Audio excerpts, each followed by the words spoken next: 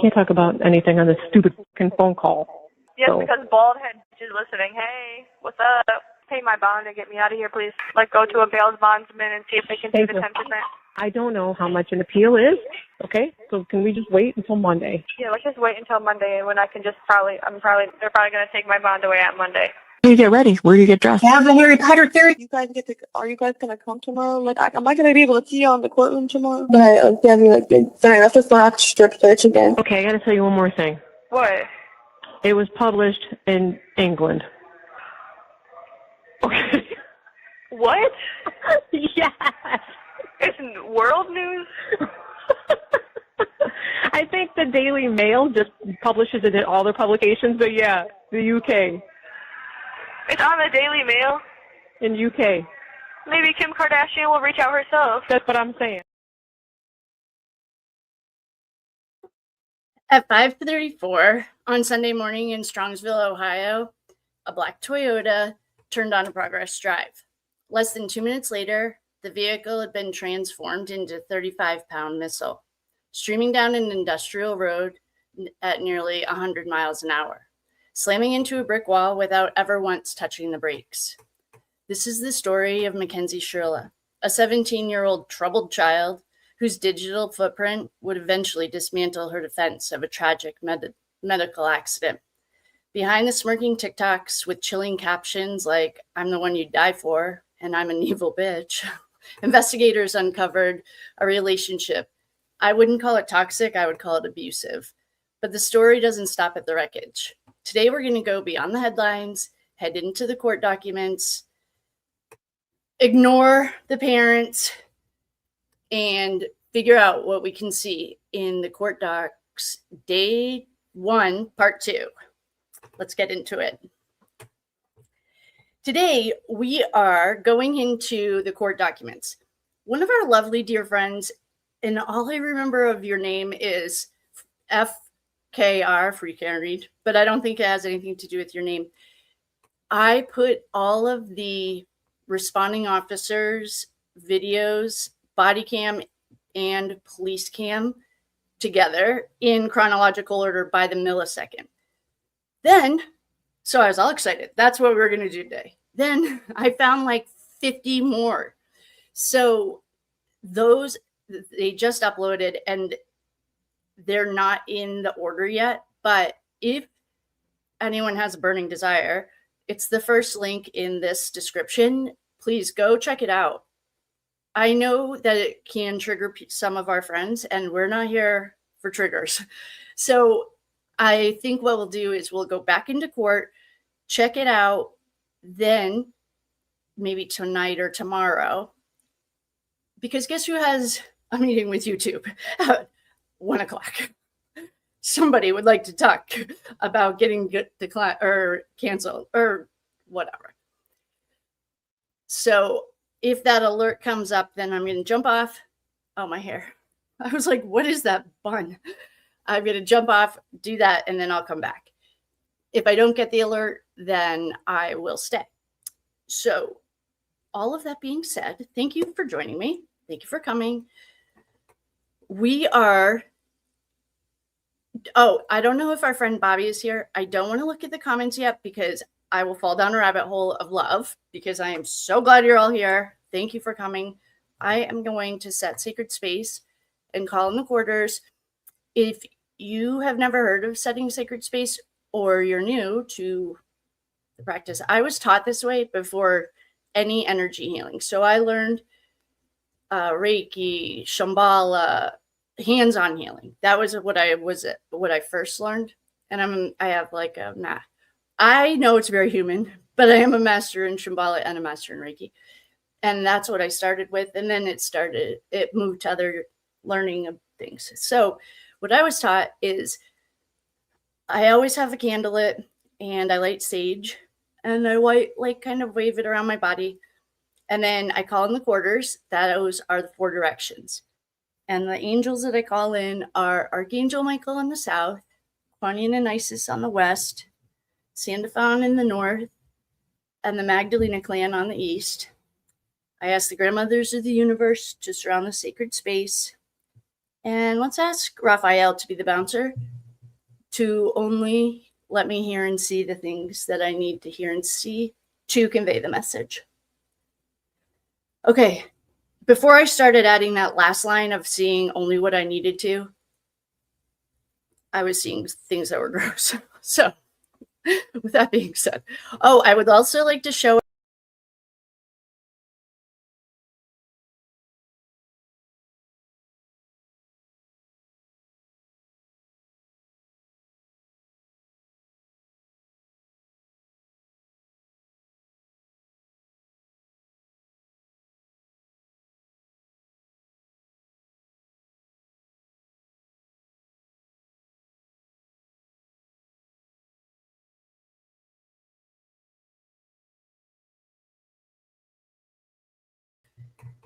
then, Bobby, I'm not sure if our flight, I'm sure the flight crew is here. Oh, okay, another thing. The swag is like probably 90% ready for the unveiling. One of our lovely dear friends noticed it was on Etsy, but it was not connected to the right store. So I got rid of, good thing she said something. And those were like the beginnings of the ideas, not where we are today. But I did order my Bet sweatshirt and Conair. Oh, don't worry about this. I'm an auntie. Bobby, I found the video of the 911 caller on his motorcycle. So I put them together and I kind of cut it down. It was about 7 minutes and I cut it down to 4, but I wanted to show you the motorcyclist on his motorcycle and he's calling in 911. So we'll get started with that and then I'll jump over and say hello. So with that being, hi everyone, I'm so glad you're here. I haven't checked who's here yet, but I am excited you're here. All right.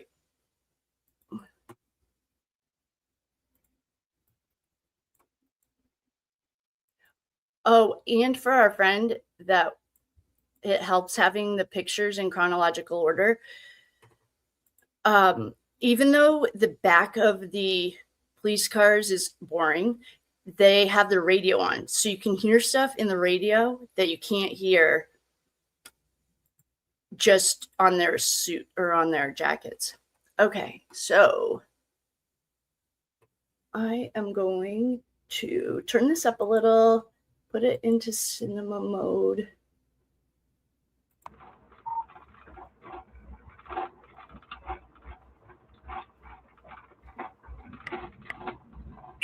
You can find a younger female on that truck, Mackenzie Shirilla.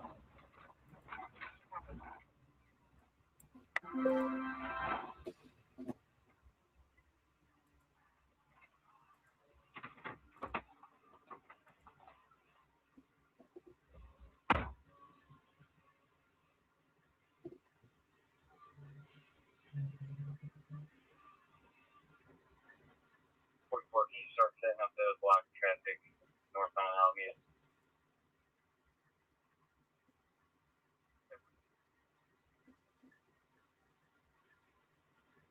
Fire for radio.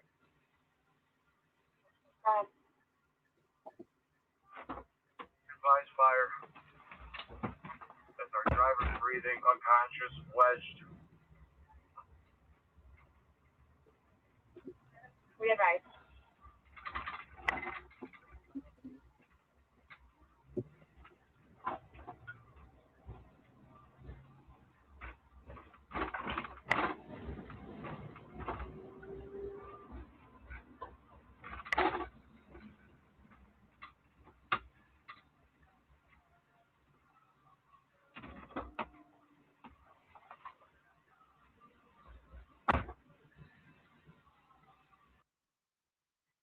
I'm a 17-year-old female, Mackenzie.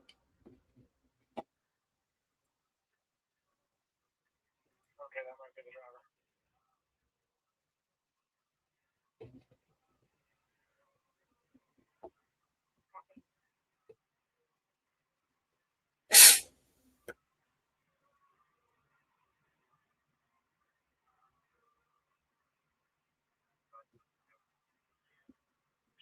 talking a little bit, but I aspire to step it up.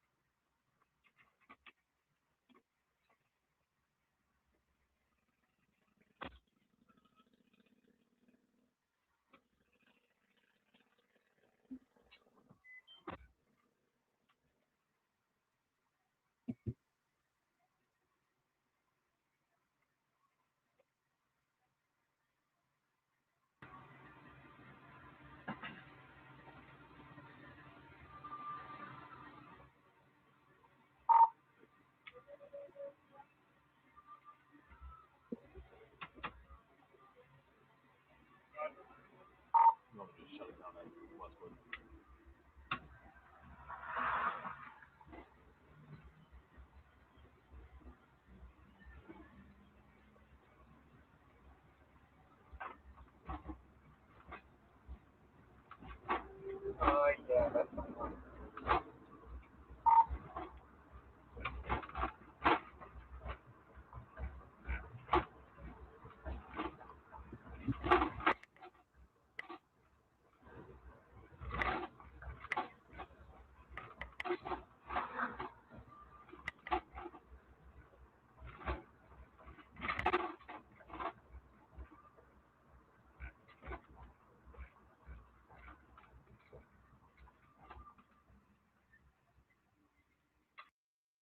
Okay. So, Bobby, I hope you're here. If you're not here, then hopefully you'll see it on the replay. Okay. Now, I already have to refresh you guys.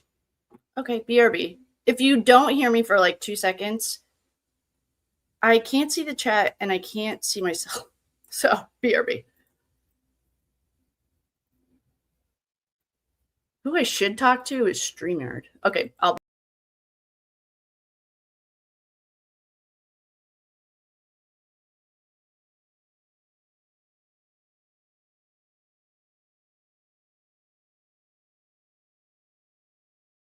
I'm back.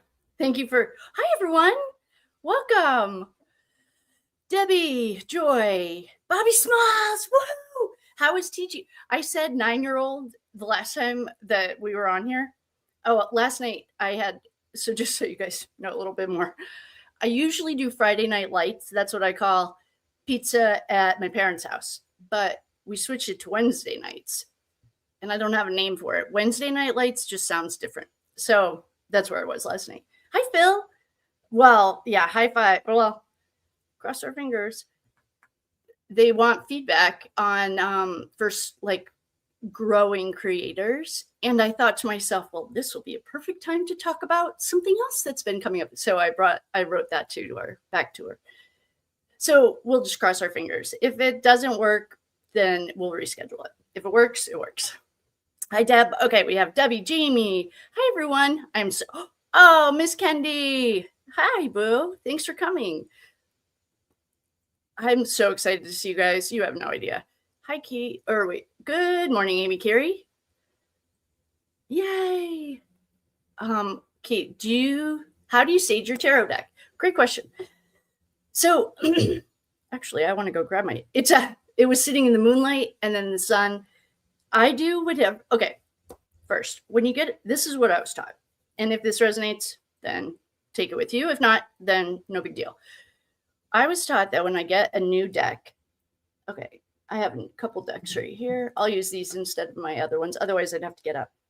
I was taught when I got a new deck to go. So say you just open this one out of the package.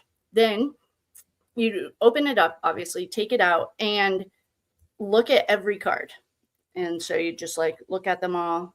These are the land speaks. They're much bigger than a regular deck, but I like them because they're hand size. So you look at every card, and I know that the top's not on, but as you're looking at every card, like take your time with it, kind of look at the pictures. If anything jumps out at you, like, oh, then either jot it down or set that card aside. Then I sage it. So I do the saging almost identical to the way that I used to say a prayer before every reading, before I started setting sacred space. But because my intentions are always of the highest and widest light, like of purity, I sometimes when you're jumping between energies, like if you are doing a family, like the McCabe's in the Karen Reed case, for example, then it feels like a little gross. So I just ring the bell, and then sometimes I'll reset it. So then I just set sacred space again. And I usually do that as, the direct, I call in the quarter. So, and I do it so it looks like you're going south, then what? So nothing crosses each other. That's just a weird thing that I started probably about a year ago. There's no rhyme or reason to it. You can set it however you want, but I call in the quarter south, west, north, east. And then I surround the space with the grandmothers of the universe. Then depending on what the moon's doing, if the moon is waxing, waning, full, depending on what the moon's doing, I put them out for a night. Decks tend to have their own personality. And the more time you spend with them, just like a friend or a pet, anything, the more you get to know it. And I feel like now I am doing a disservice to my deck. Please hold. It feels left out. No, I'm just kidding. I'll be right back. I just want to go grab my deck.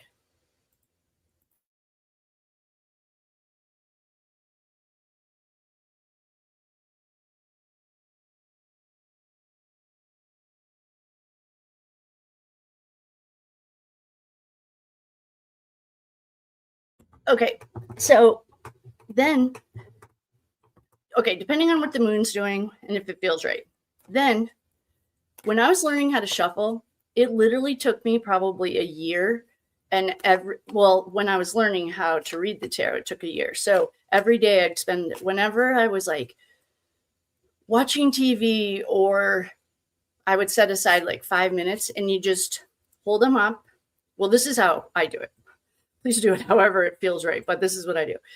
I hold it up like this, and then I just take about half of it and drop it. Half of it, drop it. And then the more you do it, the faster it gets. So that's how you do that. Then I was also taught that, so depending on the moon, depending on what feels right, I put them, they like to sleep in the highest corner of the bedroom. So wherever you sleep, if you have a bookshelf, if you have a windowsill, whatever is the highest spot in the bedroom, you sleep with them up there for 3 nights.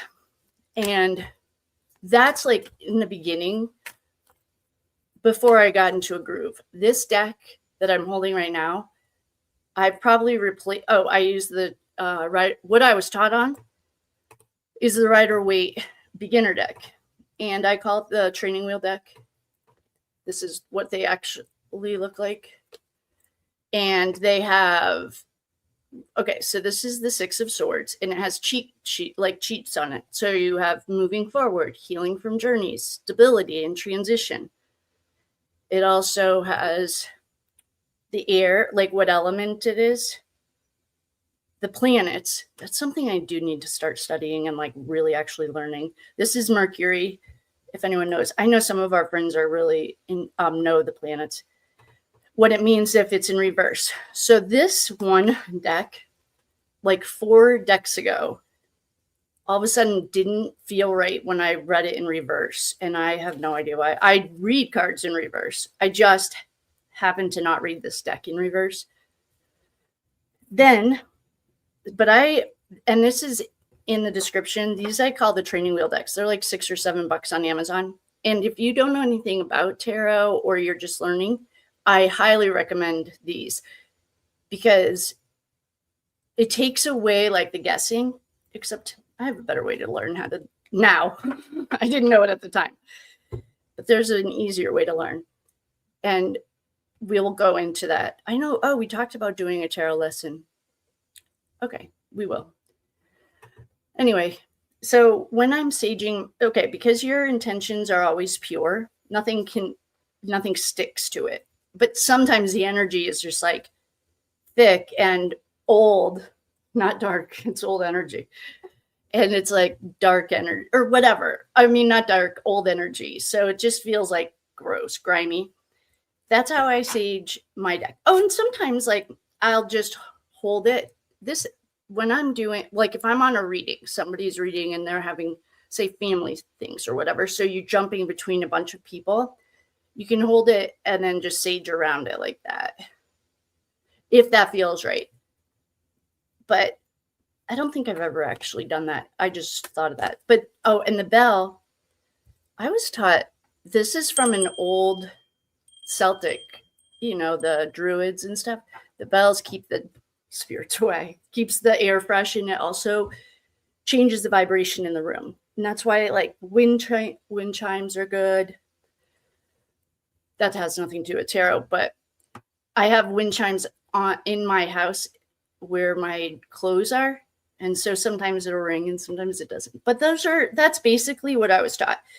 And then as you get more comfortable, your practice changes as you grow, or as you like, oh, maybe this doesn't actually feel right, blah, blah, blah, blah, blah. If you're learning tarot, what are the things, okay, you know how to read pictures because that's like something you learned when you were little. Don't second guess yourself.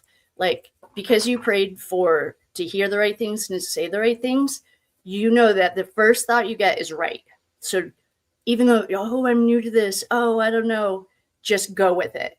Even if like you don't, and part of it, you might, well, a lot of us, I'm sure, I can just guess, are empaths. We're all old souls. We know that. And probably clairvoyant, have dreams, or are mediums. And maybe you don't know that yet. Maybe your gifts are still like, you're peeling off the onion, doing the work, doing the self-love, the exercises to like journaling, meditating, and praying. And then as you feel safe in your skin again, then your gifts start to come out. Or you might just like, I could see angels and the other side when I was really little, and my mom was super Catholic and thought I had like schizophrenia when I was like 4. Like, okay. So it wasn't safe for me. I did explain, like when I was that little, I didn't know that it was weird. She told me that later.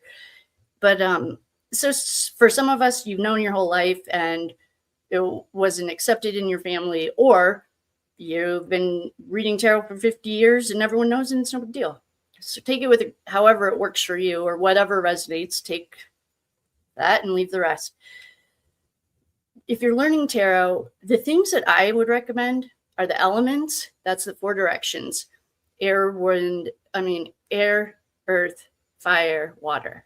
Those and the numbers 1 through 10. Those are the 2 things I would recommend, because you can't. Well, for me, I like knowing the element. So like, for example, when we ask Bobby, when's your birthday? And he says Libra, then it's like, oh, no wonder you're a peacemaker. So like the astrology for me has been very helpful. I like knowing when people's birthdays are, so I can, like when you have a mother-daughter relationship, most of the time, one of them's fire and one of them's air. That's like kind of the pattern we've started seeing in true crime. Except, of course, Natalie and Mackenzie are like both air or something. And another thing, you don't often see earth and water signs on the front page of the paper, but you do see fire and air, because if you think of it, fire is a cleanser, air blows the fire around, the earth stabilizes it, and the water flows. Until we met Brian Albert in the Karen Reed case, and he's a Virgo, and he threw off my whole thing, but those are side notes. But I would recommend the training wheel cards, setting sacred space always. Literally one time, I forgot to set sacred space in a reading. And let's just say the Prince of this World showed up, not a minion, the straight up Prince of this World. I was like, all right, I'll never forget that again. And that's the long story, but anyway, so that's the how-to on tarot. If you get a new deck, and because like the energy of everything and the elements, until 1906, we did live by the moon, cycles of the moon. We did know all of that. That wasn't foreign and woo-woo. It was like very normal, especially in World War II. That's when we did a lot of drops for the supplies. God, I can't wait to talk about that. So now it's like woo-woo and normal. When it's a full moon, I leave my cards. We just had like a strawberry moon or something, and I left my cards out in the moonlight for a week because it's 3 days before the full moon, 3 days after. That's also with spells. You can do spell. This is what I was taught. If there are any witches or anyone in here that knows it different, let us know. But that's what I was taught. And then sometimes, like when you're doing a reading too, cards will call to you like, oh, it feels like I need to use blah, blah, blah deck. But I was taught to stick to the Rider-Waite. For the first year, all I did was use Rider-Waite. And then when I could get off the training wheels, ride my bike, then I used the regular tarot.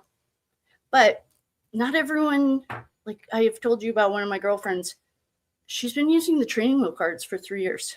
And that's okay. That works for her. But that's not really my style. So, all right. Thanks for coming to this impromptu tarot lesson. Thanks for asking, Debbie. That was a great question. That was fun. Oh, that was really fun. Okay. Thanks, Debbie. That was a great question. Hi, Jamie. Are there any more fun questions? Woohoo, Kendall. Oh, thanks. Kendi, you're popular. Oh, I'm sure she's not here. She's like I bet she's an air sign. I have no idea, but she's like, wham, bam, thank you, ma'am. She's out of here. Hi, everyone. Welcome. I'm so glad you're here. All right. So I'm so excited to see everyone. Bill, Joey, I said hi to you guys. Bobby, on Cloud 99. Oh, I love that. Good morning. Good morning, friends. Please like, share. Oh, yeah. Please like, share, subscribe. Oh, especially because we're growing. We're getting noticed, which is fun, obviously. I want to compete with the boys. So today, I don't know if our friend, hi, Lisa Jackson. Oh, Nama. I always want to call you Nana. I see you're in Michigan. Good. I love Michigan. I don't see our friend that inspired this, but if I do, oh, Rhode Island. Okay. I will shout you out. Well, first we want to shout out Legally Guilty, Factually Innocent. She's the one who got us all these docs. And Samantha over at I Don't Belong Here just found the docs last night. I don't want to say, man, we've had them for over a month. I didn't really, whatever. So our other friend, she went to school in Cambridge, Massachusetts. There's one school there. She's a smarty pants. And she said it's so much easier to understand everything after she was watching the body cams in order, chronological order. So that's what we're going to do today. Then I found about 40 or 50 more that don't have the UTC stamp. So I just uploaded it all. All it said was Mackenzie Shirilla FOIA doc or something. But the original ones, like the one where we saw Davion, if you guys didn't see it, he peeks around the corner. And someone, and I'm sure if you're in here, claim your fame, said, this couldn't be the day they died. They died at 5:30 in the morning. And I wanted to be like, fine. It's the last day the sun was out. Like, okay, that was very literal. I get it. But it was the last day that they were out, like in the sunshine. I mean, that was super literal. And okay, I'm literal too. So anyway, but instead of doing that, and while those all are uploaded, there's 20 of them that I haven't put in chronological order. I got about 30. There's probably in that playlist like 79. Anyway, you can go look at it. It's linked below here. So then I thought, why don't we go into court docs? We're comfortable there. Unless, I don't know. I'm going to ask you guys, what do you guys, okay, these are our two options. we have at least the first, probably from the moment that the 911 caller, I'll show you what it looks like. And then you guys tell me what you want to do. And we will be mindful of mental health. If we are going into somewhere that the crash is there or the car is there, we'll give a heads up, press pause, fast forward, and come back so that everyone's on board. This is the playlist. And okay, so these are our two options. And one of them is to watch the body cam videos in chronological order to the millisecond. I'm going to show us what they look like so that one of our friends said it helped her with like understanding. Okay, so this is what it looks like. I'm going to show you this. Or the other option is to start reading the court docs. Okay. Man, hold on. I have to change the background. It's a little too busy. Even though I am excited about our map, I just need something a little more chill. What is this? Okay, that's a little more chill. Okay. Okay, so what we have here, this is the by the millisecond. It's like, well, this is the drone of her drive. These are the surveillance cameras. Then we have 6/19/57, 6/20, 6/20/09. And it just goes down 6/20/13, 6/20/25. Okay. So we have all these ones in chronological order. Down to 7. They use Facebook to try to identify the boys. We have the Shirillas. Okay. So we can go through that. Or the other option is to go back to court. And we know what court looks like. So those are our two options. If you want to do the body cam in chronological order, please put a 1 in the comments. If you want to do the court documents and do the chronological order later, put a 2. So 1 is videos, 2 is court docs. Okay. And then I'll come on over here. So that way, hi, Lisa. Hi, Nama. I always want to call you Mama or Nana. I told you that. The body cam from the case. Yes. Thank you, Jamie, for clarifying that. Maybe someone just got here. If you're just getting here, welcome. I'm so psyched you're here. We are in the middle of a deep dive into the Mackenzie Shirilla case. We have read all the texts between her and Dominic. We have read the bind over hearing. We have read all of the police reports from the feds. I have biased because the feds write so much better than local cops. And by the way, I do think that Detective Hazu. And then this is him. Detective Hazu. I'm the one who's been investigating the crash. You're under arrest for aggravated murder ×2. He loves saying that. He always says aggravated murder ×2. Anyway, Detective Hazu. We have not actually gotten confirmation that he's a Fed, but his behavior, investigative style, and report writing is very Fed to me. So we don't have to argue about what Fed it is. All Feds have infiltrated local PDs. That's not abnormal. We learned that in the Karen Reed case. We have FBI, DEA, U.S. Marshals, and they're also Canton cops. Sure, Jan. But over here, at least they have some integrity. So we can at least say these Strongsville cops, some of them are federally trained. We're in the middle of a deep dive into Mackenzie Shirilla. We've read the police reports. We've read her infuriating text with Dominic. We watched a documentary. We read the bind over trial transcripts, and we started day 1 of the court transcripts. I do like to go deep dive into cases so that like that 804 case is just coming back on the thing, but I've almost, like one of our friends said that I could testify as an expert in this case, but I like to understand it from every angle. And I saw one of our friends was also struggling with love as the universal rule of the universe. That's why Mackenzie Shirilla is a perfect test for us, because she's insufferable. And so is her mother. So that's why she makes the perfect person for us to set aside our human emotions and see her as a very broken little girl. And it's a lot easier said than done, especially when she does any talking or texting. Or the video I played at the beginning, I just grabbed clips of her because we're right in the middle of reading the court transcript, and she's talking mad shit about like she's taunting the prosecution. She's talking about getting strip searched. Her mom loves her mom. And this is my new theory on the mom. Since nobody asked, I thought I would tell you. And it comes from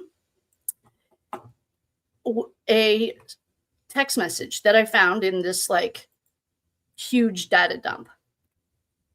I think, and I want to talk this out because I'm not really sure, but what I do think is her parents want her to stay in jail because they have no control over her. We've seen that in some of the body cam when the dad, Plunder, I think it was Plunder's video when the dad's like, this kid's going to be the death of me. Well, according to a text that I found that I'm about to show you, I just have to find it, from her mom, she's talking about sending Kenzie to foster care. And Kenzie's like, wait, what? Me? I don't know what the context is, but I do know that he ran the search warrant from 2020 up to after the crash. So I don't know, but what I do know is that her mom sent her a text, and I'm going to find it right now. Oh, shoot. Debbie taught me that if you can't hear me, if I just went black, can someone let me know?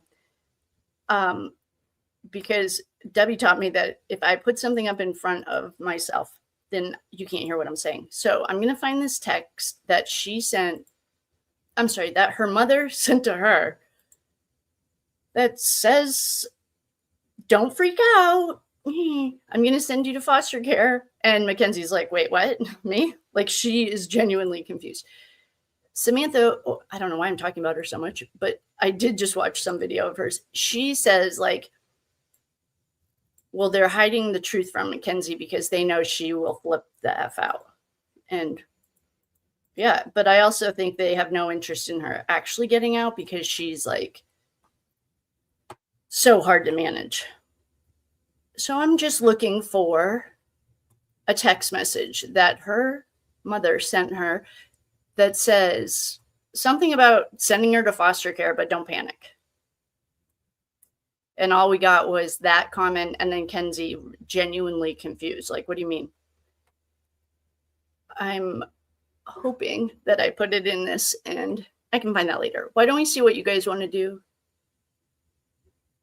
But I do, actually, we'll be patient while I find this. I'm finding the text message that her mother wrote to her about putting her in foster care. And I do think that her parents want her to stay there because it's almost like somebody else's problem, but it's easy for a mom to play the good guy. These are just thoughts I've had lately. Like, oh, my poor baby. Oh, okay. No. All right. This is it. So I'll just make it bigger.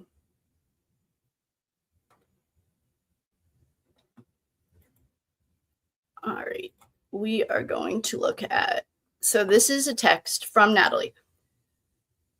And I don't even have the phone here, but if you don't trust me, then there's an entire FOIA document drop. There's 2 of them. So please look. If you don't believe it, then probably aren't on the right page.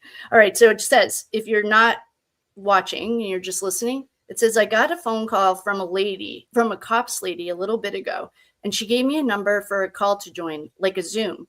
This is Natalie texting Mackenzie. And she said that the court is going to try to give CPS custody. But listen, I don't want you to freak out or worry. And then the next is Mackenzie saying, wait, what? CPS? Foster care? Mom? What? And that's all we have of that conversation. So your guess is as good as mine. On that. But that's my opinion about Natalie. Okay, we're going to do one video to... Yes, her car. Oh, on Cloud 99. Welcome. Yes, that was her car. This is the picture. This might not be a good starting point, but we can explain it. Okay, the backup to get where we are today. Mackenzie Shirilla was a troubled teen who 17 years old. She'd been dating her boyfriend for a few years, about 4 years, and he was over it. They had an emergency at their house 6 months earlier that they all hid from the police. So someone fell down the stairs at a party, and they like put her out in the snow pretty much and said hasta la vista and ran away. And it fostered an environment of suspicion, and I can't even explain what it did, but it was like they'd rather save themselves than help this girl. And she was in the ICU. She was genuinely hurt. She fell 10 feet over the stairwell and hit her face on the concrete. Christine Russo is Dominic's mother, and Dominic, okay, so backing up, Dominic was the boyfriend. Mackenzie was the little 17-year-old. She practiced black magic. There's plenty of pictures and police interviews in reinforcing that.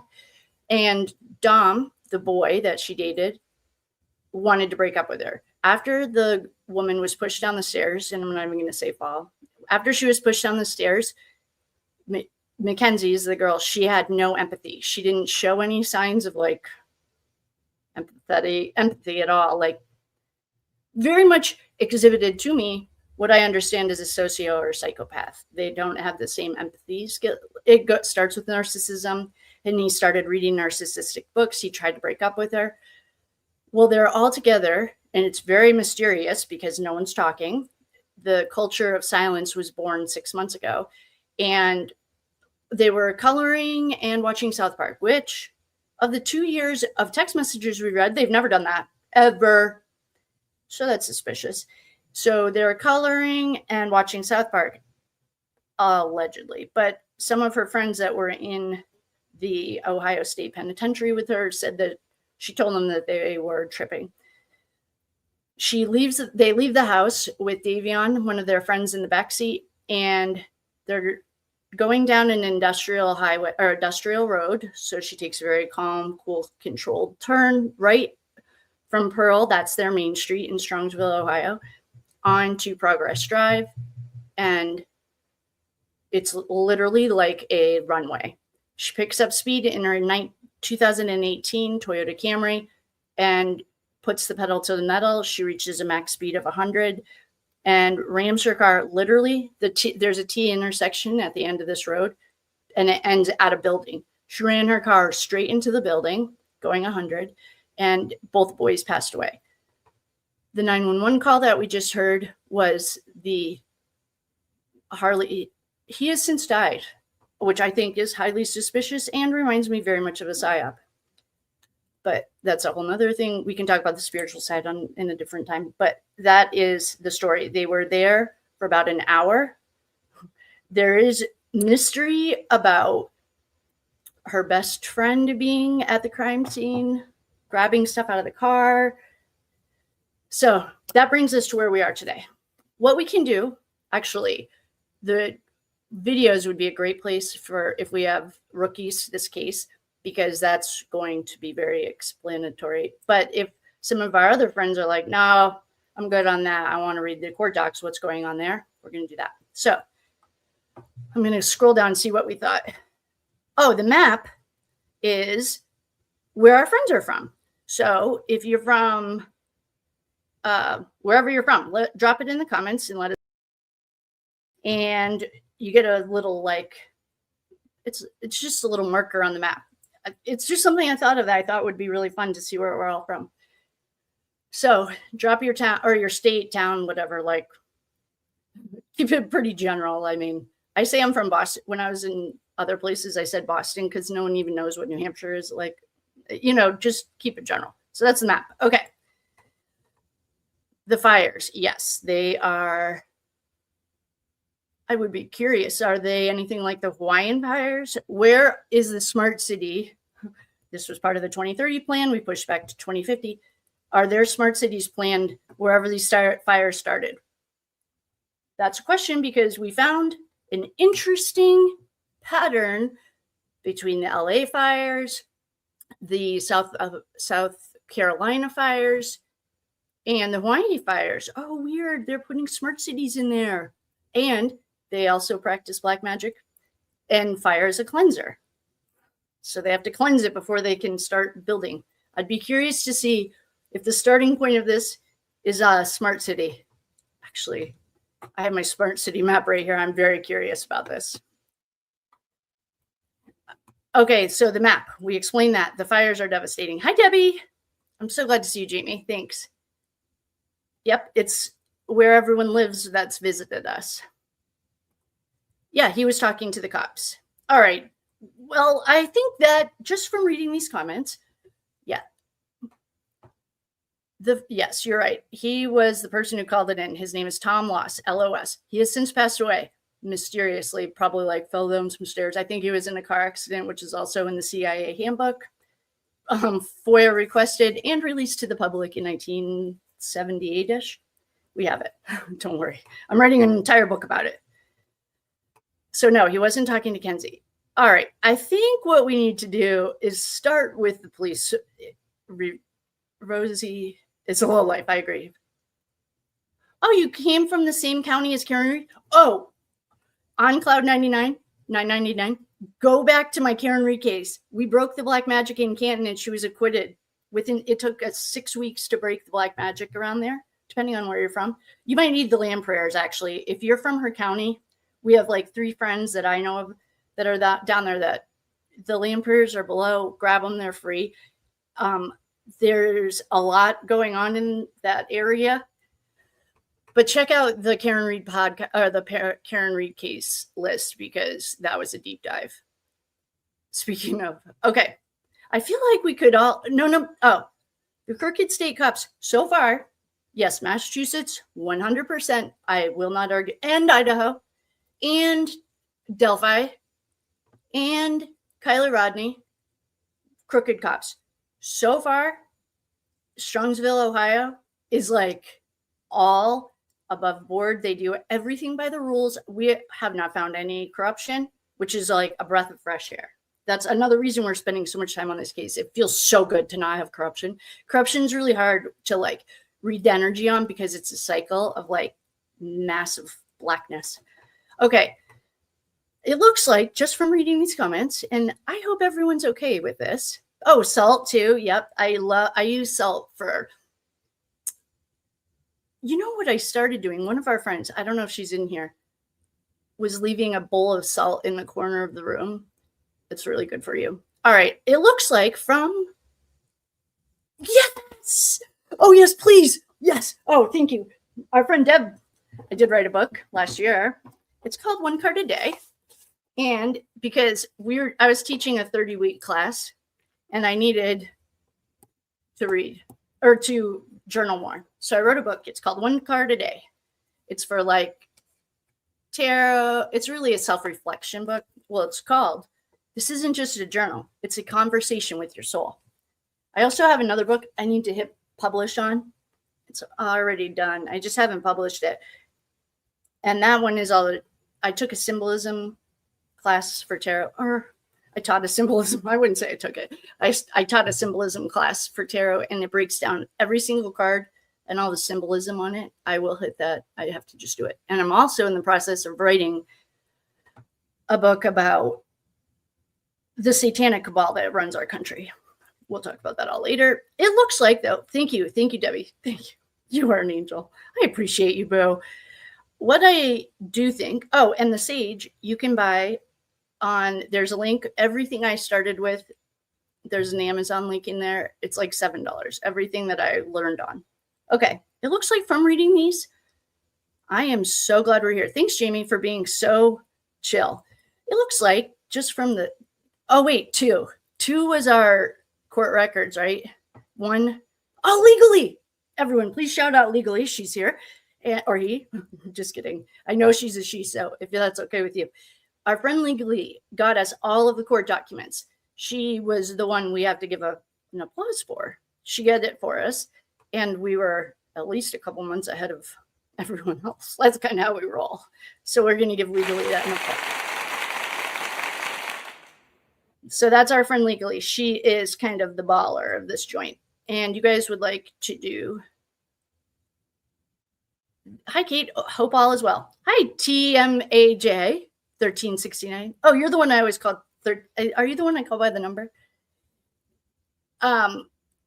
Yes. Oh, yeah. The borderline personality. We picked that up right in the text messages. Oh, wait, bipolar is what I picked up. You don't have to be a psychologist. That's all by the same toilet bowl that teaches you how to think. They train the doctors, the schooling system. It's all big. I call it literally the toilet bowl. So don't worry about, I was a huge person. I loved titles. Let's just put it that way. I went to an Ivy League school and I love titles. It's very human. You have to learn how to, who are you without your titles? Like when I was a wife, it's a dark night of the soul. For me, it was times I've done 3 of them. Or I'm sure 3 is an understatement. But anyway, the point is, so far we've had 2. Oh, you got the, yes, Debbie. Oh, that's how. So our friend Debbie saw that some of the swag was on Etsy, but it was the old swag. Thank goodness you were all over there because I wanted to hide it because even though, thanks for liking it. Wait, the other stuff I just like so much better. Okay. We have a couple ones. We have ones, 2s. Hi, chat and friends. Legally, welcome. I think, all right. You know what we should have done? I'm sorry, you guys. I can't tell. It looks really even. And thank you for participating in my poll. I thought it was going to be much easier. It looks like we're split right down the middle. So I'm going to put up a real poll. And then, okay. Would you rather? I'll leave it up for 5 minutes. And then we can talk a little more spiritual stuff. We could talk about anything. Would you rather? Okay. The first option is going to be body cam videos in order. The next one is going to be court day. I thought we finished day 2. I'm sorry. I think we finished day 1. So we're on day 2, I think, of court. Court day 2. All right. So here is, our poll. Because I would, the teamwork makes the dream work. We're in this together. So here's the poll. I'm just going to leave the poll up for a couple minutes. I'm going to take a drink of water. Where are you guys coming from? Thank you. Oh, the soul map. Debbie, while we're talking about that, I created the soul map for a class that I was making because I was having a really hard time articulating the journey from I can only use my own experience. But for me, I grew up in a family that's finance and teachers. And so we had finance teachers. So it was I was going to go down to the city, work on working finance.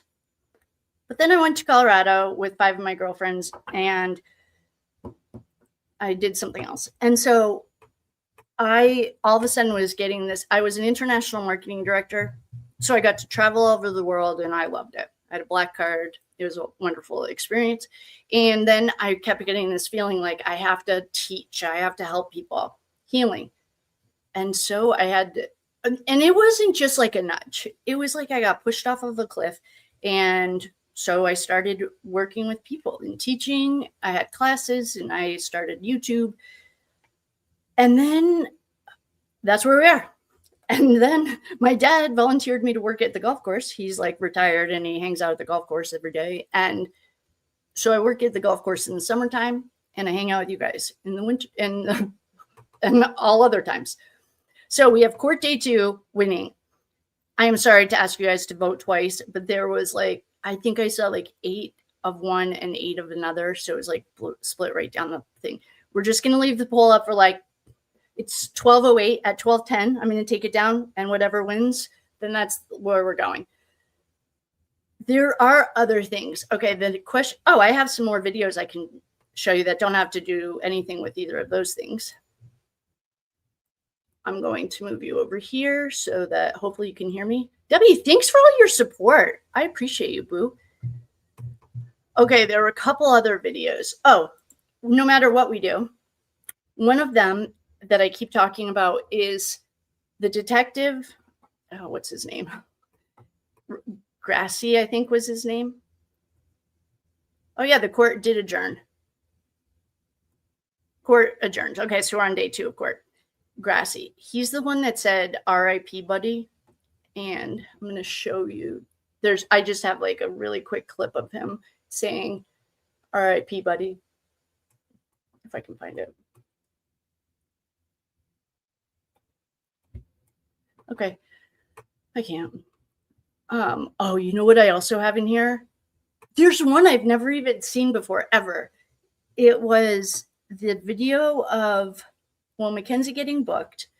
Then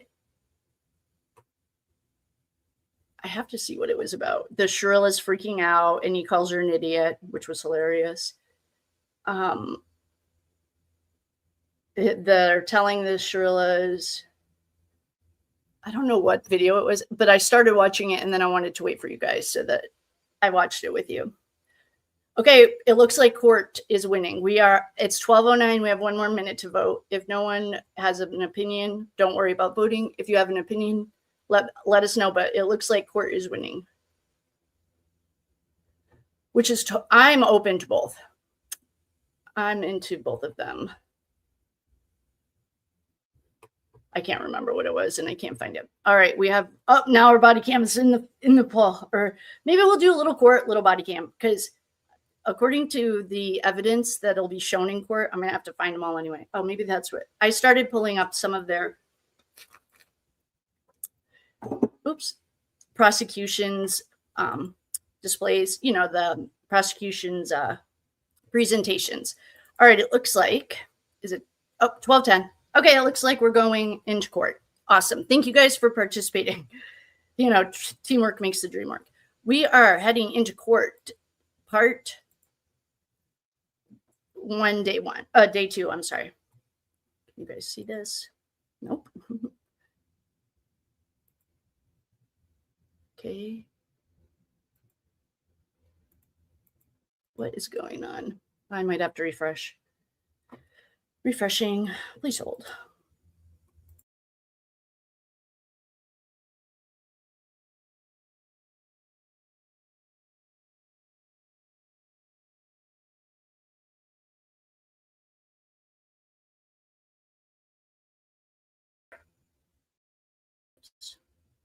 We have the presentations that the prosecution. Oh, I need to take this off. Thank you for your input, everyone who voted in the formal vote. We are going to get that off. We're going to bring over the court document. We are on day 2 of court. This is the actual court case. I realized last night that we skipped over the bind. After the bind over, they had a grand jury.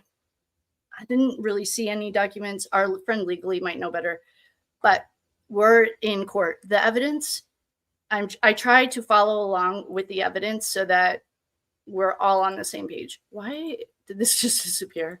God, does anyone have a different suggestion than StreamYard? I don't like StreamYard. It's like, now all of a sudden, I literally just got back and I can't see anything. Okay. Hopefully that's it. No, it's not. Okay, here we go. We're going into the court documents. All right. If you have any problems looking or seeing it, let me know. I will blow it up 1 more. Let's see if it'll go. Yep. Okay. The state of Ohio. The county of.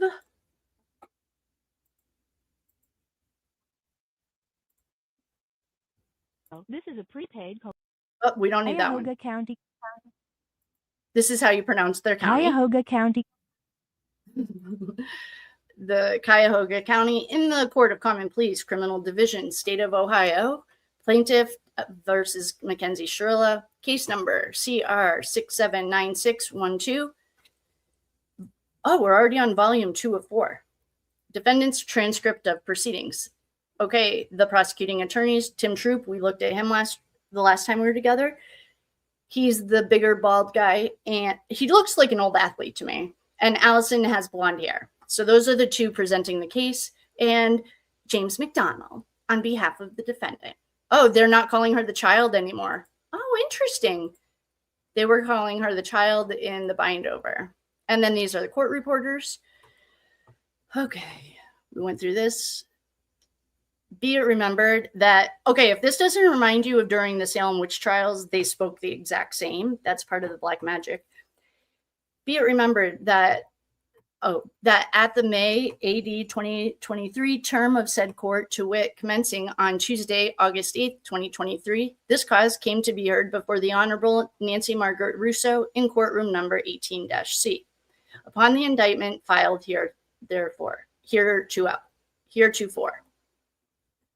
These are the witnesses. Oh, Glassy. Glassy's the one that said, "Rest in peace, buddy." He was the first responding officer. When we do watch the chronological order of body-worn cameras and dash cams, Glassy's and Robinson's are the two mostly that we see the most of. Brett Stainslot is the EMS responder who found the mushrooms on Mackenzie. Vanek is a detective, redacted, and then the rest we'll get to. These are all of the, this is the evidence that will be presented. And Tuesday morning session, August 8th, 2023, the court. So this is Judge Russo. Let's go on the record. I want to make it very clear to everyone today. This is why I'm coming off the bench. If anybody is seen with a phone, you will be ejected from the courtroom and not allowed to return. Is that clear? The gallery, yeah. The judge, are they all off? Yes. That's why the deputies are here. If they see it, they will take it out. I will allow no exceptions. This is very important for the integrity of the trial. Mr. Troop, do you have a witness? Mr. Troop, thank you, Your Honor. May it please the court. The state calls Detective Vanek from the Strongsville Police Department. Good morning. Good morning. And now he's getting sworn in. He's getting sworn by the judge. Okay, and now Mr. Troop is questioning him. Where are you employed? He works for the, let's see if he has any, he works for the city of Strongsville. He's assigned to the detective bureau. He's been in Strongsville for 7 years. He went to cop camp in Cleveland.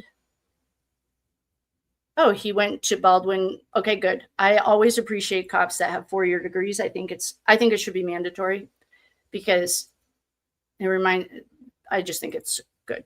He went to college. He has criminal justice. He also got his master's. Oh, so he's a smart little cookie. From the University of Cincinnati in criminal justice. He's done everything. Oh, crime scene photographer, evidence technician. Oh, yes. He's the FAA drone pilot. Yes. We might get to watch our drone again.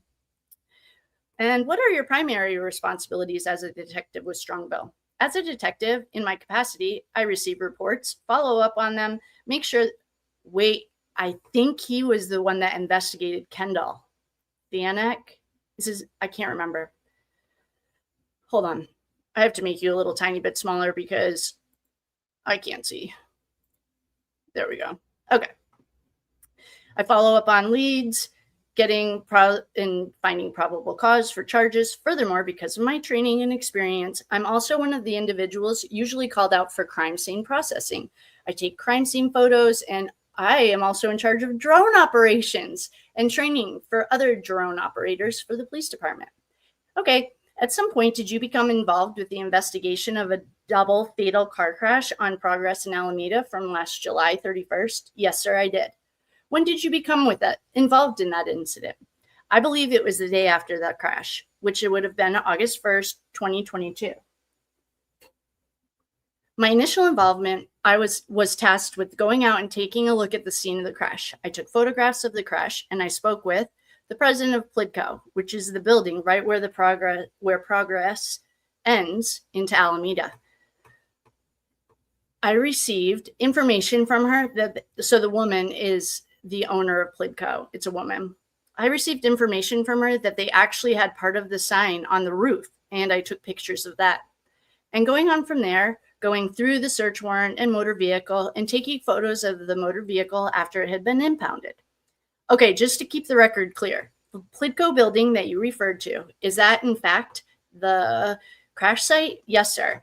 Okay, beyond taking photographs of the day after the crash, did you do anything else to investigate this case? I collected parts of the vehicle and possible evidence from the crash scene. After taking photographs of the vehicle after it had been impounded, I performed a search of the motor vehicle and collected items from that. After the collection of the evidence and the photographs, I took aerial photographs via drone and also video footage using our drone on Progress Drive. Did you collect any surveillance photos or videos? I did collect surveillance videos from the businesses located on Progress Drive. Do you recall specifically which businesses you collected the surveillance videos from? I know for a fact that Test Oil, also known as Eurofins, was one of the businesses that I collected video footage from. If I remember correctly, the other one was, Lincoln Movers and those Parma Bitches Movers. I know one is Parma Bitches because she always talks about that. Okay, so Lincoln Movers as well. Yes. Is there anything else in the course of your investigation specific to the Eurofins Test Oil video that required additional investigative steps? I had to contact Mr. Hot Apple. I know it's in the report.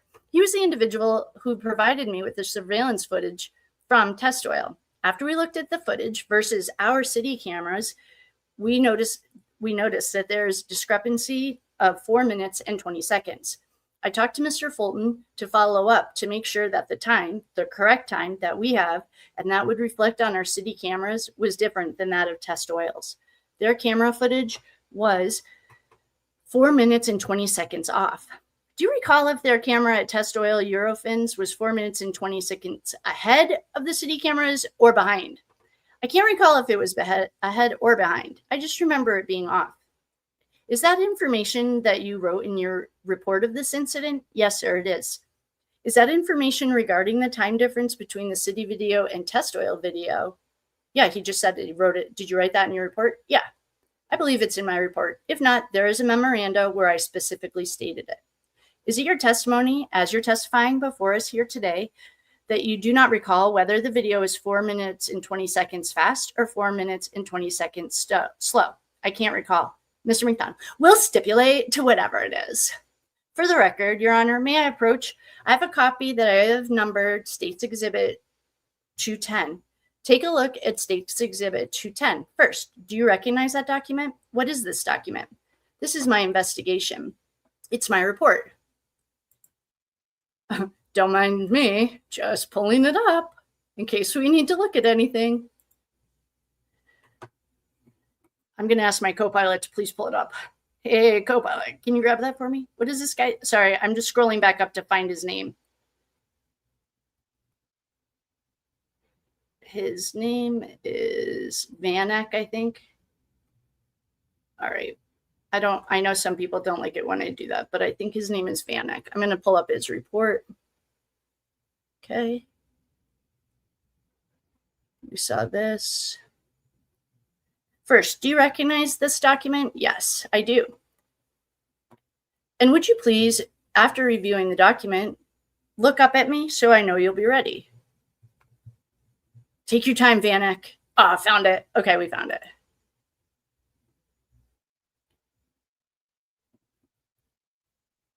All right, I'm going to make it bigger and I'll share his report with you as I'm reading the court documents.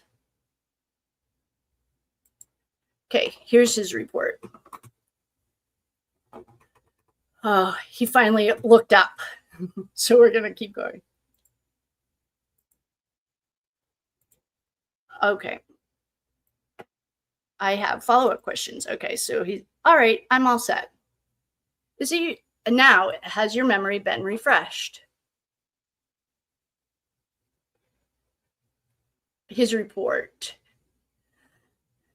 Okay, this is the report that Detective Stephen Vanek, number 16, is testifying to. The incident is aggravated vehicular homicide ×2. Report number 22086777. This is August. The date the report was written was August 5th, 2022. This is the narrative.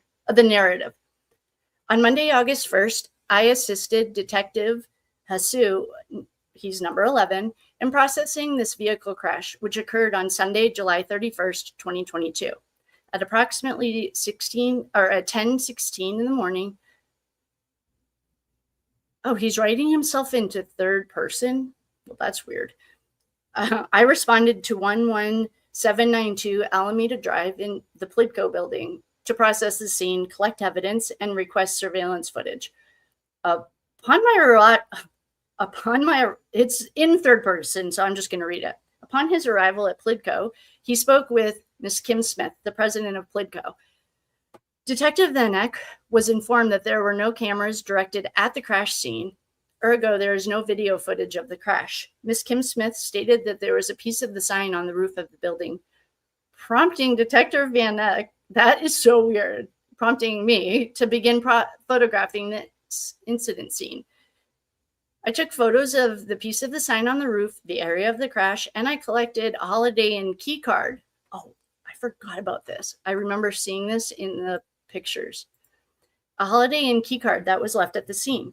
The building impact was measured to be 85 feet from a fire hydrant. 77 feet from the area of impact was a debris field extending 77 feet from the area of impact was identified, along with glass from the motor vehicle on the roof of the building. After collecting the evidence from PLCO, I responded to test oil, Eurofin, something in Albion Industries, Shoreline Express, Brew Kettle. Here are Parma movers, the Parma bitches. Representatives from Test Oil, Eurofin, two separate office buildings located at Progress Drive in Alameda, stated that they would check their surveillance system for footage. Brock Holtzapple was at the point of contact for the business. The business directly across from Test Oil / Eurofin is owned by the same company.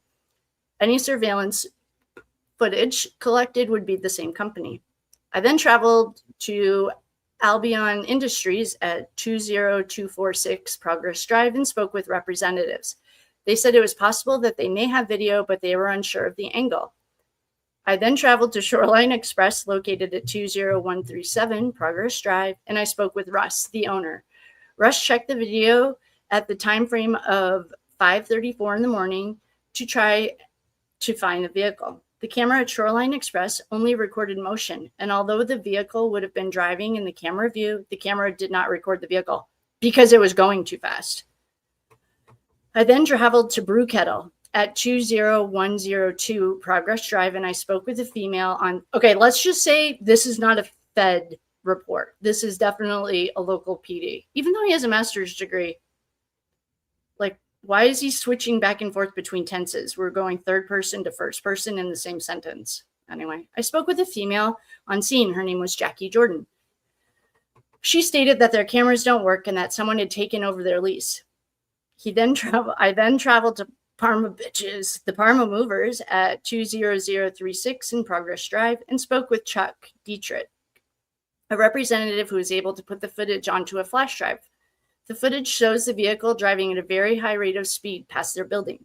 The approximate time on their timestamp is 5:37 a.m. Eastern Standard Time, and the video footage was subsequently entered into the corresponding detective's folder. Okay, this didn't say anything about a time difference. I am just looking to see what. Okay, well, we've read enough local police officers' reports to know we don't need to worry about that. Okay, we're back on our court documents. And Okay. Did you interview any witnesses? Witnesses to the crash? Any witnesses of any sort? Did you conduct any interviews? I spoke with the individuals at the business and I took footage from them. Did you take any statements? I don't recall if I took statements from them. All right, prior to coming to the witness stand this morning, did you have an opportunity to review a disc containing the crash photos that you took? Yes, I did. All right. And did you review the disc and inspect it to ensure that it only contains the photographs that you took? Yes, I did. Your Honor, may I approach? I'm handing you what I have marked as State's Exhibit 100 through 193. Please take a look at that. Do you recognize that exhibit? Yes, I do. Does that appear to be the disc that you inspected containing the photographs that you took in this investigation? Yes, it is. Thank you. You testified. Let's stay on the photographs for a moment. I would like to identify just a few of your videos for the court. May I approach your witness? Yeah. These are going to be exhibits 194 through 208. Detective, I'm going to hand you an entire stack of photographs. Would you please look at those and identify them for the court? All right, State's Exhibit 194 is the motor vehicle that was involved in the crash as it was parked at Center Towing, which is the business we use to impound motor vehicles. Okay, we have this, and if this is at the tow lot, if you have any, I know the accident scene can be super sensitive. This is at the tow lot. So I'm going to pull these up. They're not the crash scene. These are after they got it towed. And we are going to look at some pictures with him.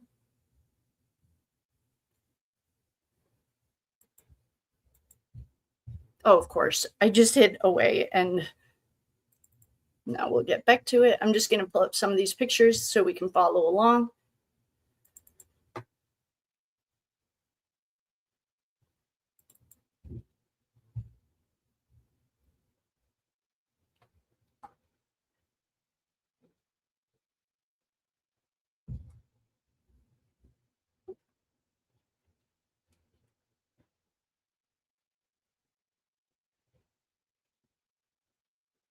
Oh, you know what we have here is the PLCO bill. All right. We'll look at that later. Maybe it'll come up. Okay. This is the presentation. I think our pictures are better, but we do have the presentation.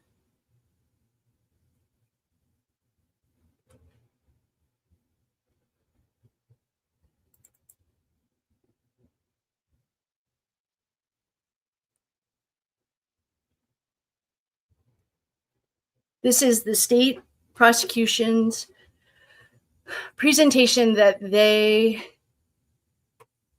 presented to the court, and these are not any of the, good thing we like ours better.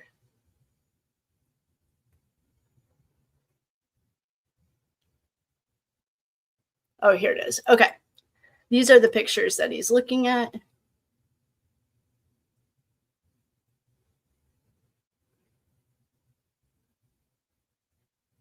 Okay. These are the pictures that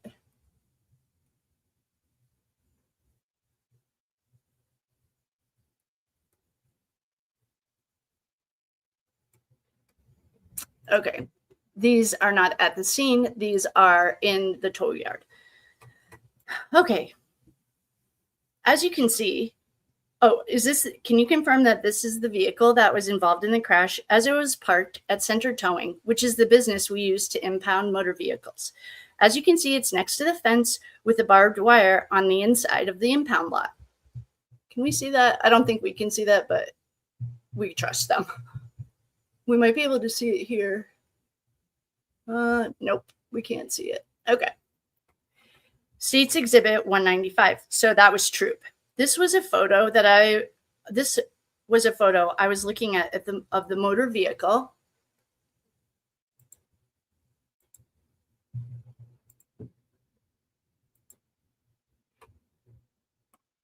Oh, this is the photo with the slipper. Okay.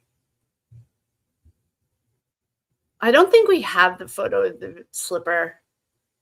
There's a Prada slipper stuck to the floorboard. I don't think we have it. I think I looked for it and I couldn't find it. So we're just going to I'll just keep it over here on the picture of it at the impound lot. Okay, there it is. Okay, as you can see, it's next to the fence. Yes, this was a photo I was looking at the motor vehicle from outside and taking photos. It's a photo of a slipper that was in the same area as the accelerator in the driver's side in the same motor vehicle that you saw in the previous exhibit. States Exhibit 196. Yes, this is the data recorder box. Okay, I know we have that. I just saw it.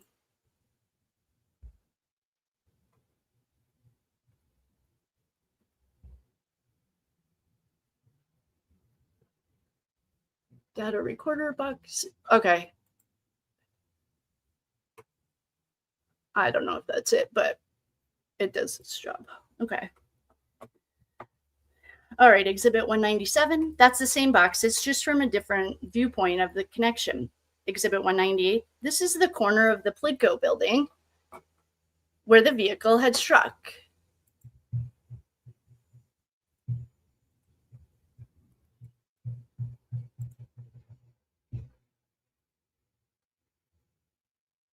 Oh.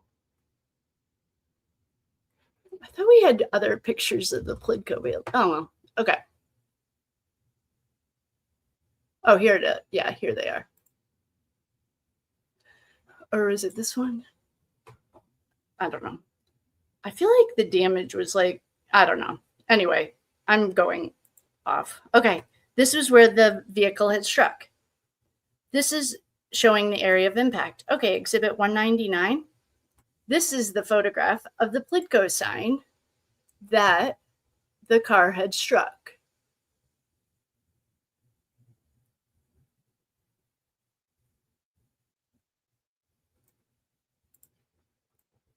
Come on, PLCO. Where's the sign? Oh, there it is. Okay. Okay. This is a photograph of the sign that had been struck. It's actually the PLCO sign. This is looking at progress in Alameda. Exhibit 200. This is a piece of the sign. As I was notified by the president of PLCO, that was actually sent. It was flown from the sign up to their roof. So this is a photograph of their roof. Oh, with part of the sign on it. I bet that's why the drone goes up to the roof. Okay, Exhibit 201. Oh, wait, hold on. I missed a question.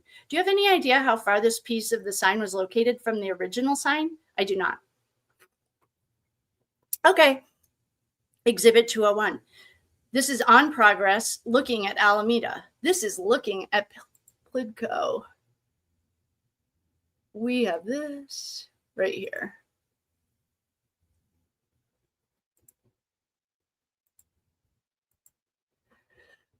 So here's the PLCO, here's the sign. This is the roof, I'm assuming, where the piece of the sign was. And this is the T intersection.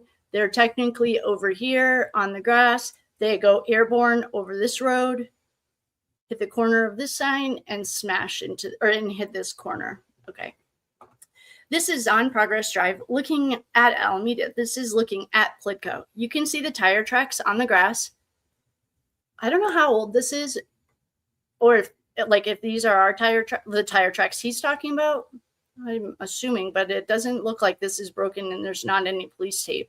So I don't know how old that is, but you got the idea.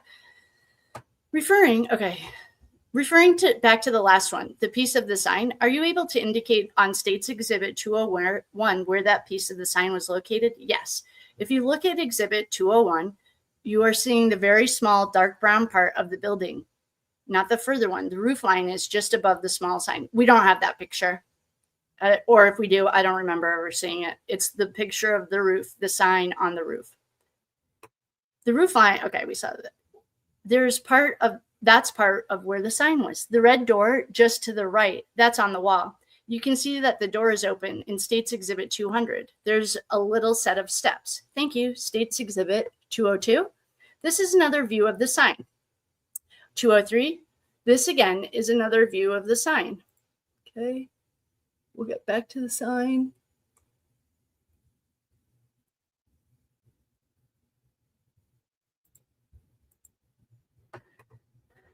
What about Exhibit 204? This again is the corner of PLCO. 205, where the impact happened. This is the same exact area. This was taken from the opposite side of the wall. 206, this is pretty much facing the side of the building. The impact area you can see on the right-hand side.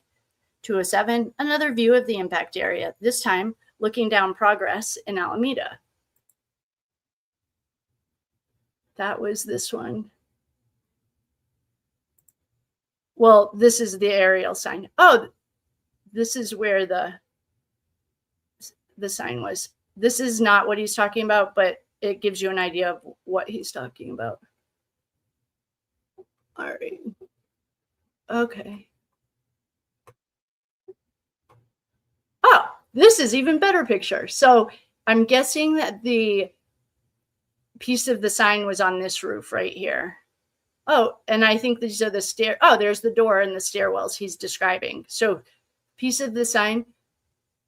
Wait, how is this sign already fixed? PLCO did not play. They didn't get the building fixed because that's really expensive, but they got the sign fixed. It looks like the cops are still, I don't know when this was taken. Anyway. Okay, that's the motor vehicle that was involved in the crash. Oh, Exhibit 208. That's the motor vehicle that was involved in the crash. Thank you. Oh, at the impound lot. Thank you. I'll collect those from you. May I approach, Your Honor? Yes. Detective, you testified that you are a certified drone pilot. Is that correct? Yes, I am. And please tell the judge, if you would, about the Strongsville Department drone unit. Oh, we'll tell you all about it, Troop. So the Strongsville Police Department drone unit has 5 operators in it right now. I was one of the first. I'm currently the drone coordinator. So I'm really the individual that's responsible for providing our initial training, trying to follow through, making sure that each person can pass their license and training to continue and professionally develop all of our drone pilots. I'm also the person who makes sure purchasing and maintaining the right equipment and everything we need is appropriate. How many drones does this unit have? We currently have 3. Are they all the same make and model? They're all the same make, the same company. Oh, DJI. That'll be an interesting company to look up. Please hold. I'm making a note for our friends on the research crew. But 3 different lots. Like they're 3 different cameras, same company. Did there come a time in your investigation in this case that you went to the crash scene and took some drone videotape and photographs? Yes, sir. All right. Which make and model of drone did you use to take those photographs in the video? We used DJI M-30T. That's the newest drone, the most current drone that we have. What quality of video and photographs is that drone capable of recording? It's a 4K video. Oh, yeah, it is. And we've got it right here.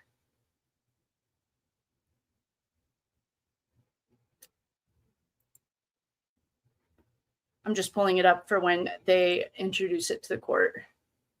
We'll have it ready. How are the mechanics and the crew? Hello, crew. I love you guys. All right, found it. Okay, it's 4K video. And it has very similar photographs that it takes. Have you had the opportunity to, before your testimony, to review the videos and the drone photographs that you took? Yes. I'm going to show you a brief clip of what I have identified as State's Exhibit 195. I just played the first 5 seconds, whereupon the State's 195 was played for the record, like the 5 seconds. Do you recognize this exhibit? I do. What is it? This is our drone operating in the air, and we were preparing to close down the roadway to take the video of Progress Drive. Oh, yeah. I'm going to fast forward this video, Detective. I incorrectly told you this was marked as State's Exhibit 195. This is actually Exhibit 209. I'm sorry, Your Honor. That's okay. Okay. Exhibit 209 has been moved to the 3-minute mark. All right, let's see.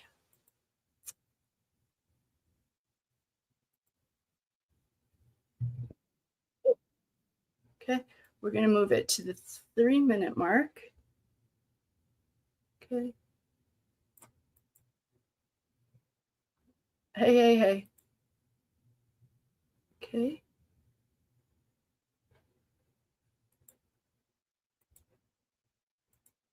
Okay. Oh, we're at the 3-minute mark. What is the drone video shooting at this time? Okay. All right. What is the drone video? This is our drone as it's driving on Progress Drive from Pearl Road towards Alameda. Are you the operator of the drone? Yes. All right. Describe for the court where you are located while this drone is taking its footage. I'm located with another officer who's operating the vehicle. I'm now operating the drone just right behind it. Oh, so the drone is following a cop car. And we have the rest of the roadway closed off so nobody can get in front of us. I'm directly behind the drone as it's pretty much at the same altitude in front of us. Are you in a vehicle or on the ground? In a vehicle. Okay, what height, if you recall, are you operating this drone above the ground? I couldn't recall exactly. I would have to say within 20 feet. Okay, did you have any did you have an objective in the height of the drone that you are operating? Could you please rephrase? Yes. Was it important to you to keep the drone at a certain height above the street? Yes. Why? I'm trying to stay away from the ground because it's bad. It's bad for me. I think he means it's bad for the drone. Okay. The second reason is I'm trying to maintain the altitude so that the same perspective that I was seeing from my passenger seat as I'm operating. Oh, that's cool. And we're heading down the roadway. All right, where in progress is this drone located? Now, as you're seeing directly in front of it, you can see PLCO. Oh, we haven't gotten there yet. Do we see PLCO? Okay. So they played this for the court. I think he's going to stop it in a second because we're going to be able to see it's way up here. But we're going to be able to see PLCO from, oh, this makes sense. He's in the passenger seat operating the drone. Okay. Let me just make sure we're in the right spot before I keep going. All right. Well, he says you can see PLCO, and that's Alameda Drive. What else do we see here in the video that is on the screen? We just passed Eurofins. Okay, I think Eurofins was right here. Oh, wait, anyway, we're like right there. I don't want to get too anal. Also known as test oil. We can see PLCO, the new sign, and you can see the blue tarp. Okay, we have to get a little closer.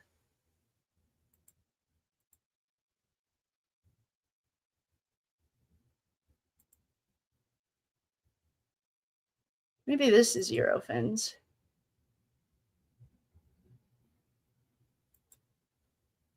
Oh, okay. I was trying to use our magnifying glass.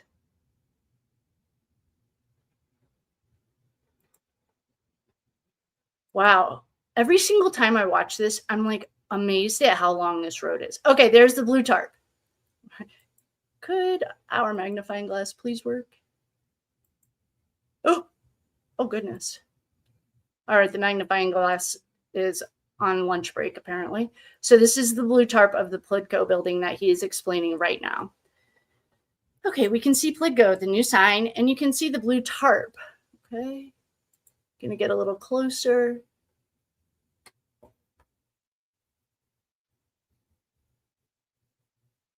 Okay, there's just to orient you, this is the new PLCO sign. Here's the blue tarp.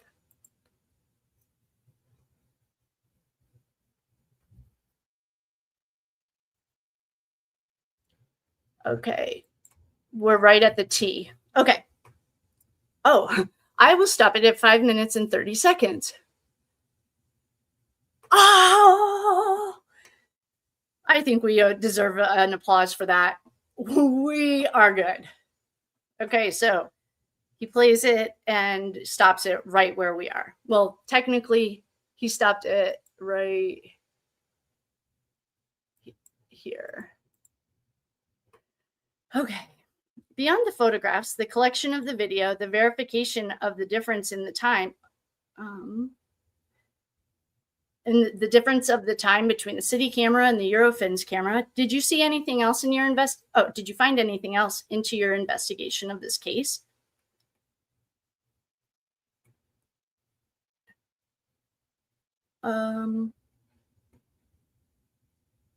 Okay. Not that comes to mind. Your Honor, I have no more questions for this witness. Oh, that's kind of a cliffhanger. He just left us right here. Okay. Oh, here we go. Cross. Oh, okay. Mackenzie is the only person in the entire world that found a male who treats people the exact same way that she does, based on the days of text messages and years that we read together. He did have a killer. I know what a defense attorney's job is. I have no qualm with defense or prosecution. I happen to be on the side of the truth, and if the defense is on that side, then I'm on their side. If it's prosecutor, then I'm on that side. I know everyone's job in law. I know what their job is. That does not give them a pass to be rude or be insufferable. So I just wanted to make that clear for the person. If anyone's dropping in, welcome. So glad you're here. We are on day 2 of the court documents. We're reading the court documents for Mackenzie Shirilla because it was not recorded, or it wasn't like Law and Order or Law and Crime didn't record it for, I don't know why. And we are now finished with the prosecution questioning the detective who filmed this drone footage. And we are now moving on to the cross-examination of Stephen Vanek. Okay, I might need a break. I'm going to actually just run to the bathroom really quickly. What time is it? Yeah, I'm just going to run to the bathroom really quickly.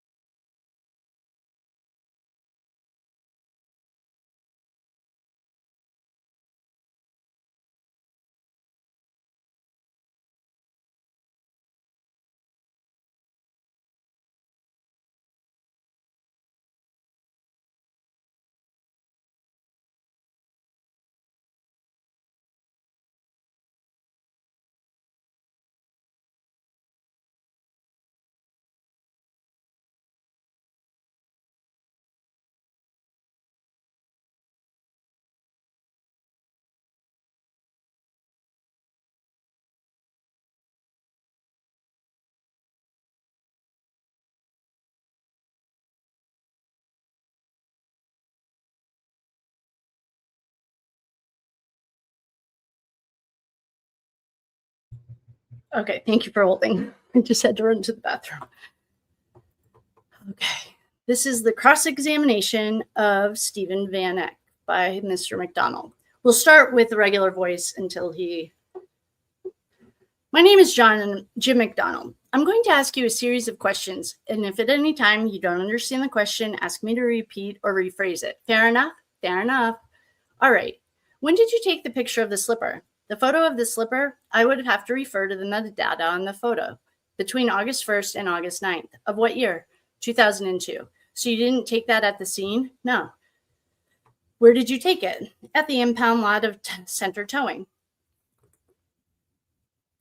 Did you know if that slipper had been moved from the time of this incident until you took the photo? I don't know that. So you just took it as it was several days. So you just took it as it was several days after the incident? And to see it as it was, as I saw it, yes. And now the drone. When was the drone done? The drone footage would have been done within the past couple of months. Oh, the past couple of months? Yes, sir. We can agree that's pretty accurate of what the road looks like, right? Yes, sir. The road is in pretty bad shape, right? I'm not an engineer. Oh, that was a good answer. I don't know. When you observe it, it looks to me that where the sewers were, there would almost be a V shape where part of the sewer is flat to the ground and part of it is raised sort of in the same way the curb is. Do you observe that? I don't know that. You don't see when you, that wouldn't have been in my purview, but you reviewed this, certainly. Oh, here we go. You just didn't notice that. It's not something that I observed.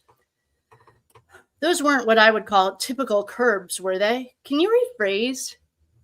These are like curbs in Michigan. They're not like curbs in New England. They like, whoops, you're not looking at it with me.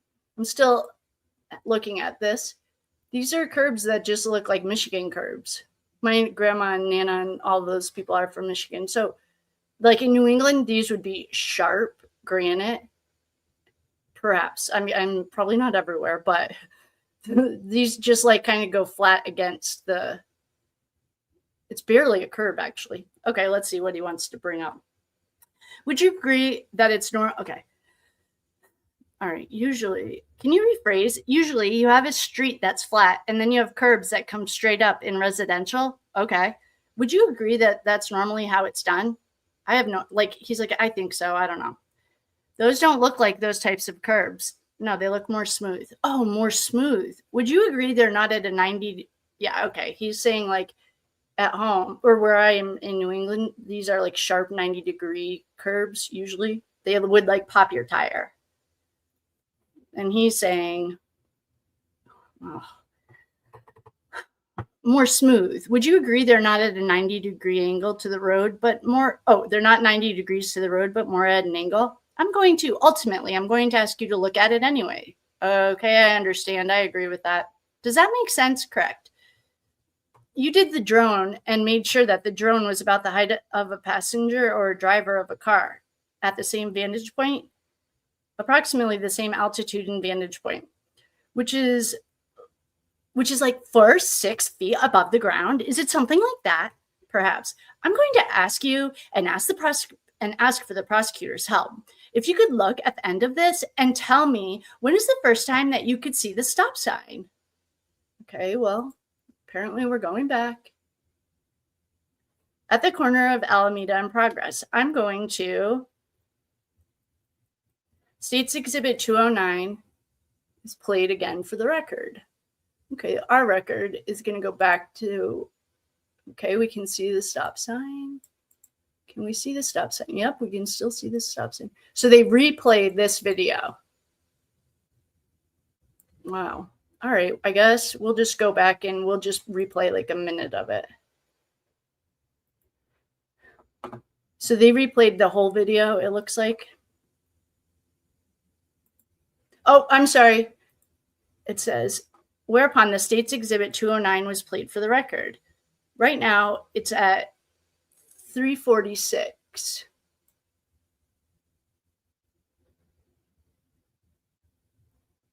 Okay. We're at 3:46. And you can't see the stop sign. That's correct. Now, we're coming up to the curb.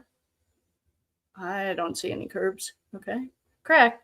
Okay, he says correct. Well, we're going to go until we see a curb then. Okay, apparently that's a curb. Correct. Okay. Do you see what I'm talking about? The V shape. Oh, he's talking about this. Okay, so there's a V shape here. I'm talking about the V shape of the curb. There was a sewer, right? I don't see anything V-shaped, but this is what he's talking about. And the kid and the detective's like, yeah, okay. Would you agree with what I said, right? I don't understand what you're talking about with the V-shape, but I agree with your point on the angle of the curb. This turn appears to be pretty sharp.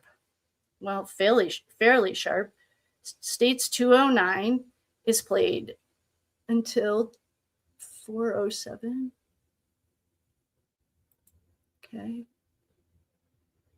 So we're playing till 4:07. And he says, and we still don't see the stop sign. Okay, so I don't know why we're putting our hands into this defense attorney, but I do not. If anyone sees what he means by these V's where the sewer is. Oh, shoot. I'm sorry, you guys. I was busy looking for the sewer. Okay, we're going back 5 seconds to 409. Okay. Or 407. And you still can't see the stop sign, correct? Correct. And there are all sorts of leaves, right? Leaves. Oh, well, he's just trying to create confusion. Okay, fine. The guy's like, yeah, okay, I agree. Okay, and now it says the State's Exhibit 209 was played for the record. We still don't see the stop sign. We're at 446. Okay, so now you just tell me when you can see the stop sign. And then the then the defense attorney says, we're just going to stop right here. And it's at 446.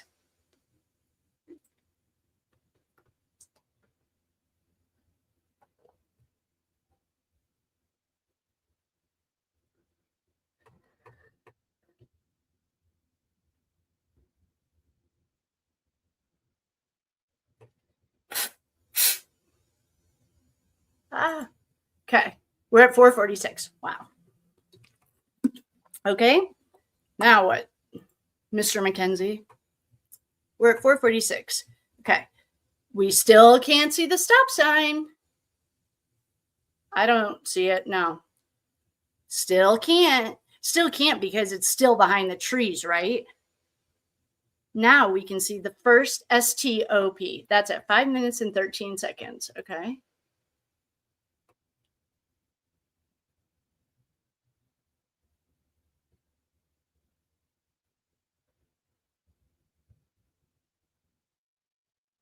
I mean, in all technicality, you could see it at 5 minutes too, but we're going to get to 5 minutes and 13 seconds.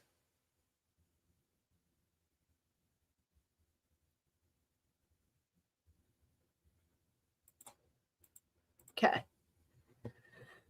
So now this is what he's saying. All right. We just stopped it at 5:13, right? Okay, I agree with that. What is the distance from where you could first see the stop sign until you entered the intersection? I need to look at more data. I wouldn't want to give you the wrong answer. I wouldn't want you to give me the wrong answer. Well, the guy says, I wouldn't want to give you the wrong answer. Can we at least agree that it's not that far of a distance between time that you first observed the stop sign until the intersection? Okay, yes. Is that a short distance? Yeah. No further questions. Redirect. Wait 1 minute. Can I please have 1 moment? I'm sorry. Nothing further. Redirect. No further questions, Your Honor. We're all done. Thank you. Thank you, Your Honor. And the witness was excused. Who's next? Did you get the witness list that we typed up for you? I did not. We will call Christopher. Oh, Finch! Woo! This is my favorite witness, and I have no particular reason for loving him other than his name is Hench. And I just think that he is such a badass because anyone with the nickname Hench, literally, this is how I imagine Hench. And if Hench is in here, hey, Hench, love your nickname. I don't have any particular reason for loving him other than the fact that, I mean, henchmen, they don't play. And, historically, henchmen don't play. So this is Hench. Hench is right here. This is just how I imagine Hench from his police interview. No one can really see his face. No one really knows what he looks like. But Hench did come in to the police station and gave an interview. And this is just what I imagine Hench. He's just like, you can't really see him. Anyway, I don't know why I love Hench, but I just like him because I think that this is my impersonation or my interpretation. It probably goes against all social and moral codes for Hench to speak to police above everything else. Like I'm guessing maybe it's a street code, maybe it's a brother code, But anyone with the nickname Hench, I'm guessing, doesn't actually ever go talk to cops, probably. But for this situation, he did. And I just love him because I think, like, and you'll see why he was the witness of something important, but I thought it was really cool that he did come talk to the cops above all else. And I have absolutely no idea who Hench is. Literally, I could see him on the street and I wouldn't know him. But from the interview he gave to the police, I'm guessing that speaking with police is not really on his radar. All right. Okay, we will call Hench. This is Christopher Martin, Your Honor. Hello. Can you raise your right hand? Yada, yada. They swear him in. Okay, he's getting sworn in. Whoa, somebody got a little busy with the redaction because right here it tells us who it is. So anyway, good morning. Good morning. My name is Tim Troop. I'm with the prosecutor's office and I'm going to ask you some questions. Will you please state your name for the record? Redacted. I think it's awesome. See, this just goes right along with Hench. Of course, he doesn't want to be seen or known, especially in the police record. Okay, I'm going to step back for you. It sounds like you have a soft voice. Can you keep your voice up and speak slowly so the court reporter can take down everything that you're saying? All right, not a problem. Can you say your name again? Redacted. The court. Redacted. Yes. Are you employed, sir? Yes. Where are you employed? Actually, the court asks him to speak up again. He works at the county auto glass, the name of the county auto glass. Okay, there you go. Can you lean into that microphone, please? Mr. McDonald, can I move? I cannot hear him at all. Oh, why don't I turn the microphone on? No shit. God, this poor guy.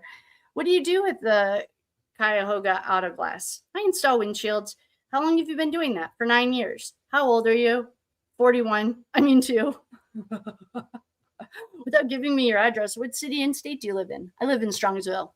Are you familiar with the family of Dominic Russo? Yes. Are you familiar with the Russo family? Yes, I'm friends with the family. How long have you been friends with the Russos? 5 or 6 years. Are you friends with a particular member of the Russo family? Yeah, pretty much all of them. All of them? Yeah. Oh, man. I don't really think this is a necessary part, but he's asking about his past.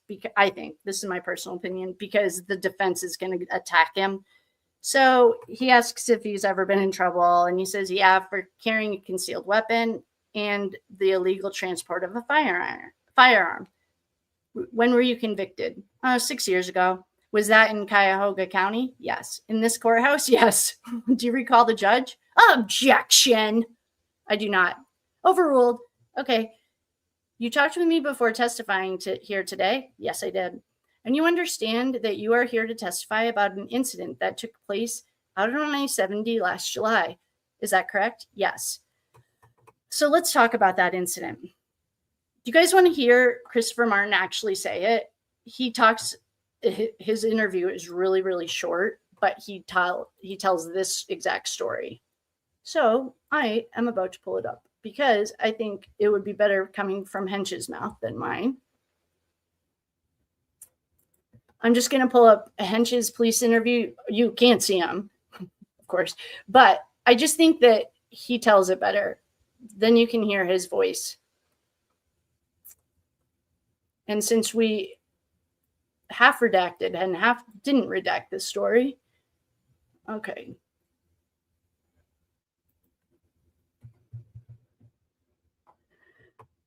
Okay, here's Hench.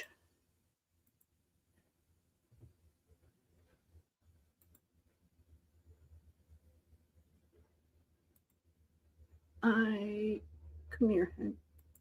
Oops. All right, this is 11 minutes long, so we're just going to play Hench's interview. I don't think you can see him or anything.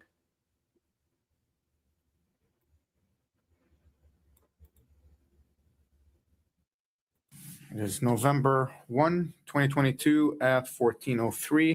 If you're just joining us, welcome. I'm so glad you guys made it. Thank you to our flight crew for helping us fly safely in the on Conair during these friendly skies, or in the friendly skies.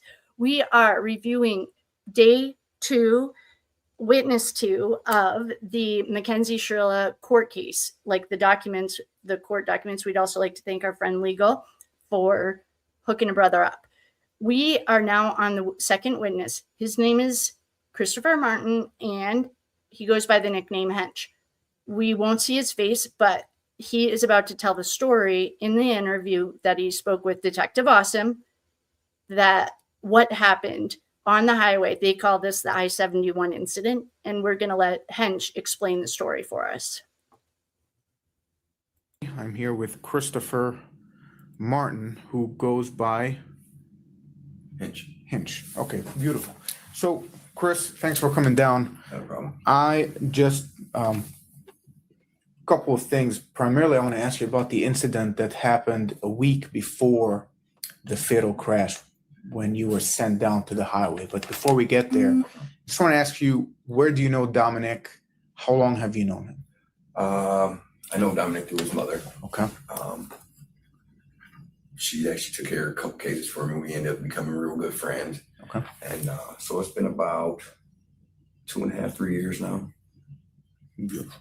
And I always just try to be there for the kids, and they kind of looked up to me, and I just kind of been around for them. Cool. So, do you remember the incident that I'm about to ask you about, where Yes. you picked him up from the highway? Yes. Okay. That day, what do you remember? Where were you when you got the call? Who called you, and what did they ask you to do? I was actually at Christine's house. We were sitting around. She had just came back. She was sick. She got out the hospital and wasn't feeling well. Dominic called her, and he was upset. And she was like, "Well, where are you at?" And he was like, "I'm driving in the car with her." And he was like, "I just want to go." He was like, "I don't want to be around her anymore. I'm done." So she was like, "Well, do you mind going to go pick him up?" I said, "Not a problem." So as I leave her house, go to the highway, get on the highway, and I call him. I said, "Well, where are you at?" And she was like, "I'll crash this car." I'm like, "Dude, what you mean?" I'm like, "Dominic, just tell her to pull over. Like, I'm right behind you guys, so just pull over and stop, and I'm right here. Like, I'll be there in 2 seconds."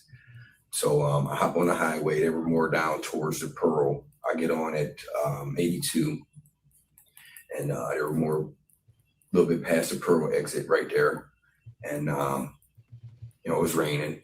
So as soon as I pull up, she's just going like this, and he's trying to get out the car.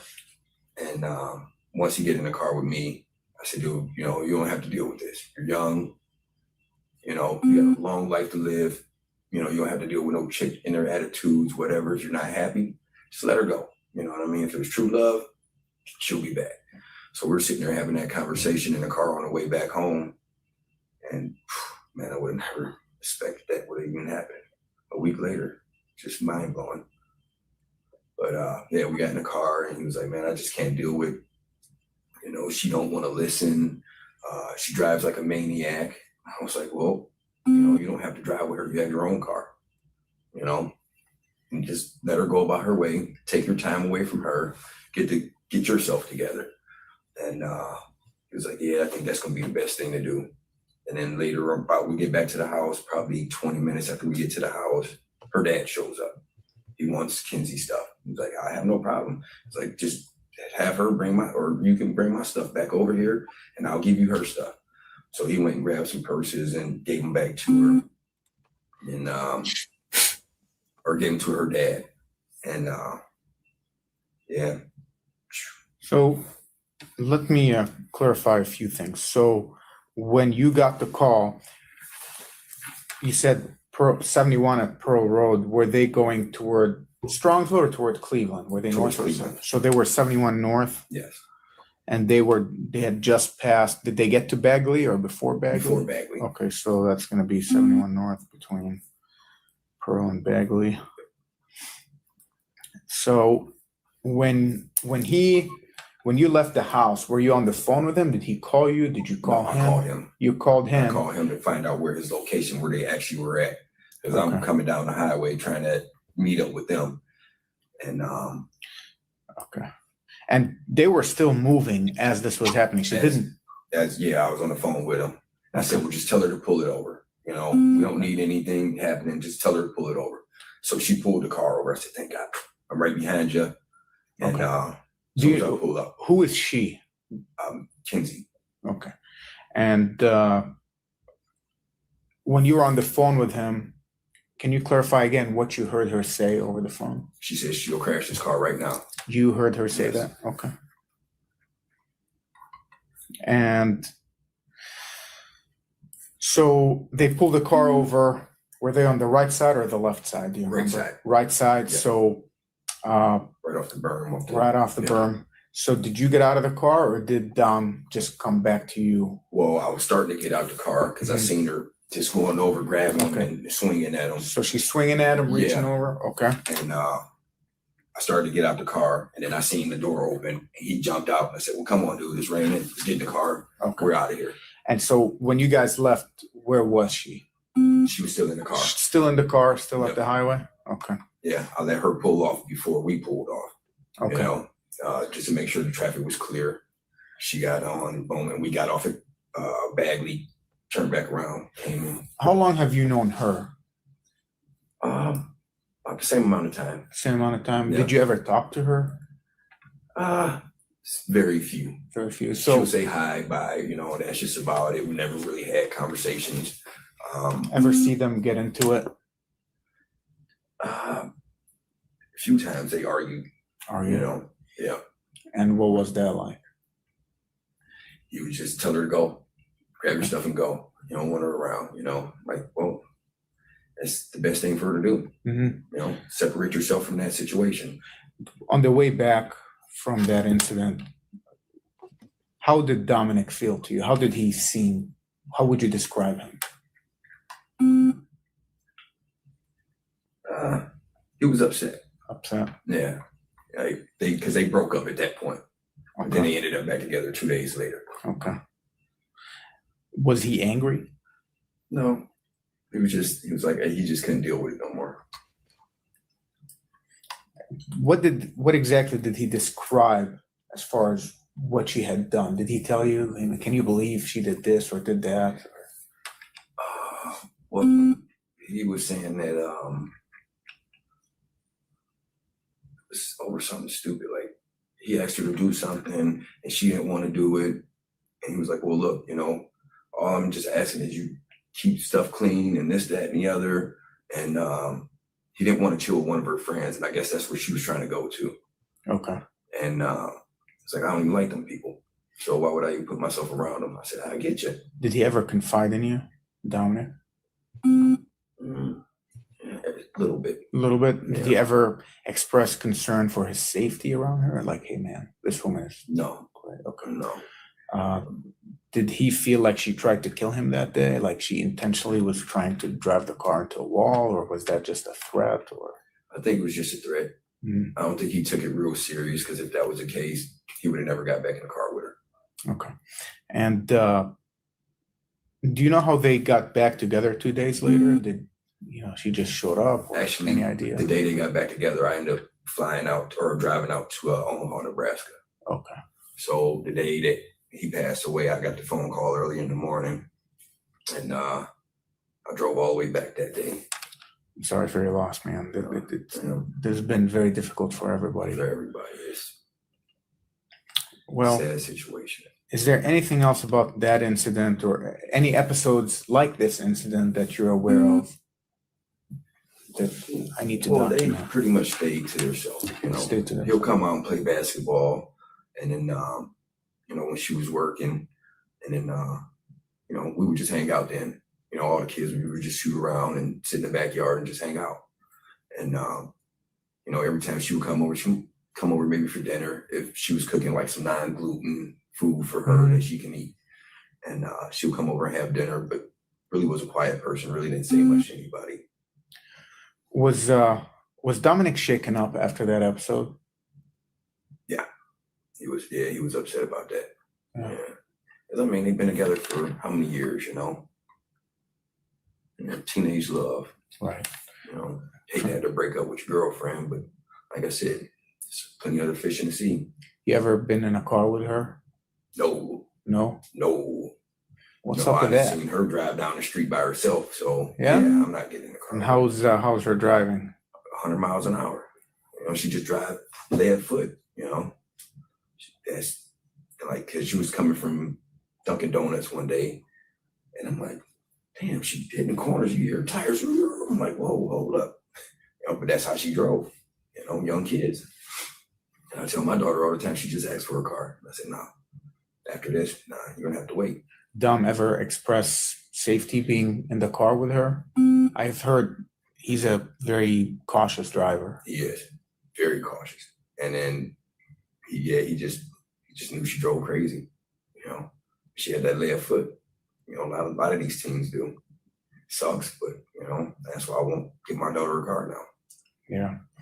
So you've seen her drive, never been in the car with her. Dominic never kind of expressed any concern getting in the car. No. I mean, he would tell her to slow it down. You know what I mean? If he felt like he was, Okay. Well, if you can think of anything else at a later time, like I said, I just wanted to focus in on this particular incident, just because you picked him up. Yeah. Did he mention anything about him maybe trying to grab the steering wheel? Did he say, like, I tried to stop the car, maybe try to put it in neutral, anything? No. He didn't say nothing about none of that. Okay. All right. Do you have any questions for me? Okay. Okay. Thank you, my loves.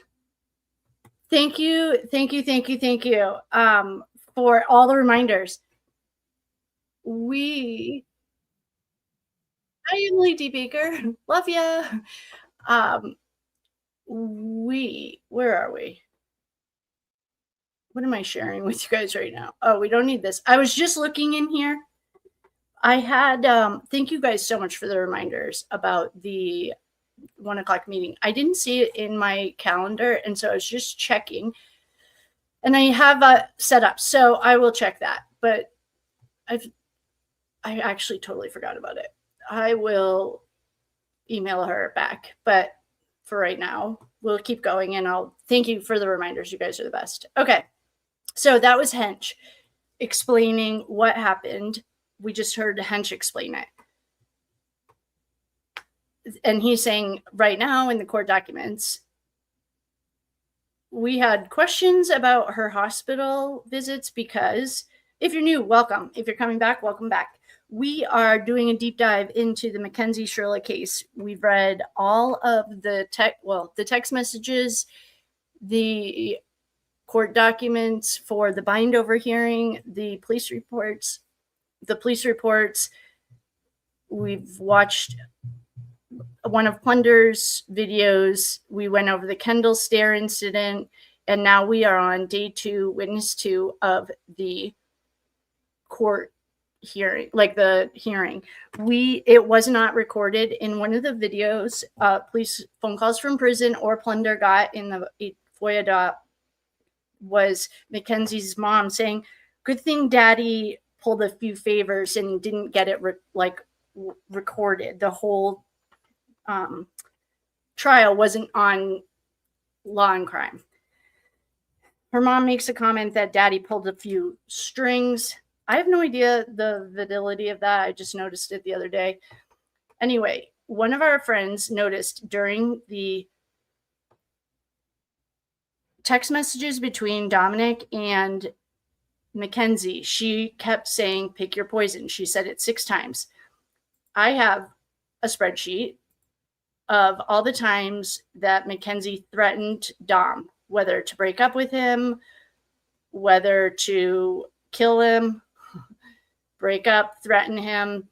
And I have a total count with the details of what she's threatening, like to break up, 31. She used the breakup threats as a primary manipulation tactic. Dominic's brother, Angelo, noted that she threatened to break up with him anytime. Okay, to kill him includes the words explicit, like the word kill, 26 times. These are in the text messages. To wreck the car, 10 times. To stab, She explicitly threatens to stab Dominic's friend Kyle B and B. Oh, I would too. No, I'm just kidding. On January 25th of 2022. Dominic also referred to a prior incident that she threatened to stab him in the eye.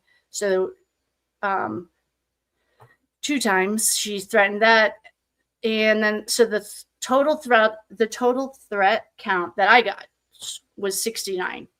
And these are all the threats. I will literally break up with you. Really what I didn't account for was bribing him with the video, Snapchat video of Kendall falling down the stairs, falling, quote unquote, down the stairs. So that's kind of a go-to for her, is threatening, and you have 5 minutes to decide if you want to be in this relationship or not.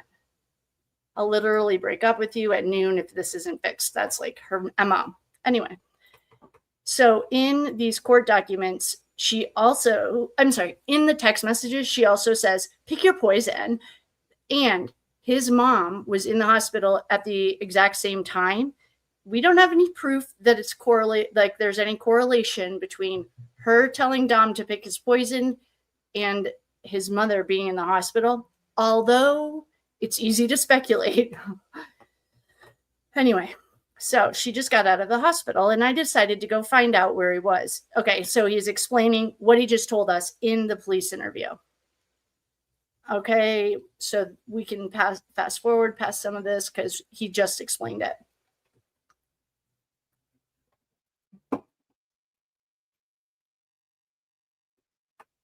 Okay, so he's explaining getting on the highway. He took a shortcut by McDonald's.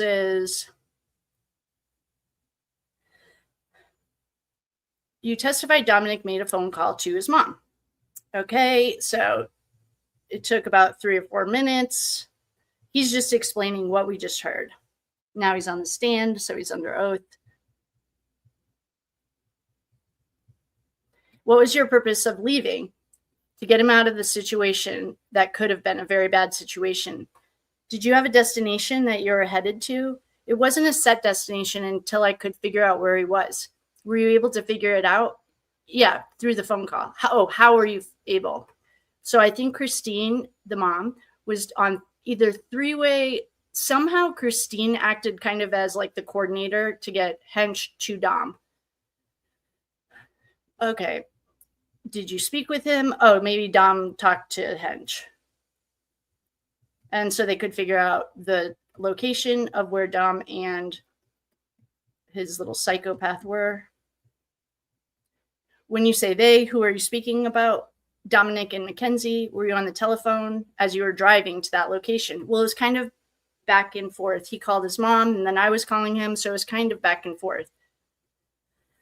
Once I got a hold of him, I stayed on the phone until I could figure out exactly where they were. And you've testified that Dominic and Mackenzie were in the car. How do you know that Mackenzie was in the car? Oh, because they were driving her car. She was driving.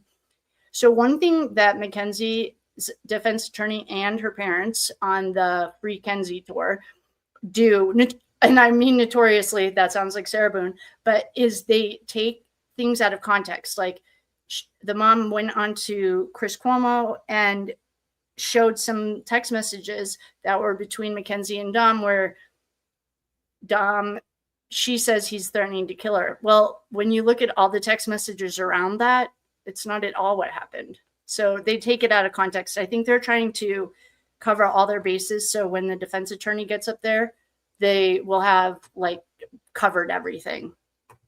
So they're on the side of the highway. Approximately how long did it take you to get from when Dom called Christine that you located the car? About 12 to 15 minutes. When you located the car, what did you see? I pulled up behind the car, and the door is swinging open because he knew I was there, and his hands, objection. Can you please rephrase? Let me ask it this way. When you first located the car on I-71, were you driving, and was the car also driving? Yes, they were. Okay. That was a weird way to ask that question. How long of a period did you see this car being driven by the defendant? For about 35 seconds. Okay, then what happened? They pulled over. So you followed the car north on I-71 for approximately 30 seconds or so. Is that what you said? Yes. The car pulls off to the side of the road? Yes. And what did you observe? Did you see the defendant driving the car? Yes. I saw Mackenzie. Yes. She was the driver? Yes, she was the driver. And did this car pull off the road? Yes. And did you observe anything taking place inside the car as it pulled off the road? A tussle. She was swinging her hands at him. Okay. She was swinging her hands at him? Yes. Both hands? Both hands. What was Dominic doing? If anything, he was just trying to get out of the car. Were you still on the phone with him when you pulled up behind them? Yes. Did you overhear the defendant say anything? She said she was going to wreck this car right now.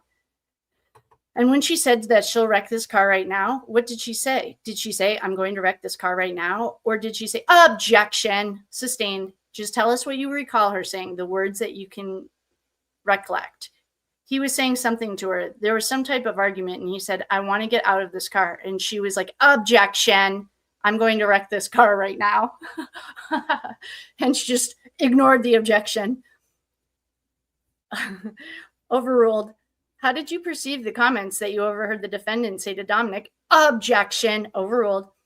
How far did I... Can you repeat that? How did you perceive the comment that you heard when she said, I'm going to wreck this car? How did you perceive it? I was worried. I felt like it was a bad situation and they needed to be separated. Did she make that comment before the car had pulled over to the side of the road and parked? It was kind of at the same time as that. It was kind of at the same time that they were pulling off the side of the road. Okay. After she made the comment, you saw the defendant strike her hand at Dominic. What took place on I-7? Is that what took place on I-71? After that, he hopped in my car and we pulled away. I took him home. And shortly after that, her dad pulled up asking for her belongings. What purse did she want? I swear, I know, I feel like she got that Balenciaga purse. And if she did, then we have proof that she can plan things, I think. Okay, okay. And shortly after that, her dad pulled up asking for her belongings. Were you still on the phone with Dominic when he got in the car? No. All right. Did you see the defendant do anything else on the side of the road? No. Do you recall if you left that scene prior to the defendant leaving or after? We pulled away first. Okay. Did you have a conversation with Dominic once you got in your car? Yes.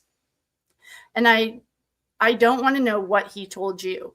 What did you do after you got in your car? We drove home. Do you mean redacted? Yes. From the time that you left Christine Russo until you returned to her home with Dominic, how long of a time period are we talking about? Less than a half an hour. Do you recall anything else taking place after you returned to redacted? Just her dad coming there trying to get her stuff. And what are you referring to when you say her dad? Mackenzie's dad. Her father showed up? Do you know her father? No. And he was demanding Mackenzie's clothing? Yes. Do you recall if he in fact retrieved anything or any clothing? I think he did. What did Dominic do once you got back to his mom's home? He sat in the garage with us. He was upset, and her dad showed up, and we went to get her belongings. Your Honor, I have no more questions for Mr. Martin. Cross? Oh, here we go. All right, I'm going to take another sip.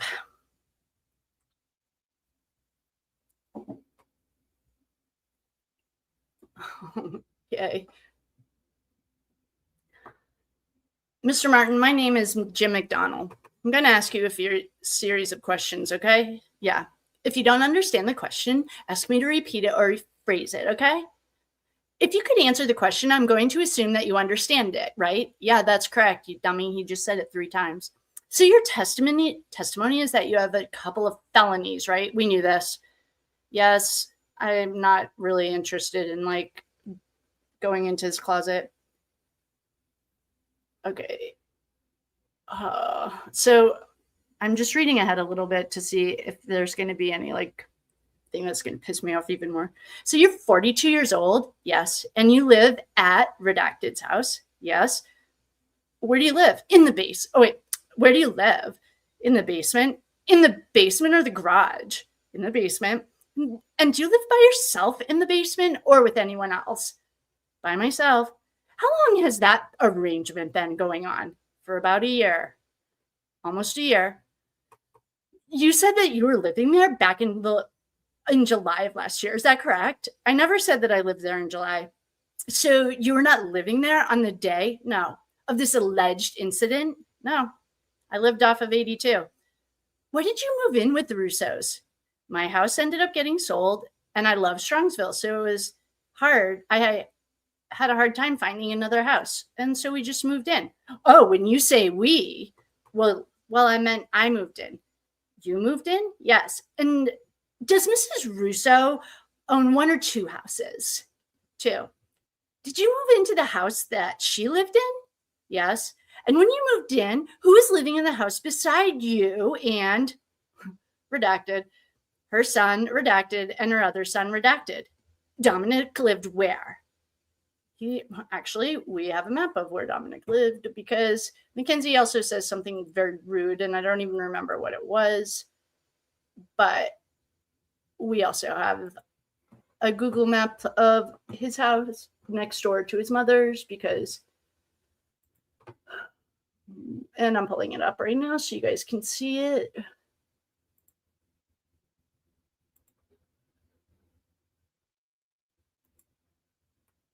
Okay, so I think I got these backwards. I think Dom lives at 280. At 2051. Well, I'm sure he's about to clarify it. I think it's like this.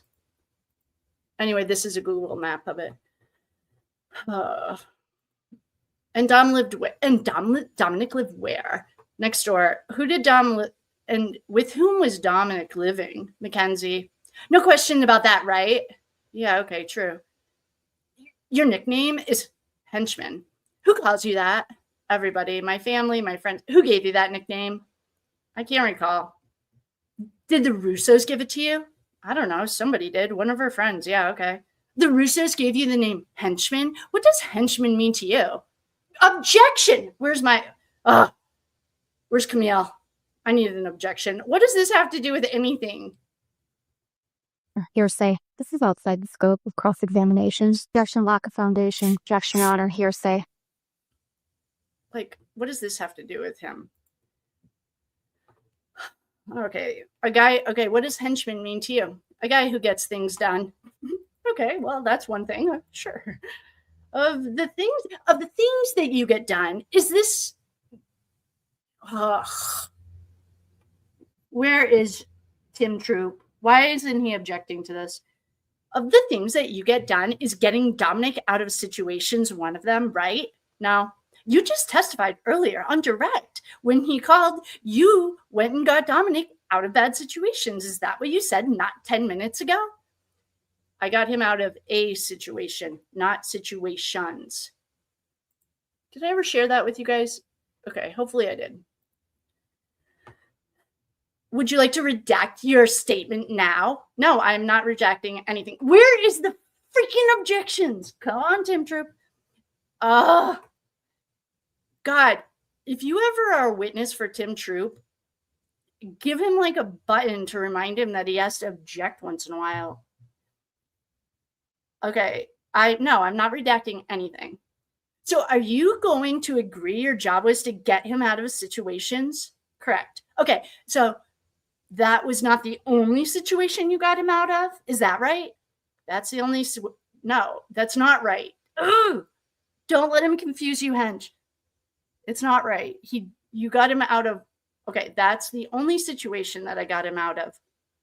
And when did you go to the police about this incident? I can't recall the day. Did you go that day to make the police report? No. Did Dominic? I have no idea. Okay, did you start the contact with the police, or did the police contact you? What are you talking about? What situation? About this July 17th incident? Oh, you know what she was doing on the 17th? Oh, actually, she was busy texting about body parts, selling them. Let me see. We have the text, or we have it was in the prosecutor's statement to the, it was in the presentation.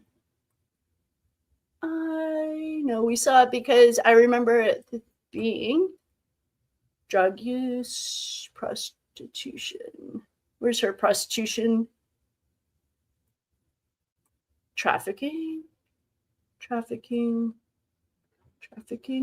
Okay, where's prostitution? Okay, here we go. All right, so the prosecutors thought that she was a prostitute. Okay, so this I think is on the 17th. Oh no, this was the 15th. I know we saw something on the 17th though. I will not be reading those out loud at this exact moment. If it comes up in trial, I will. If you're not watching, we are just looking at the prosecution's presentation they submitted to court about various ways to make money. That I thought one of them was on the 17th. It's the 15th, July 15th and July 22nd. And I would say they're explicitly graphic. She's selling. Oh, here's one on the 17th. Okay, I did think so. All right. So the 17th just came up because this is the day that we have an eyewitness who heard Mackenzie tell Dom that she would crash the car right now. She had a fear of abandonment, and she was really like, she did psycho stuff, and then he would want to leave. So on the 17th, she's texting about linking. Okay, so 1K for pics, 2K to link. Oh, for real? You're doing meet? And then he wrote, actually, if you take a month in between each response, I'm not interested. But investigators know Shirilla is quoting $1,000, something herself redacted, and $2,000 to link or meet up. Okay. About this, okay. I never got in contact with anyone that day. You never talked to the police about that day? After the fact of the accident I did? Right. So my question to you is, when did you first talk with the police? I said I can't recall the date. You can't recall. Did you recall the police? Did you call the police, or did the police call you? They called you. Or they called me. Oh, they called you? Yes. Okay, so you never went to the police about this? No. Because you didn't think it was that important, right? Oh, I thought it was important, but it's not my situation to call the police. This is his thing. If he calls the police, that's for him. I can't call the police for somebody else. Oh, you could, but you chose not to? Fine, true. It took you 15 minutes from learning about this alleged incident to when you happened to be on the highway and you caught up with them? Yeah. So where was the car being driven by Mackenzie and Dominic when you first received this information? I don't know. I wasn't in the car. My question was, when did you first receive the information about where the car was being driven? What? Ugh! Where's Tim Troop? Why don't you say objection? Your Honor. He's just asking confusing questions. Okay, where were you when they got the call? I was in the garage.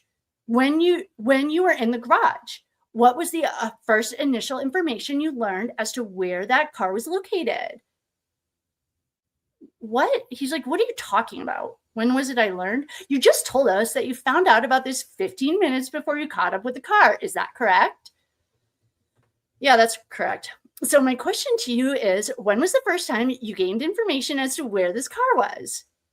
Well, it had to be right before I left. Oh, right before you left. It took you a minute to get to the highway? No. How long? About 8 minutes. Oh, 8 minutes. When you got this information, where the car was located.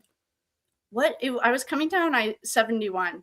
We're on I-71 between Bagley and Pearl. Okay, when you found the car, where was the car? It was driving down the highway. What part of Interstate 71, I assume? 71 North. I was driving on 71 North? Yes. Now, you just said it was going down 71. Going down would imply it was going south, right?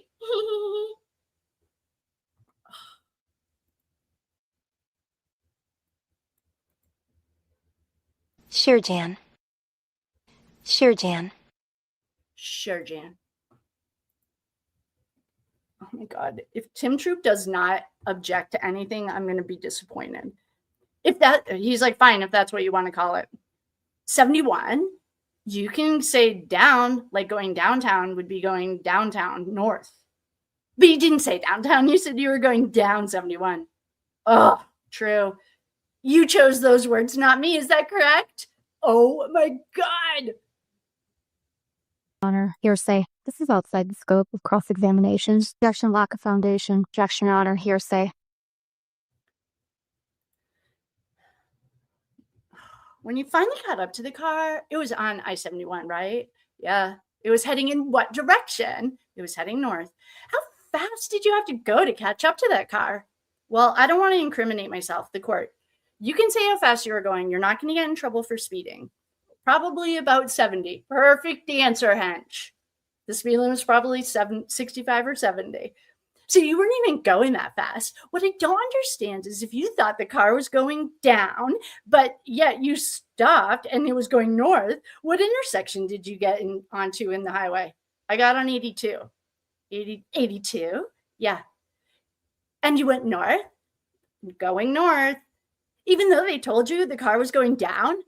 He said he was on I-71 north. I'm used to saying down. Ugh. If it took you 8 minutes to get there, this car must have been where? Medina? Well, sure, it could have been further south than Medina.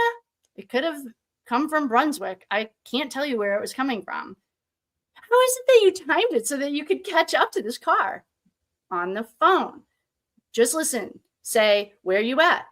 He said, they're coming down, and I was going to hop on 82 and head down. Head north, the direction that they were going. So eventually I would catch up to them. You just got lucky? Yep, I just got lucky. Oh. You caught up to them right after you got on the highway? Yeah. And that's what you want us to believe? Objection, Your Honor. Yes. Are you aware that day that Dominic texted Mackenzie? Oh, finally. Oh my God, finally. Objection. It's about time, troop. Sustained. No further questions. Redirect. Yes, thank you, Your Honor. May it please the court. This is the redirect of redacted. Remember when Mr. McDonald was asking about being a guy who gets things done? Yeah. Did Christine ask you to assist her family that day in July? Yeah. Did you try to assist her family? Yes. All right. Just to clear up this little issue about what you mean when you say the word down, in your testimony, you used the word down. Which direction on I-71 are you referring to? North. Okay. At all times, are you talking about heading north when you say down? Yes. No further questions. Any cross-re-exam? Any recross examination? Nothing. You're all set. Thanks for coming, Hench. No problem. Okay, we're going to take a quick break. The state is going to call Christine Russo as our next witness. Okay, you know what we should do? Let's take a 10-minute break. This is what the court's saying. We're not saying that. We don't have time for for recesses. Okay, the witness was excused and court was in recess. I'm going to find Christine's interview because I just think it's so much more powerful when they say it than when I do.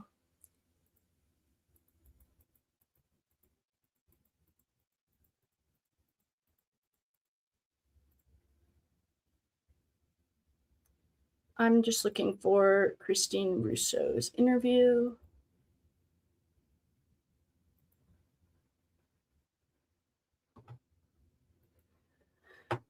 Okay, everyone, grab a drink. Thanks for flying these friendly skies. We are going to find Christine Russo's interview with the police. Welcome. If you're just joining us, welcome. We are on day 2, witness 3 of the Mackenzie Shirilla court transcript, the court documents. And Christine Russo is getting called to the stand. We have Christine Russo's interview with the police right here. We'll read the text and sorry, everyone.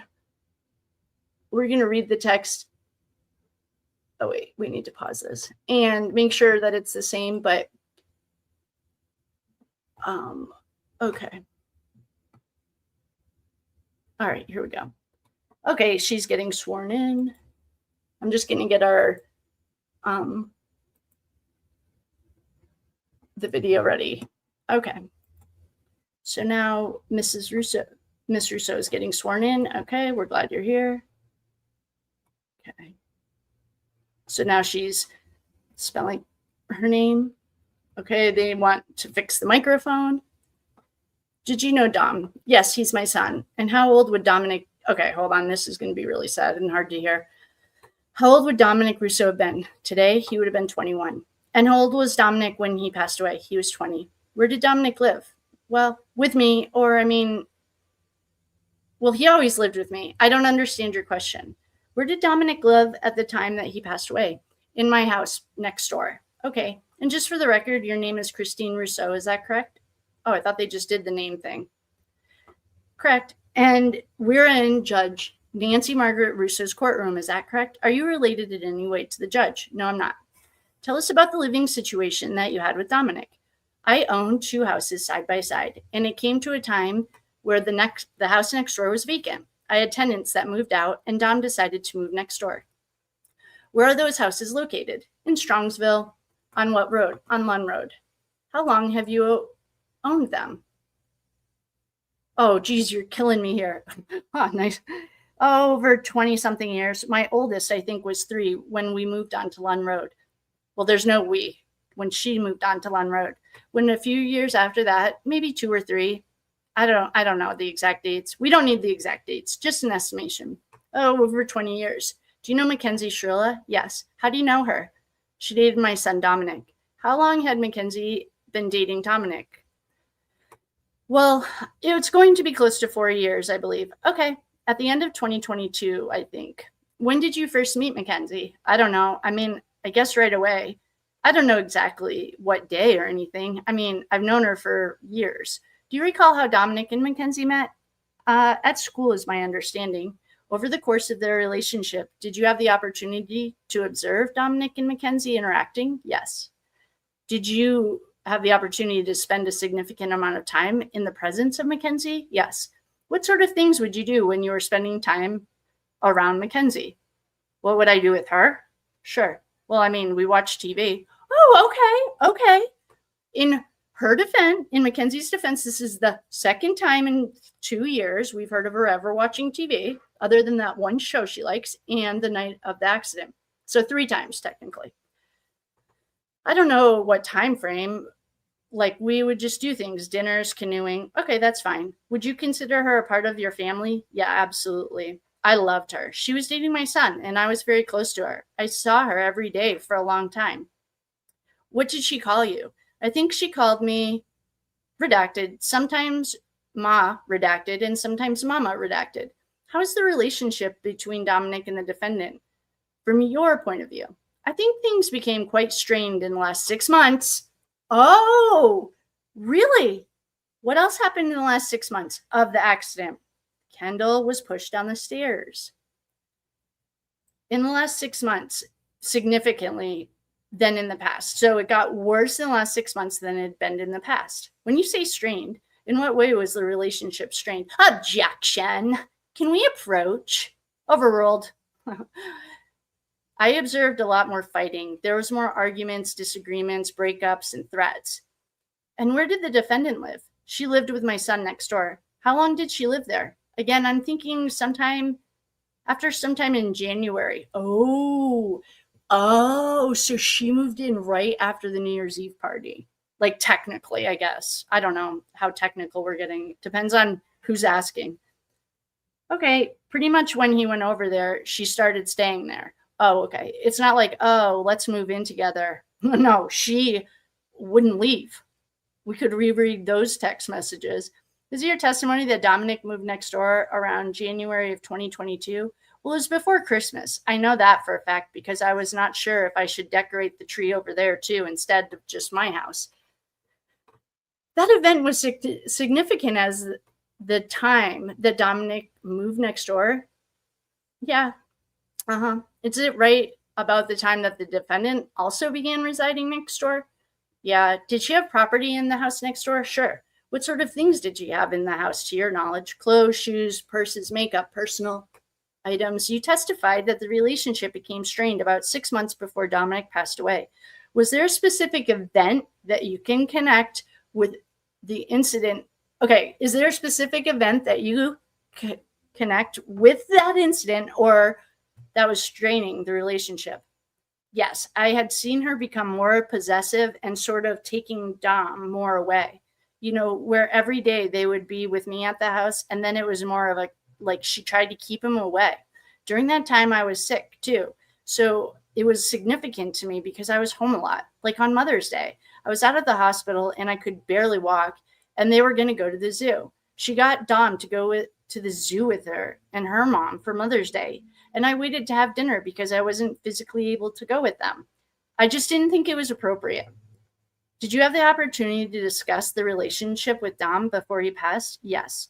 Where were you when you found out about the crash on the 31st? I was at home. How did you find out?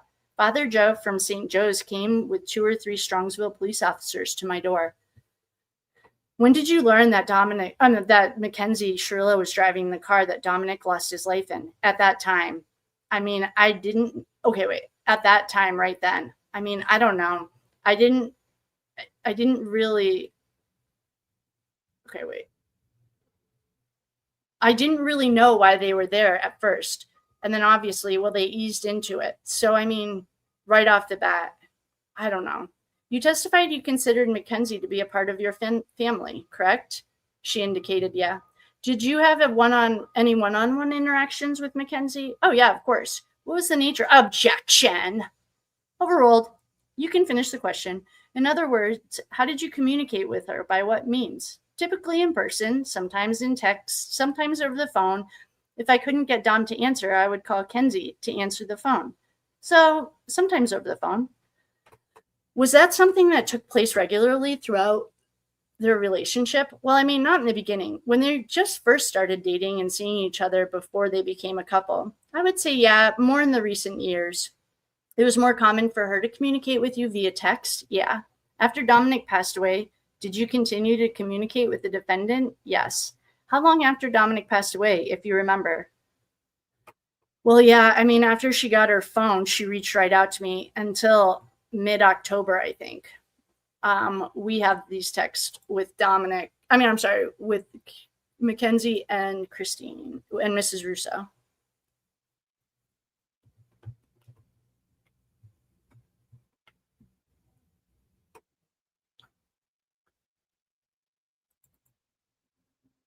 All right. I'm just pulling up the text between Mackenzie and Christine. Okay.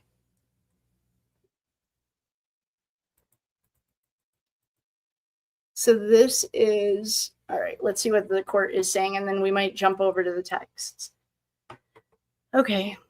Yeah, well, I mean, after she got her phone back, she reached out until about mid-October, I think. Okay. And without getting into specifics, can you articulate the tone of those messages? Objection. I'm going to sustain. Can you clarify that? This witness's text messages or the defendant's text messages? Okay. I'm talking and asking you questions about the text messages that you personally had between yourself and the defendant. Okay. You testified that you continued to communicate with her even after the accident. Yes. What sort of things were you communicating with her about the crash? Her getting into the house, other people's perceptions? Objection. Overruled. Perceptions of what had happened. I mean, a lot of that kind of stuff, some personal stuff, a lot of things. I shared with her, my pet cemetery stones because my dog had also passed away in June, 2 months before my son. And she was obviously there for that and shared that day that we lost him. Oh my God, and she was a raging psycho. Dom was trying to help his mom with this. I remember this. Okay. Okay. She was obviously there. Yeah, she was a raging psycho about it. Did you know that the defendant was injured in the crash as well? Yeah. Were you aware that she was hospitalized? Yes. Did you visit her in the hospital? No. Why not? Because I was busy planning my son's funeral and I didn't even know. I called and talked to the mom one time. I don't know. After Dominic passed away, have you had a personal meeting with the defendant? Yeah, several. Okay. Was there one specific meeting that you and I have discussed about, a meeting that took place at Dominic's grave? Yes. Okay, wait. We're going to have Christine tell us this story.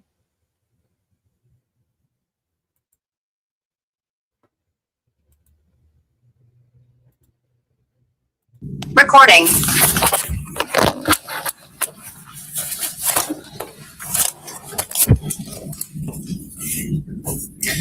So we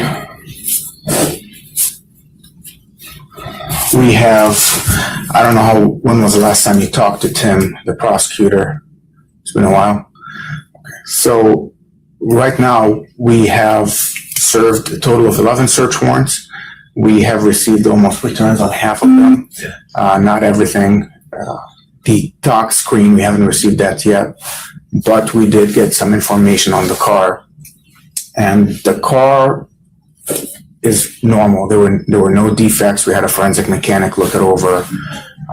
There were no issues whatsoever with that. Also, medically, pursuant to 2 search warrants, there is nothing to indicate that Mackenzie at the time of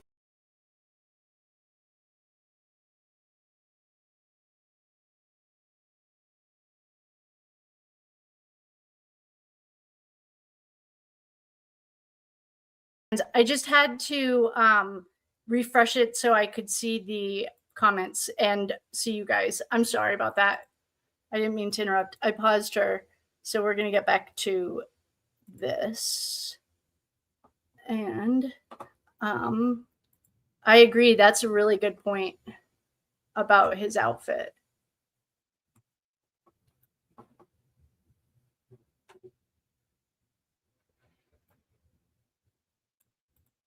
Okay. And the pictures, hi, welcome. If you're just joining us, welcome to the party. You are now flying Con Air, and there are only 2 rules to hanging out on Con Air. One is don't be a dick, and the other one is act like you're an English slit, not on Facebook. I have a zero tolerance policy for arguing or fighting in the Facebook. In the comments, if it's like a disagreement, but you're both being respectful, then that's fine. But like just creating drama and chaos, I have zero tolerance policy for it. So the video that we are listening to is the interview with Christine Rousseau. It's a picture of like the ceiling because he wanted to respect her privacy. And so I've created a slideshow of pictures from the FOIA drops, stuff I found on Reddit or Facebook, and those are the pictures. So I hope they don't confuse you. The voice that you're hearing is Mrs. Rousseau, like Christine Rousseau, speaking with the police about how many search warrants they've served, and that this is going in the direction of a criminal behavior, like this was criminal, not just an accident. Okay, so thank you all for being here and flying on Con Air. Say hello to the staff. Wait, what would they be? They would be our crew. We have Bobby, he's the mechanic and the voice of reason. And Debbie and Jamie are the flight attendants. I have no idea if they're in here. I saw them earlier, but I'm super glad you're here and I love you and thanks for coming. Oh, please like, share, subscribe, and do all the things. We're trying to compete with the boys. We'd like to start competing. Caused the crash. So at this point is normal. There were no defects. We had a forensic mechanic look it over. There were no issues. Hold on. I don't think we heard this part together. Okay. Is normal. Okay. We lost him when you said we served 11 searches. Is normal. There were no defects. We had a forensic mechanic look it over. There were no issues whatsoever with that. Also, medically, pursuant to 2 search warrants, there is nothing to indicate that Mackenzie at the time of the crash or immediately before the crash had any type of medical condition that would have caused the crash. So at this point, we're waiting for the talk screen to look at whether it's OVI related or something else. Now, when you and I talked before in the first time, you indicated that you thought this wasn't just an OVI, that there was something else. She told me just the other day that they weren't fucked up. I asked her, why didn't you asked me to come get you. And she said, well, you weren't fucked up or anything. Quote unquote, I don't have it in writing. I only have it orally said to me at the cemetery. So that's what she said. Do you still believe that theory that there was something more sinister than, any type of impairment involved? The only thing that to me, I don't know if there's a lot of rumors. I think a lot of people are lying about things. My understanding from one of the kids that the dad that you talked to that stated that she was sleeping and all that and all, I don't even know if that dad was there. He wasn't. The dad was in New York. So, yeah, so I don't know how he could state that, but, he's getting that from his son's statement. Right. Okay. And the son, the kid came here, in fact, in this exact room with the parents, and the kid said he went to sleep. Okay. But, no, I thought they said Kenzie was sleeping. Yeah. The kid said he went to sleep at 1. He woke up around 3 to use the bathroom, and she was asleep while everybody else was watching South Park. And so, unfortunately, that we haven't been able to corroborate because everybody who was at the party is very uncooperative, and they practically lawyered up and refusing to talk.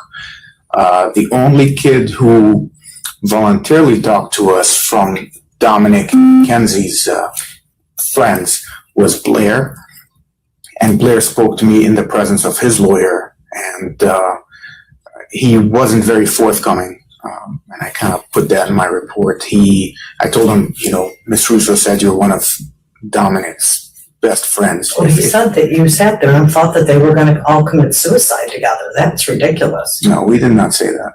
That's not what we said. We asked him if he knew. I was inquiring whether he had any information that Dominic might have told him, like, hey, Kenzie's crazy. She might have done this, or she might have, I'm afraid for my life with her. You should talk to my son, Angelo. I mean, that's the problem. She threatened him constantly. I told you it was 1 week before we had to pick him up on the highway when she threatened to crash the car then. Okay? It's not, I was on with Dom. She sat there and texted me. Dom was out of control. Dom was very calm. So, Mom, you need to get me. She's threatening to crash the car. We did see those. Yeah, that's one of the things we wanted to bring up was that text conversation between you and her, and then her and Dom. We got two sides of it. Did Dom tell you that he grabbed the wheel and jerked it like she alleged? No. Okay, so when you're on the phone with Dom, to your knowledge, he never grabbed the wheel. It was just her freaking out. Right. They were on the side of the road, and she said, I'm calling the police if you don't get him. And I said, I'm on the phone saying she can call the police all she wants, but we are on our way. What are the police going to do? Mm-hmm. Okay. So that was that. They were on the side of the road. What started that fight? You don't know? The suicide. I didn't get involved just because I always said that I don't want to have my kids not or think that I don't like her, I didn't like her, or whatever. So then so that they wouldn't, be able to come to me. I just said, Dom, I know you're going to get back together. I'm not getting in the middle. I just said, all I kept saying was there never should be fighting in the car. That's all I said. You don't fight in the car. Okay. And I didn't even in detail read her bullshit and her rants because I don't really give a shit what she had to say at that point. Okay. So just to clarify, me looking into the possibility that there was a potentially suicide involved on her behalf, not just recklessness, is based on the presumption that there was something more sinister than an OVI. And I kind of got that from you. I consider you to be more reliable than the average, given your profession and the fact that you kind of are experienced within the legal system. So when you tell me, hey, this is not just an OVI, I'm going to give it some more thought. And so I was hoping that some of the friends would say, hey, yeah, you know what? Dom did in private text me, that, hey, she's crazy. She tried to do this. And maybe Blair just doesn't want to talk. He's not you have to understand, he doesn't do a lot of social media. He doesn't do a lot of texting. Even him and I, it's more on the phone where you pick up the phone and talk. So he would not be texting friends that. I do know, which again would be hearsay, Blair said that she has driven crazy before. He never liked her driving. I asked him if you had gotten into that. I asked him, he said maybe he once. misunderstood. Well, I don't know that Dom drove a lot. Dom was a very safe, slow driver. I mean, so not that he hasn't gotten a speeding ticket here and there on the highway. I'm not saying that. But after my surgery, it was a lot easier for me to drive with him than my other son. Just because I was in so much pain, and he was just really more like an old man driving than, Angelo. So, and not anything against Ange, but that's just, he's more jerky of a driver, than Dom was. It could be the vehicle too, but. When I asked those questions to Blair, first of all, Blair was very off. Clearly, his mom with the attorney were, we had the interview at the attorney's house, which is a bit unusual.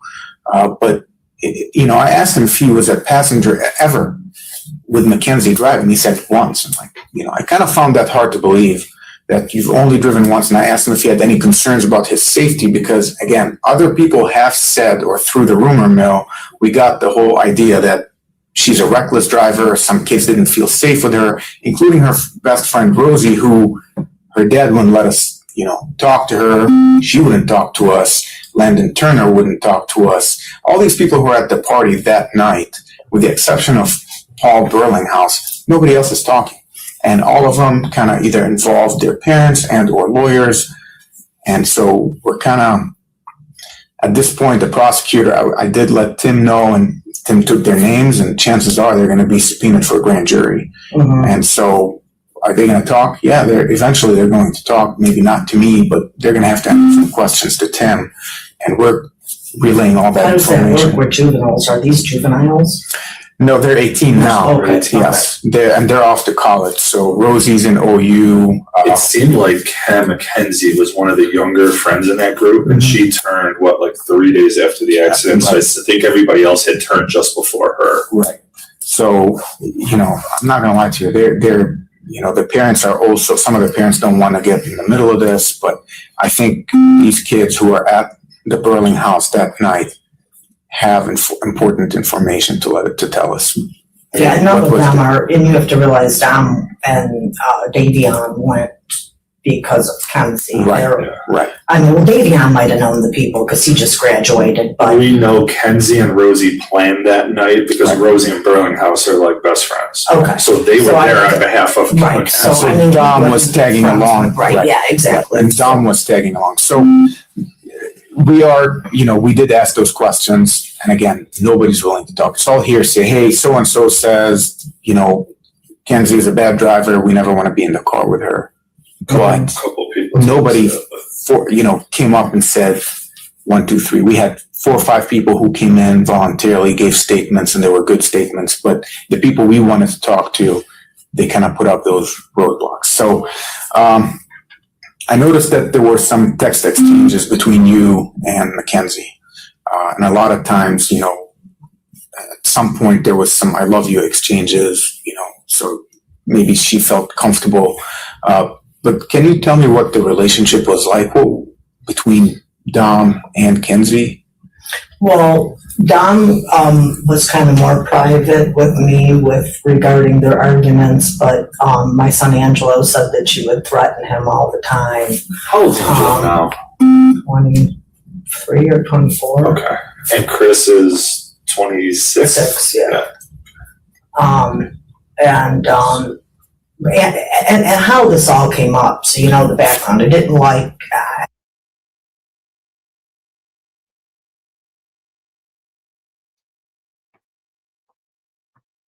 Don't worry, you didn't lose us. This is redacted.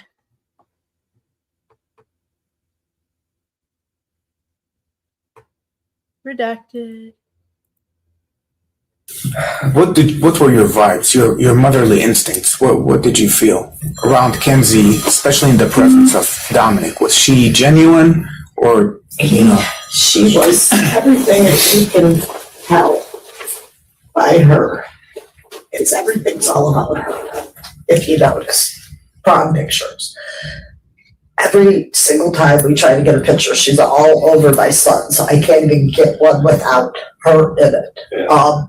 He catered to her. She claimed she had a gluten-free problem or something, and I would make dinner, and I would be questioned on, was the stuff okay for her diet because her stomach, and if I didn't have everything that would have complied with her stomach diet, whatever it was, I never believed it, he would cook for her separate, always. And she's a slob. She never cleaned. Her mother's house is a slob. My house isn't the greatest either, but I'm just saying, it's just, you know, if Dom's gonna cook for you, do the dishes. Clean up after yourself. Do you know what I mean? That sort of a thing. But everything was always about her. I mean, like I said, even with her parents. I want you to know that her aunt works for Mill.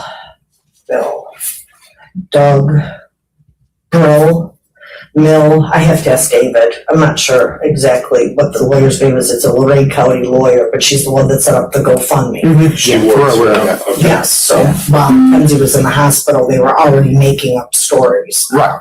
Okay, as to what happened. Mhm. With the deer, the epilepsy, the seizure, down to a bunch of other stuff. I have not breathed a word about the mushroom story, not a word to anybody.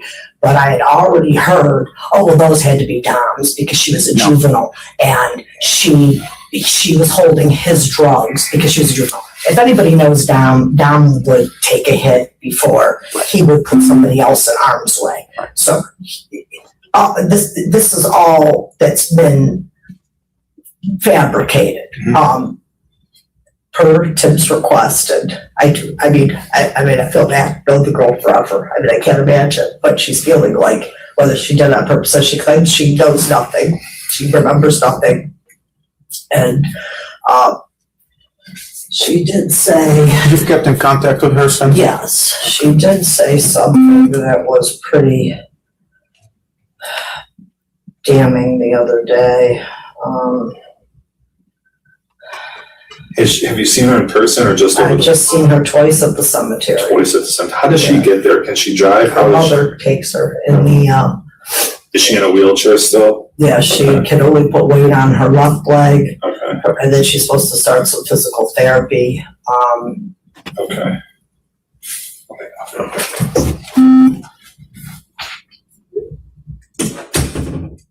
And then I've also kept in touch because she's dangling photos, she's dangling videos, where she just pieces one or two out instead of saying, I think you'd enjoyed it. Like we were at the cemetery and we had this bee problem between the two of us. I still have the bee problem. The bee people are coming today.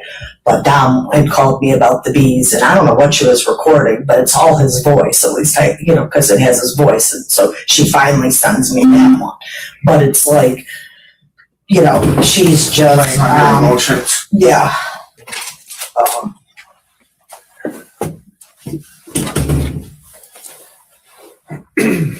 So where was she living the last few months? Oh, that was it. That was the whole conversation. Can find it. So she had been begging me to come over to the house because we live between the two houses. Because with Christopher's mental illness, Dom couldn't. What did you say about Chris? Christopher's this mental illness. What's he got have going on? He has he's been in and out of Oakview. He's got he imagines stuff like he called the police the one day claiming Don had threatened him. We're all sitting there and the police are like. And I don't want to get away from what you're talking about, but I want to touch on there was some text about Dom and Chris having a rough relationship. Yeah, that's why Dom started sleeping a lot next door, even though he still maintained his room and lived with me. But because of that, like I said, Chris called the police on him several times. I'm sure you've got a record of it, claiming this and that. Now, the one day I was in the hospital, Dom was just outside, wanted to get back in to eat breakfast in the house. I have a broken window still from it. Christopher had locked him out and called the police and said Dom was outside threatening, which wasn't true. Then I'm there, I'm out of the hospital now. Chris calls again and says Dom threatened him. I'm sitting right there and I'm like, whatever, cops come 4 deep or whatever. They talk to Chris, they eventually take him to Oakview because they had realized that he wasn't processing what was really happening. Yeah, meds. Yeah. So let's get back to Kenzie. So why I'm saying all this was because she's begging me to go over there into that house where he had set up his business and his studio and the things that he was doing, whatever with his job.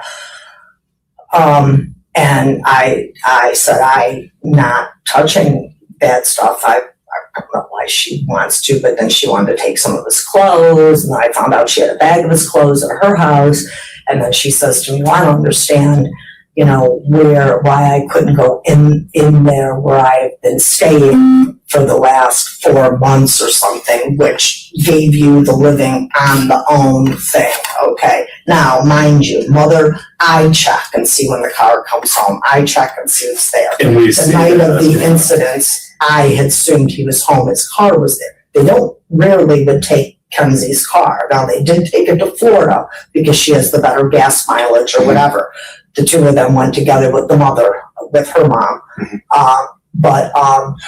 So when they drove to Florida, her mom was with them? Yeah, they traveled together.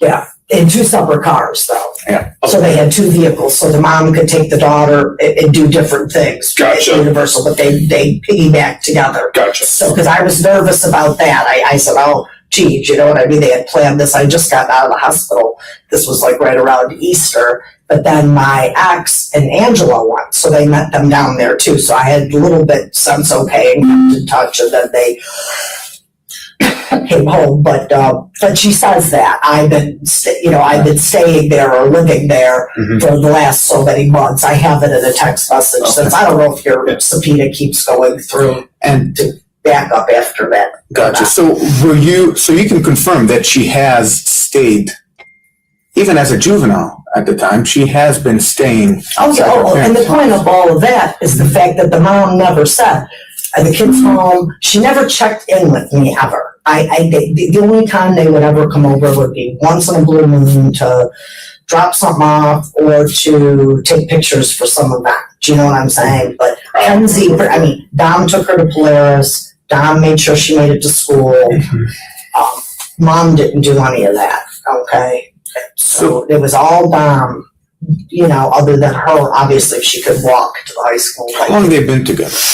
They said 4 years. I don't, I didn't know that it was quite that long, but that's what he said. And that's what he told Angela, that he didn't want to, they felt that it had been 4 years. When did you notice her coming around?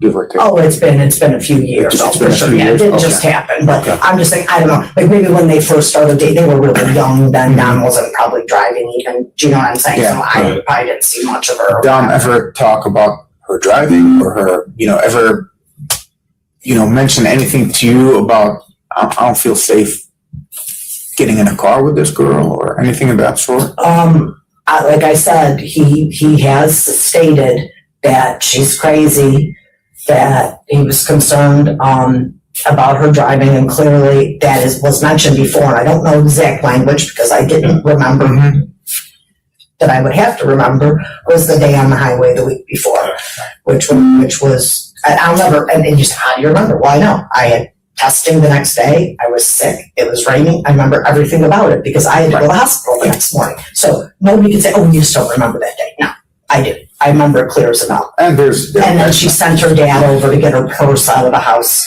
and blah, blah, blah, and which I just said, it's just stifled this is just stupid. Did they fight a lot? According to my son, Angelo, yes, they were fighting quite a bit. Would you mind us talking to Angelo? Would he be one of? I actually, if you didn't make it, he's sort of lately been having a tough time getting up in the morning. Just, I think he was really strong for me through all of this. But if you can make it a little bit later in the day, I could bring it up to you. We're still going through her phone. So the search warrant we got through her phone, there's 80 gigabytes of data. Her Between mom had 31,000 text messages or exchanges, which is, I mean, that's an astronomical number. That's why it's taking us forever to get to these interviews. Yeah, she's more of a texter than Dom is. Like I said, me and Dom rarely text. I might say I love you or whatever, but he would, he usually would call. You know, and that was more his style, you know, than. One thing that came up with when I talked to Blair was the goodbye messages and the phone call from Dom the wee hours of the morning of the crash. He said Dom FaceTimed with him or called, but Blair was asleep, so he missed the call. And he's pretty torn over this because he's like, I wish I was awake to know what he wanted, because that's that mystery that he'll never know. And so he said, according to him, that Dom sent like I love you type messages to family members. No, I think that, I don't know about that. The only thing I do know is he texted Dad, love you, Dad, or whatever. Is that unusual? No, I don't think that it was anything unusual for him. I don't know. Him and his dad have had a rocky relationship their whole life. Do you know what I mean? So who knows? Maybe the kid had a freaking premonition and felt guilty, because they did. Dom was young when I got divorced, and you know, his dad made some of the visitation difficult for them, and with him being young, it was harder on him than the other two. Have you been able to talk to his dad since the crash? I tried to. He called me last week. I don't know if he told you told that. me he was going to call you. He wanted to know the status, why we're still investigating, why this is not Well, yeah, and I don't trust him, and we've told him we don't trust him because he sat there and he's doing some voodoo. I called him hysterical. Right. The night that it happened, I was in tears. I just didn't want to forget what had happened. I was so upset. And they claim that, that Dom from Beyond has told them through this, like a Ouija board thing, that the accident wasn't Kenzie's fault. Well, how could it not be? When Husney tells me that the 360, which I don't understand, I'm not technological savvy, okay, that she's driving fine and then accelerates at one point to this point and doesn't stop. So you talked to Husney? Well, he called, after Davion's funeral, Husney introduced me to the parents of the wake, and then I had snuck. Well, I couldn't deal with anybody, so I went late to the church, but I felt I wanted to pay the kid respect. And I left before they did their procession, so I just to be there for the mass, and he had called complaining about talking shit, basically, about things that he was disappointed in. And not facetious about we want the mom or the parents to know. But, him and I had a few criticisms about the way that the funeral. I think this part is interesting. There's two parts I want to stop and just point out, and this is one of them. I think this is a really interesting part that he who shall not be named brought up to Christine.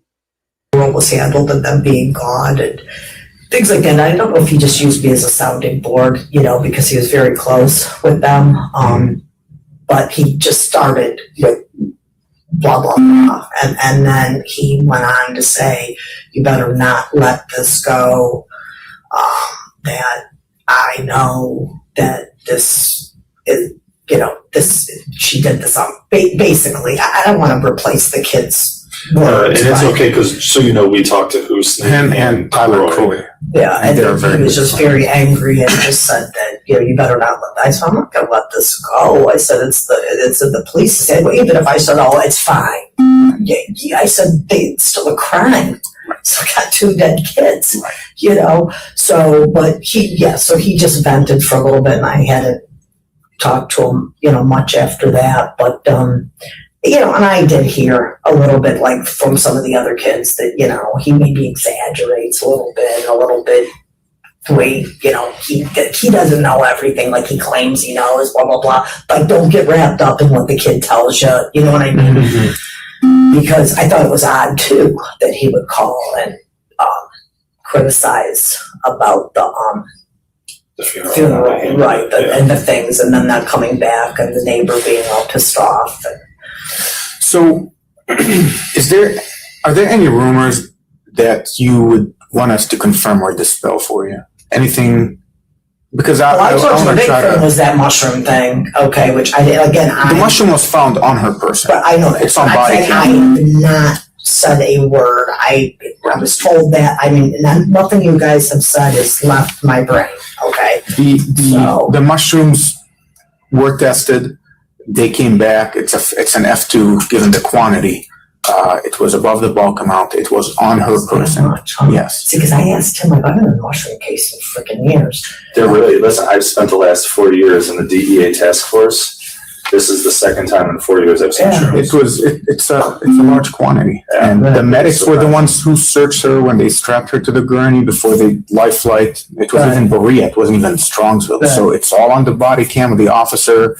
The medic reaches in, grabs it, gives it to the officer. So, I mean, there's no, you're not going to be able to pin it on down. But I'm telling you, that was the big thing. And I was like, well, that's not his character. Right. And why in the hell, if they're driving home sober at 6 in the morning or 5 in the morning or whatever time it was, would that be there? Like, I still don't know whose backpack's in the car. I don't know what happened to his necklace. Mm-hmm.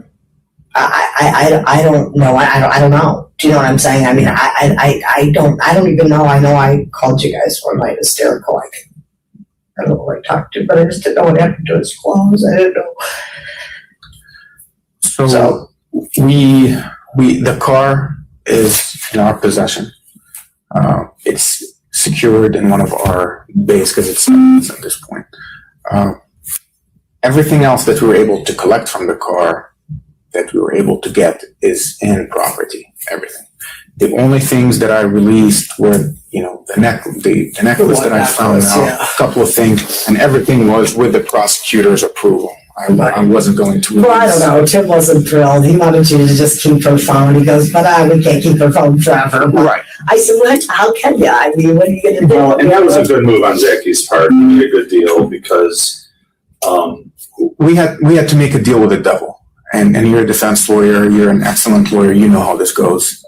At this point, we served a search warrant. That seizure of the phone becomes unreasonable. What am I holding on to the phone for? We gave her the phone back in exchange for the code. Had we not gotten that code, that phone possibly could have had to go to Israel, to the lab, to Cellbrite, to crack into it. Again, or the feds or something. It would have been very difficult. Apple doesn't make things easy for police to get into. Oh, That's I one. know. I have an old phone that I can't get into either. And number two. Okay, I just want to explain this part really quickly. I'm going to jump up here. Okay, hi everyone. This is one thing I just wanted to explain, this part. So when Detective Awesome says, well, actually, someone did help me with the pronunciation of his name. And we have him pronouncing it. He says, I'm Detective Jesus. I'm the one who's been investigating the crash. You're under arrest for aggravated murder ×2. He says that he had to make a deal with the devil. Okay. Hi, everyone. Welcome. If you're just joining us, we are on day 2, witness 3 of the Mackenzie Shirilla trial court documents. It was not public. It wasn't live. And one of the things, so Christine Russo's, Dom's mom, is on the stand right now. And so we're just listening to her police interview for 2 reasons. One, to give context. And I think it's more personal to hear her voice. It just makes them feel kind of the way that the text messages made Dom come to life. It's almost like it makes her real instead of just my voice. And then the other thing that Detective Jesus is explaining right now is we had to make a deal with the devil. Because Christine says, oh, well, I know she got her phone back. And he said, yeah, we had to make a deal with the devil. What he had to do was they needed Mackenzie's password. And they told Mackenzie, if you give us your password, we'll give you your phone because they'll just mirror it, download it all.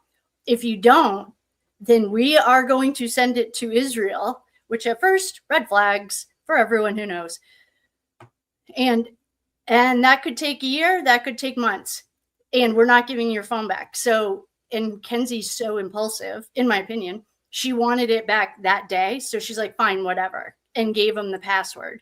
And then they could download it all that day. And that's the deal with the devil, was like, I don't know if it really would have had to go to Israel or not. Your guess is as good as mine. But he was saying, you're not going to get your phone back for like a year, or just give us your password. Then, so that's that. Another thing is, I'm looking at the comments, and one of these comments was about the state and social media. I do have a clip, thank you, Kendi, that it's a state law in Ohio that third persons, and Dom's law I think will eliminate this, but in the meantime, a third person can't run your Facebook for you or Insta or social media. Well, we know from our jailhouse calls that Mackenzie's having her mom run it, and the two girls that got who graduated from the program since have said that Mackenzie takes pictures of her, like selfies. Her mom edits them with Insta or whatever editing tool and then sends it back to her. Those are the things in Ohio that's not allowed. I will look for the clip, like the Ohio law that we just found the other day. But I wanted to explain that. And then there's one more that Christine has, like a friend who I feel like everyone has the friend. She's like the FBI. You ask her something and all of a sudden you have like whatever the answer is, plus like 16 backgrounds on everyone you ever talked to. And she has a friend who does this, and she talks about her friend who like found out where Kenzie works. And when we get to that part, I'll pause it again, because I found some text messages of Kenzie, of course, quitting, just acting like a brat. So hopefully that clears it up. Now, of course, I can't see you good, or I can't see how to get rid of myself.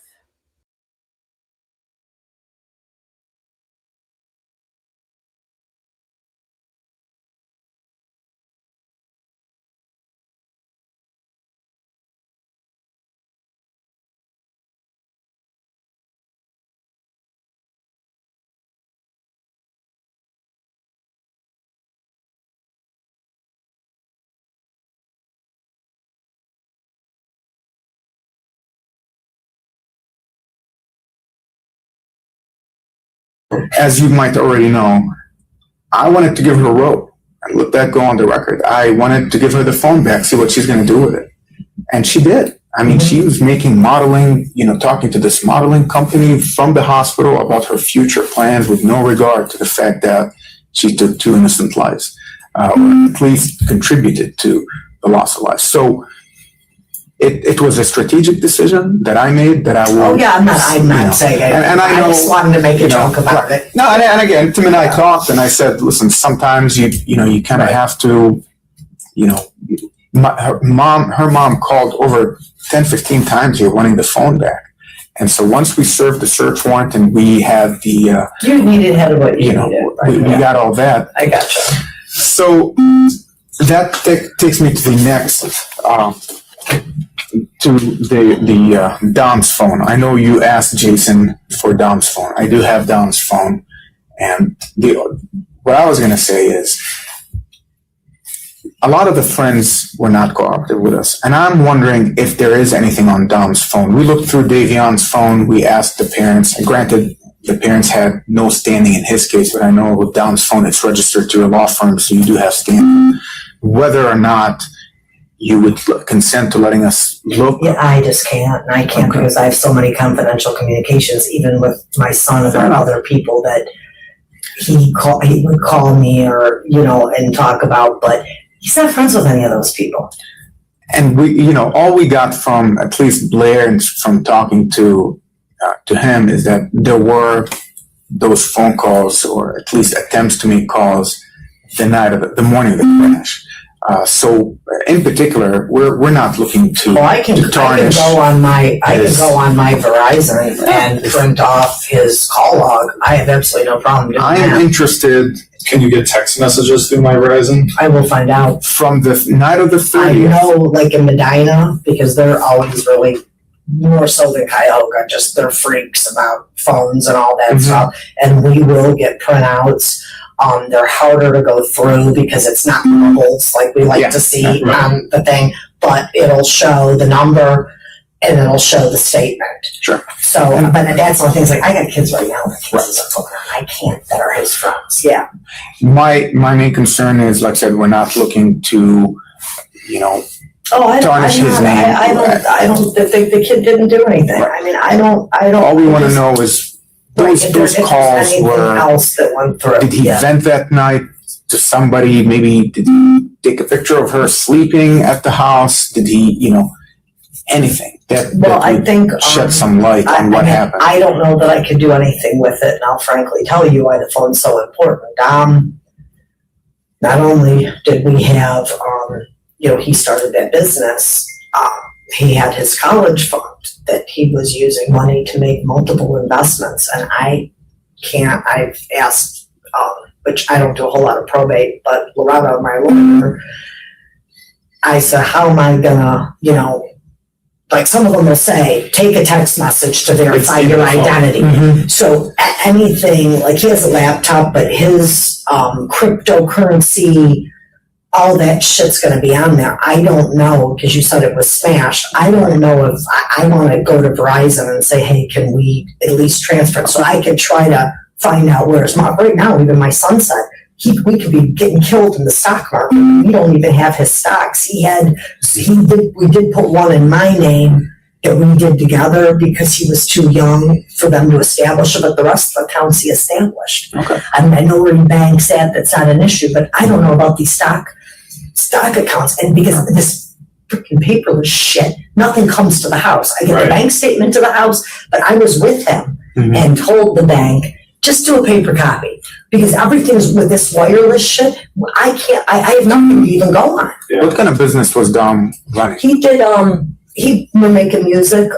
He set up a studio, and then people would come and pay him, and he would help them in the house next door. Sound. That's where he conducted, and he made his own songs, and that was how he was making his money. Plus, like I said, I didn't hand over all his money, just so you know. I mean, he would say, give me 10 grand, I'm going to put it in this stock, or, so I would order the checks out of it. It was a uniform gift to minors up to 21.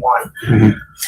So, but I don't know, like I said, even the one that me and him had together, I think is going, I don't get statements on that either. So even Angela says I could be trading the stock or buying and selling, we can't do nothing. Okay. And that only mine, it's in my name, he could have with my permission. I can't do nothing with Dom's. I just gotta turn it over to Loretta to see if we can get I will contact him once we're done here, let him know, because like I said, since the Mackenzie's phone, I run everything by him. Hey, you good with us releasing? That's fine. I mean, I don't know. We haven't looked into it though. I don't know if it's even possible. I don't know. If that's the case, then the only thing I can hope is Verizon tells me you can pull it from the cloud.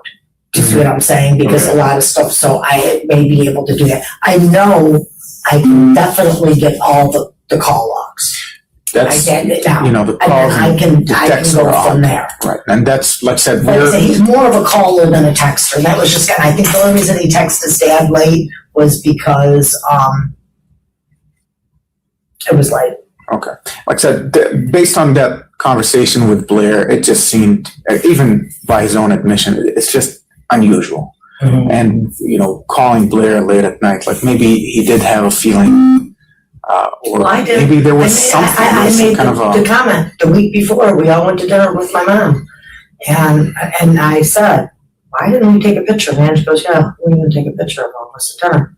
I said, yeah, that picture will never happen again. Not thinking my son, but you know what I'm saying? That definitely was what the Lord was putting in my brain. I was thinking my mom or my stepdad would have passed. Do you know what I mean? They just turned 80. You know what I'm saying? Not the opposite. So I don't know that, but I was clueless, obviously. If this goes to trial, as you might expect, through discovery, that her defense lawyer, Jim McDowell? No. That's what she hired? Yeah, well, McDowell or McDowell? Now, so it's kind of just changed a couple times, but I think it's... She had Brad Koff from Columbus, who referred her to Stephen McGowan, and all of a sudden, Jim. Steve McGowan, I love Steve McGowan. He's been around forever. He doesn't. Yeah.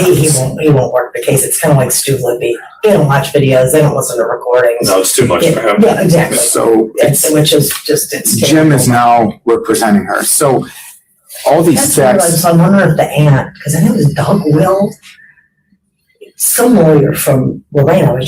I was told that, and so he just couldn't do it. Maybe he's not. I do not know, but there were some text exchanges between you and Mackenzie where she talks about Dom's mental health, and I know this is something that potentially could come up. So I just have to ask. Mm-hmm. Dom suffered from depression. Mm-hmm. No, any mental issues that they. No, and in fact, when they were. My ex family was going to try to kill Christopher at the house. Mm-hmm. And they intervened, got charged, which he shouldn't have because he was a victim. They came with guns and everything strapped to kill Christopher. We had to take a mental health exam for the court, and that was turned into Brea Court. I do have a copy of it. He had to take a mental health and drug exam. And, I don't remember what the mental health part of it, but I remember the drugs and reading because the drug and alcohol that he had tried it. He had reported that he had tried alcohol a couple times at some parties. So mind you, this was done a year ago. Okay, Right. Just it wasn't done yesterday. Okay, Right. And then and the only other issue was he had the medical marijuana card, and they did not find that was a drug issue because he was using He it. did have a medical marijuana card. Did he? What did he get that for? Well, he had an injury in basketball for his ankle. And again, I wasn't with the doctor that prescribed it, but he experienced a lot of pain. We were seeing an ankle specialist over at Southwest. Then he wanted him to go for MRIs. The showed said he's too young or something stupid. I don't know. But he had an ankle. He always wore an ankle brace quite a bit. And I have a lot of tendon issues. I had a lot of braces that I was giving him. So he experienced from basketball a lot of pain at the ankle and stuff that helped with. In December 2020, December 28th, Mackenzie texted you saying Dom is saying he wants to hurt himself. And she goes on to say, come over and help. And then you reply by saying he's all right, and in a brat mode, hit his head on the wall. What did I say? You said In he's all right, and in brat mode, hit his head on the wall. I don't know if you remember. Basically, he was just angry. He was just hit his head, but there was a couple times. Oh no, he was angry because he hit his head. I remember that. Yeah, So he hit his head, so he got mad. So no indication that he wanted to hurt himself. No. Okay. No, I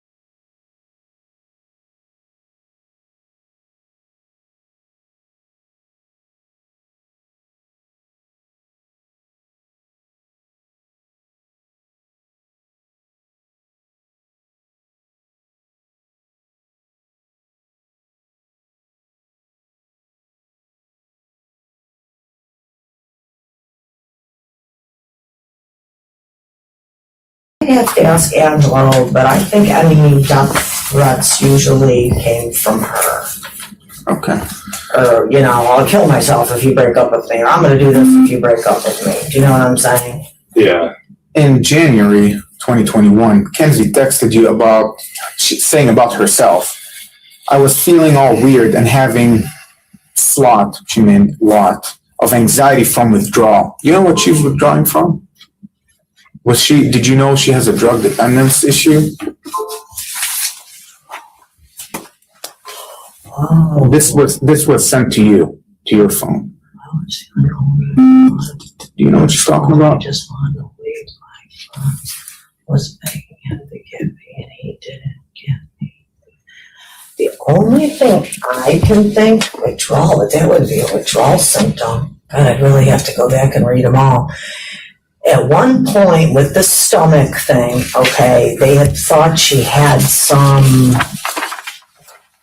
I don't know the name of the disease, something that had to do with marijuana, but marijuana doesn't cause withdrawal symptoms. But she was supposedly couldn't smoke marijuana because they were thinking that that was part of this issue. It's some condition that you develop from smoking marijuana. Don't ask me. I don't know, Okay. unless it's stated in there. Did you know her to smoke marijuana? I never seen her do it, but now that she admitted to me at the cemetery that she hasn't smoked since she got out of the hospital. And I had known about the condition, she wasn't smoking, but I'm sure she was back smoking again because she just brought it up to me. Yeah.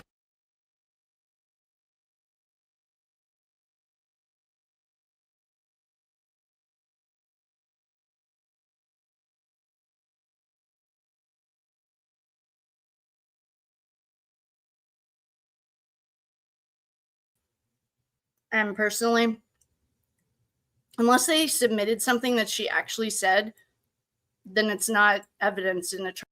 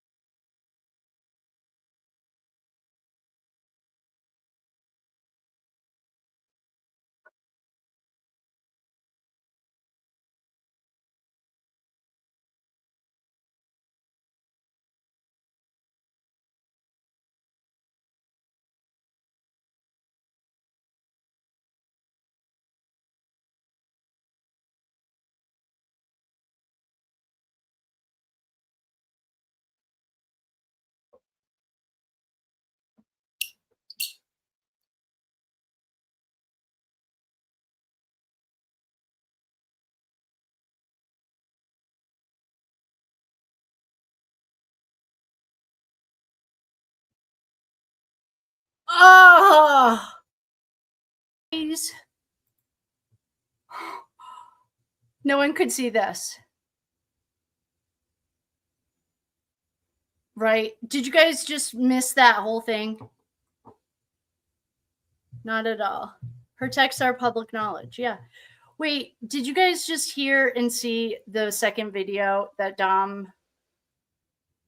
Yes. Keep going, honeybee. You could hear it? Okay. Okay. No, please don't be sorry. I was just worried that I just watched it again and you guys couldn't hear it. No. Don't be sorry. Okay. Yes, honeybee, I'm listening. You captured my attention.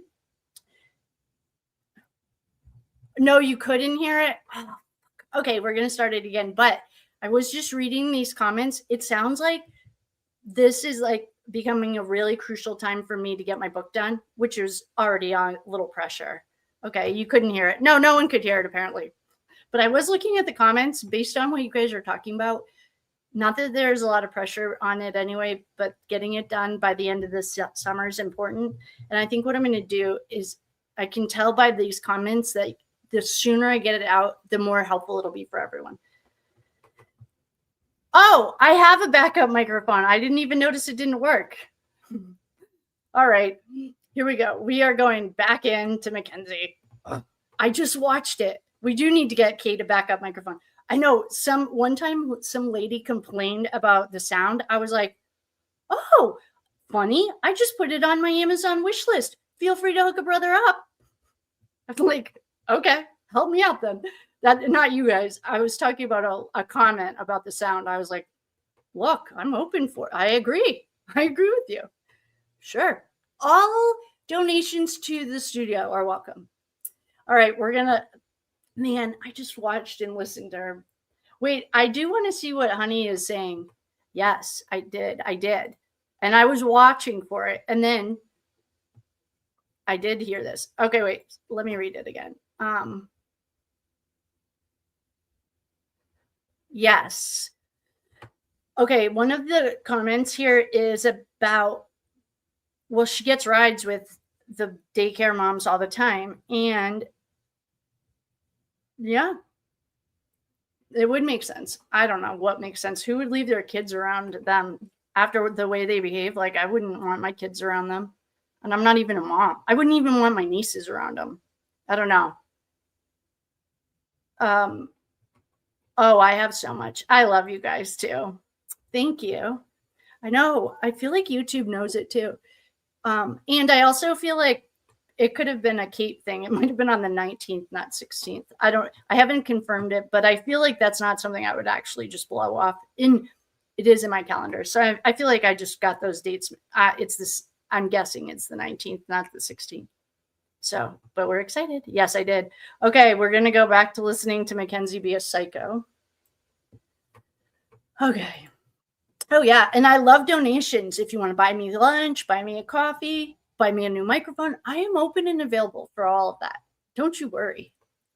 I love you guys too. Thanks for coming. Yes. Unfortunately, you guys just missed it and I got to watch the whole thing. So maybe I'll do my dishes. Okay, here we go. Now, I need to make myself disappear. Oh, I made myself, instead of having to refresh myself, I can make it extra large and then hit escape and then it comes in. All right, now I think we are ready. This is the second one. On the 21st, I know that the prosecution said there might have been some pimping days then. Pimp. She wasn't a pimp. She was getting pimped by her friend Rosie, allegedly. That's what the prosecutor said. Okay, going back in. You guys, one last thing. Maybe what we should do, if you guys can't hear me, will you just put like red flags or like fire or something that, like, just red flags, no words, just red flags on the comments. So when I look down, I'll see it right away. If anyone understands or listening, let me know if that's okay. If you can't hear me, please just put red flags in. So when I look down, I'll catch it right away. All right, we're going back. Thank you for coming and flying Conair. We have no idea where the wind's going to take us, and we usually stop at about 5 cities on the way to your destination. Please grab 1 water bottle. That's all we feed you. And I don't know. If anyone's actually been on Conair, please jump in. And if you're new to the chat or new right now, jump in and let us know where you're from. If you leave it in the... Wait, you can still hear me, right? Now, though. That's okay. If you can't find your emos, Bobby Smalls is on it. Okay. Yeah, that's perfect, Bobby. If anyone can't hear me, then please just make red flags so I can look down and see it. I have no idea what I was going to talk about, so I will switch this up.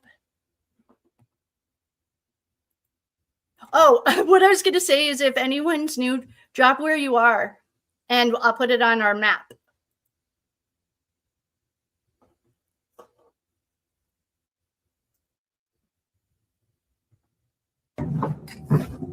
Dom, if you do not open, you think I'm joking. You think.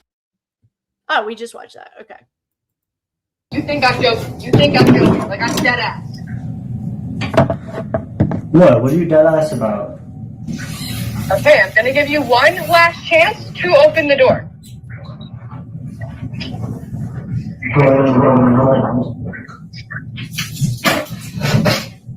Kenzie, I can't open the door. I can't sit here and fight. We gotta go to dinner. If I can see my grandparents, I can't. You're not going to dinner if you don't open the door. I'm gonna let you know that right now. And then what? What would happen? What are you trying to say? I just told you what happened. You're not coming to dinner. You're not going to dinner. What do you mean? What do you mean? You know it. That's exactly what I mean. It doesn't. You don't even know exactly what I mean. You're gonna come open this door right now, or there's gonna be a serious fucking problem. I can't. No, like you can't keep that. You can't keep making all these threats. Like I can't And you open the can't door. keep kicking me out of a place that you say is my home. Kenzie, I didn't kick you out. You took all your shit and dipped. And said we were done. Like, I did not say we are done. Dom? Okay, ready? I'm gonna count to 10. The door's gonna open, okay? You're gonna open the door and stop hiding behind the door like a little fucking bitch. Ready? 1, 2, 3, Kenzie, I can't open the door. 4. Okay, I'm gonna break something, man. Why would you break something? Why? What are you trying to break? Okay, open the door. What are you trying to break? Open the door. No, I'm not opening the door. Dom, I'm gonna give you, if this phone call hits 5 minutes, we're breaking up. Kenzie, I can't do this shit right now. You can't sit here and fight like. Okay, well, you're not going to dinner. Okay, well, step away from the door. Maybe I can come outside and talk for a second. No, we're not fighting outside. You're gonna open the door right now. Why are we You have fighting 1 outside? minute now, actually. Look, right now my mom's trying to call me. Like, I got. No, if you hang up on me, we're done. I'm leaving. Kenzie, there's nothing I could do. Like, I can't. I'm not. There is. Stop being a little bitch. I can't let you in my house with how you're acting. Like, it's as simple as that. Like, there's no way. There's no way I should. Like, I'm just gonna break the handle off. huh? I'm just gonna break the handle off. It's already moving. Fucking break the lock. Like, you're really gonna break into my house? Yes, I will. I will break into my house. You're right. I will break into it. It's not your house. It's my house. It is. Dom, now open the door. Now open the door. You have 30 seconds left on the phone call to open the door. We're done. Mackenzie, I really don't think I can. If you can't open the door, then you can't be in a relationship with me. Kenzie, you're threatening to break shit out. You're like, oh, I'm gonna break the glass and shit. Like, you're threatening crazy shit like that. You have 10 seconds to open this door, or we are broken up. Kenzie, I really don't think I can. Like, why can't we just do this shit? Like, why can't we We're just do not this doing it later? later because I'm coming to dinner. You have 5 seconds to open the But door. you want to come to dinner with us? You want to come to dinner with us? Is that what you're saying? Open the door right now. You can come to dinner with us if you want. Open the door. Kenzie, if you want, you can come to dinner with us. Tom, if you don't open the door, I'm keying your car. Why the fuck would you keep my... Why? Are you... Okay, you have 30 seconds, or I'm gonna do it. Kenzie, do not key my car.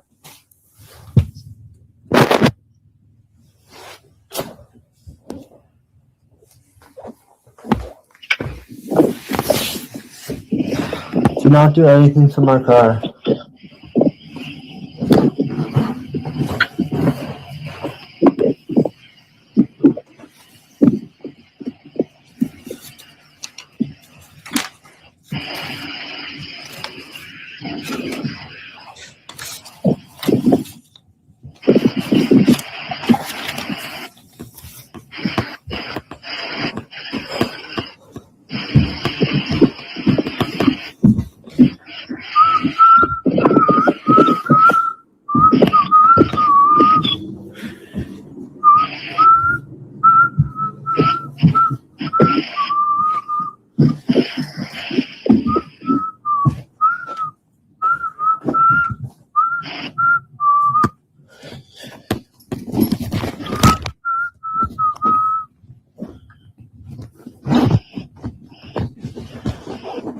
I need to call my mom back, babe.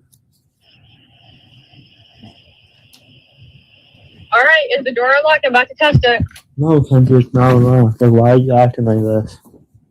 Dom, I'm gonna give you one last second, or I'm gonna have to key your car. Why would that ever be like an option? We're broken up if you don't let me in the house. I'm breaking up. I will break up with you. I'm going to break up with you if you do not open this fucking door. You literally took all your shit and left. I thought like you didn't want to be here. Okay, I'm gonna break into your house then. Dude, what the actual fuck? Well, I just broke your fucking key thing, so That sucks. What key thing? I don't know. You're gonna have to open the door to see it, because that's where it's fucked up from the outside. You fucking dick. Okay. Now open the door. No. No. You're not, you're saying you're breaking shit and stuff. You're not coming in my house. I will break shit. I will break shit. Do I have to, call the police? Why? Why would you call the police? Do I have to call the police? Are you not gonna let me into my house? This is not your house. I'm calling my mom. No, you're not. No, yes, you're I not. am. I'm calling you. You're not doing this. Then we're gonna break up. This is my house. You Then don't. we are done. If you do not let me in the house that I sleep in every night, we are done. Kenzie, I can't. If this phone call hits 10 minutes and I'm not in the house, then we're done. No, Kenzie. No, Kenzie. I'm calling my mom. Goodbye. No, you're not.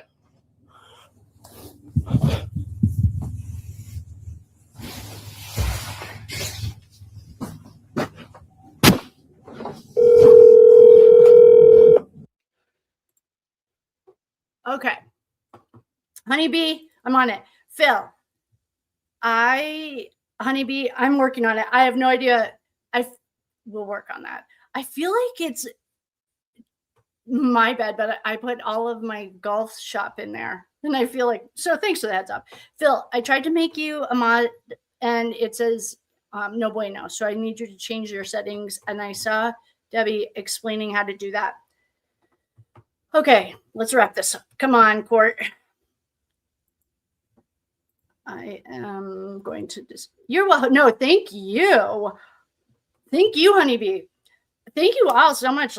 Of course, I love readings. Readings are I go through phases. Sometimes I love past life regression. Sometimes I love connection. That's the main thing. So I'm excited.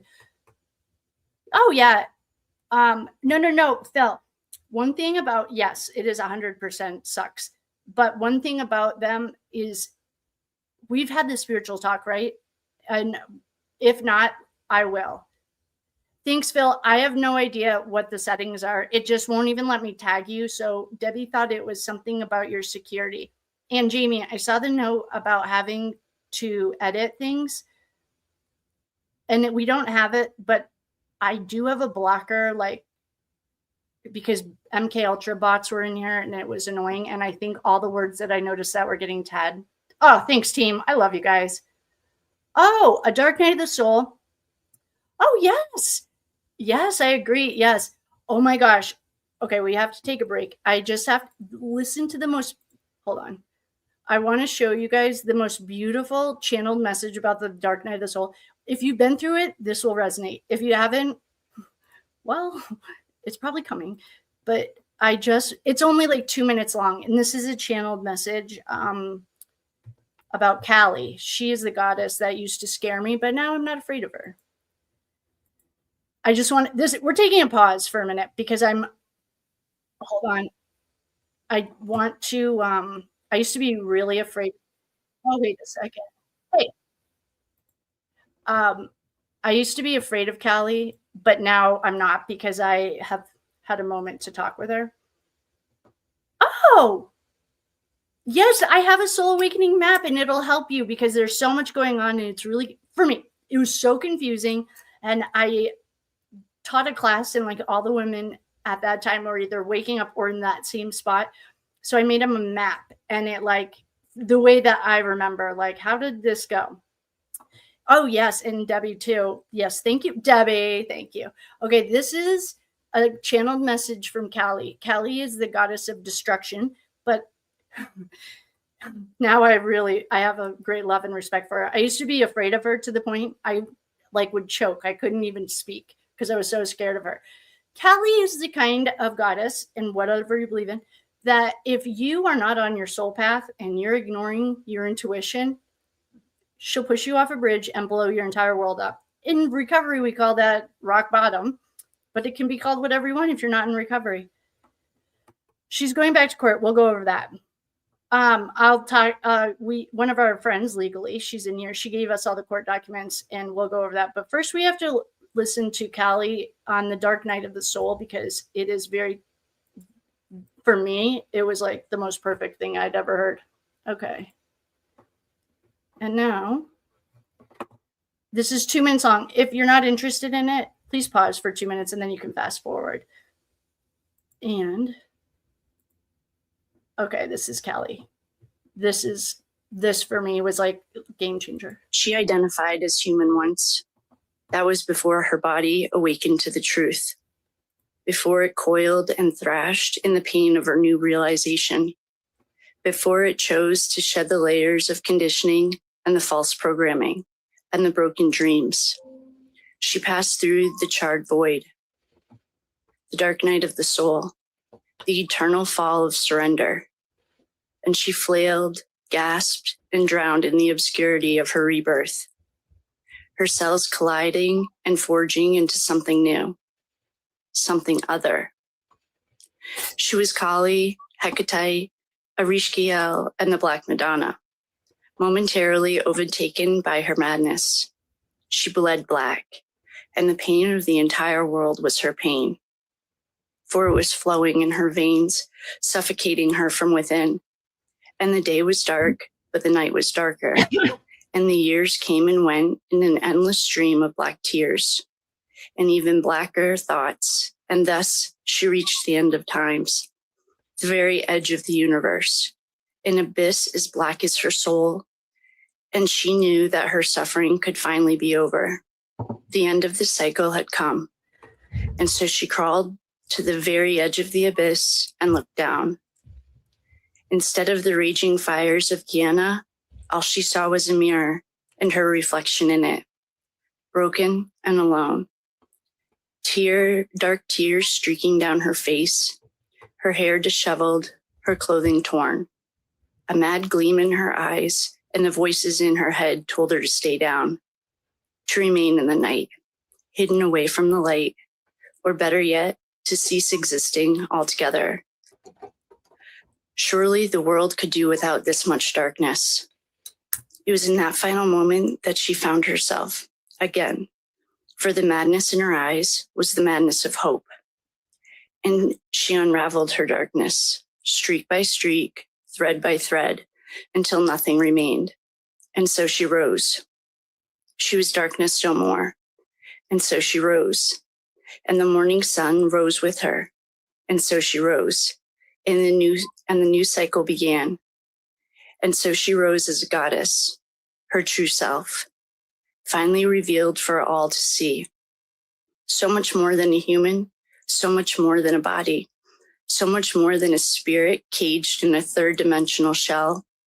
And so she rose, and she stood tall, equal in power to the sun, emanating light from the center of her being. She was power. She was a new beginning, the most favorite daughter of Source, and the universe gathered itself at the feet of the goddess, guarding her like a loyal wolf. And its power was at the goddess's fingertips, ready to do her bidding. It is not by doing, but by being, that the goddess chose to reforge the world. It is not by doing, but by being, that she chose to lead. It is not by doing, but by being, that she finally stepped onto her path. And when the goddess realized her power, the universe bent its knees. For she rose despite all odds, by being, not doing. And the universe knew no other who thus could shift the fates. Okay. So that was a little detour because I wanted to share that. I don't think I've ever really, it might be on our members only. If you're in the members only, I share all kinds of stuff like that. Meditations, healing stuff. So if that resonated with you, and if you're like, what the fuck, what is that? Then don't worry about it. But if it resonated, I absolutely loved it. It was very touching. When I came through, I was like, it was really touching for me. But I was in a spot where it was like my third dark night of the soul. Just kept making sure that rock bottom was really where I wanted to be. Then I got sick of being in pain, and I just now I'm fully embracing it. So thanks for the detour, everyone. That was nice. I really enjoyed it. I think I'll listen to that again. We just took a detour, a little spiritual detour. We are in day 2, witness 3, Mrs. Christine Russo, the mom, not the sister, is on the stand of the Mackenzie Shirilla case. Mackenzie Shirilla is a 17-year-old who's convicted in prison for unaliving her boyfriend and their friend. There is an entire spiritual story behind it, and I've covered it here, but it sounds like we'll do it again because there's more to this than meets the eye. Actually, there's a lot more to it. And we've read most of the the last 6 months of text messages between Mackenzie and Dominic. We've read the police reports written by the feds. We've read the bind-over agreement, the bind-over hearing to get her from the juveniles into the adult system. We are now on day 2 of the court case. We are learning everything Mackenzie Shirilla. So I don't know why, because I think what it's going to do is open the door to this book I'm writing. But anyway, the point is, and it sounds like everyone's ready for it, which is even more exciting. So we are on day 2, witness 3 of the state's case against Mackenzie Shirilla.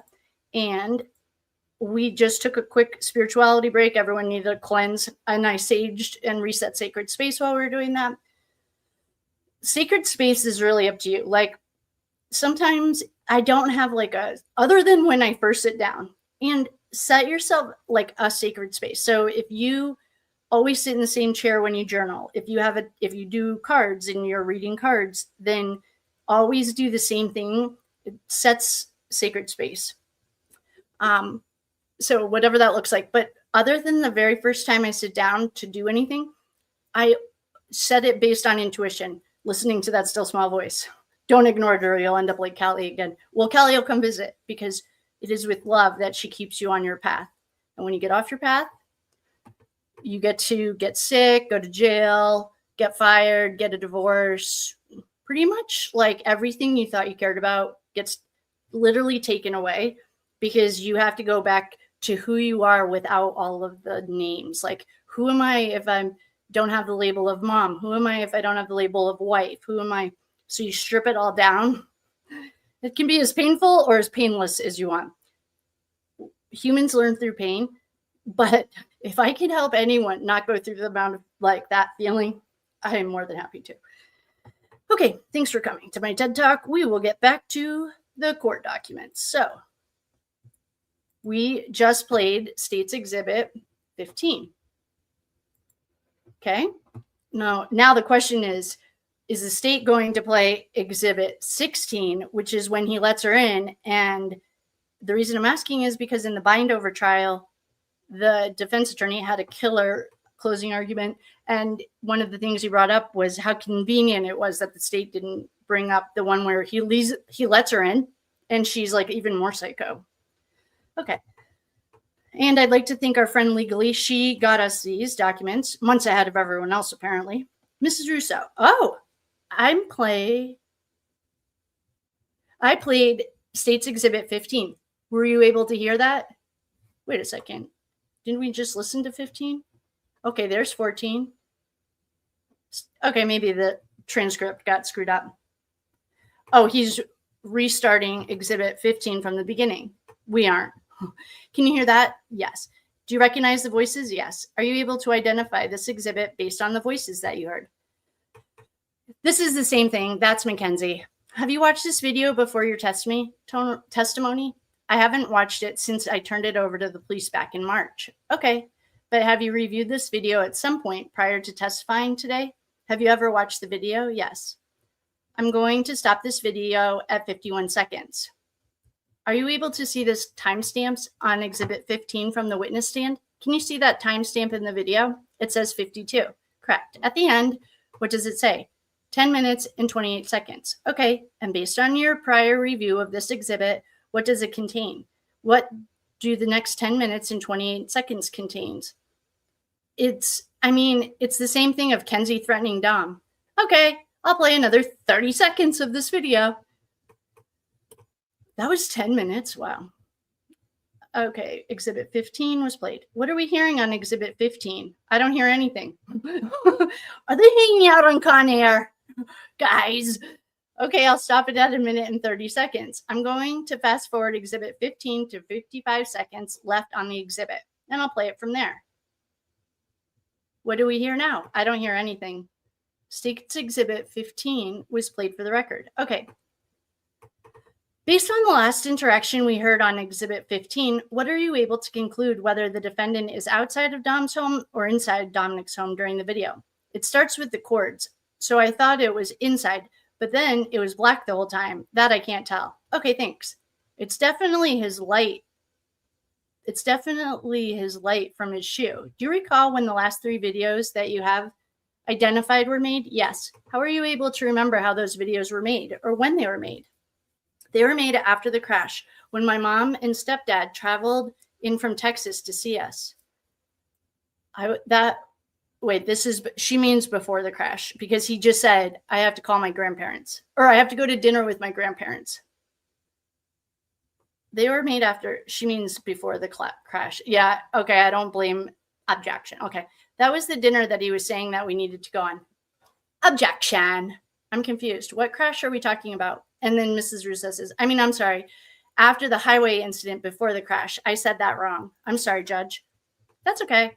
Let's start over with our discussion about when the videos were made and how you recall it. Do you recall when these 3 videos were made? Yes, in July of 22. But after we rescued him from the highway on I-70. After that, I believe. How do you know the videos were made after that I-71 incident?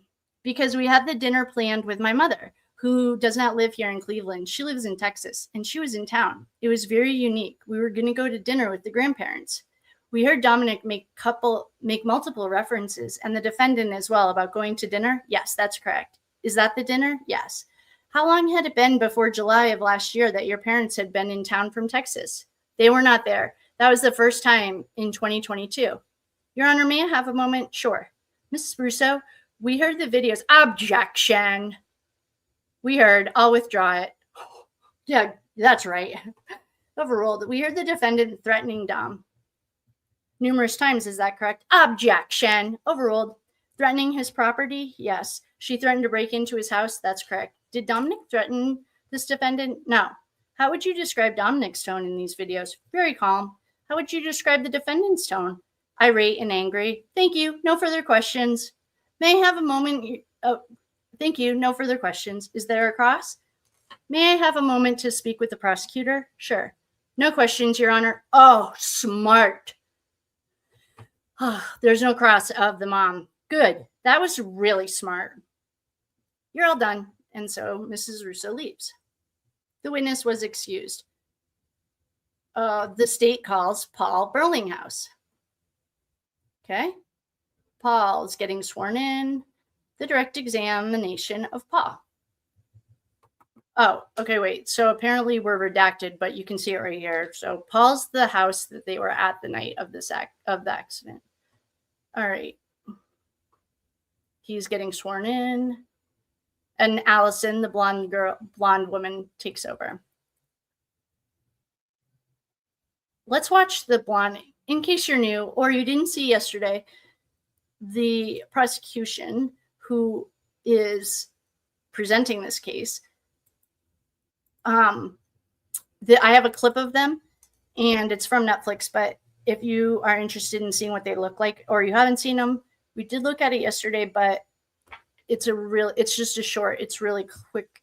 And that way we can just watch this really quickly in case you want to know what this is. Allison and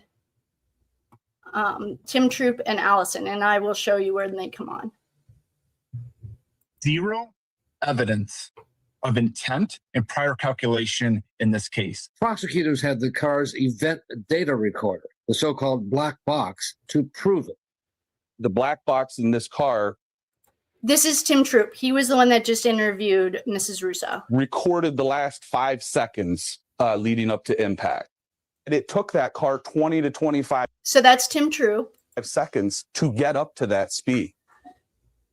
She had 100%. And this is Allison. She's about to interview Paul, whose house they were at. Acceleration and 100% force applied to the pedal. And she not one time had ever applied the brake. Gotta figure like a pin-up, gotta figure like a doll. Don't care if you think I'm dumb, I don't care at all. Candy best, sweetie pie, wanna be adored. I'm the girl you die for. Let me tell you, that rotten son of a bitch father of hers never said a freaking word to me. I bumped into them at the cemetery. Of course, my place have to bump into him. And that bastard never even said, hello, how are you? She had time to formulate the decision. She had time to stop herself if she wanted to, and she did not. You know, or I've personally been told that she did voodoo on him. She has told people that she's put a spell on him so that he couldn't break up with her. And she would tell people that grabbed a piece of his hair and that she had a doll in her room for dog and that she had literally put a spell on him is what she would tell everyone. It's like she truly believed in that kind of stuff. Have an anger issue. I just have an issue when my boyfriend pisses me the fuck off and I gotta do something about it. There is. Okay. So that's Allison and Tim Troop. Okay, good afternoon. Good afternoon. Can I ask? Okay. All right, he's redacted. Redacted.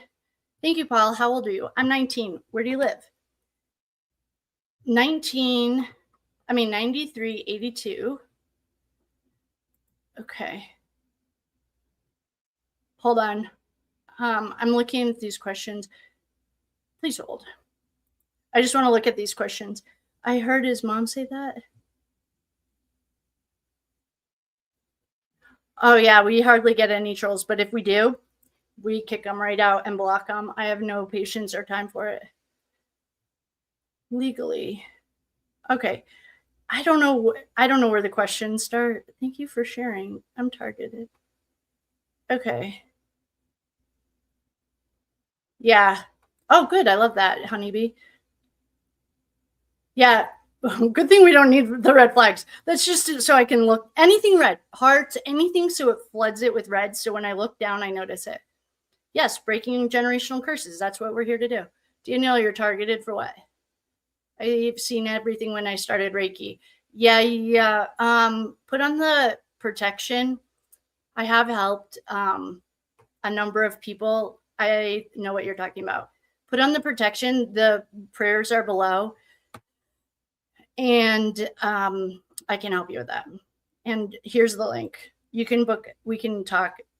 If there says it's nothing available, once we get off this, I'll fix it. Okay. I love you all. Oh, you guys, we are the best group on YouTube. I absolutely love you guys. I know.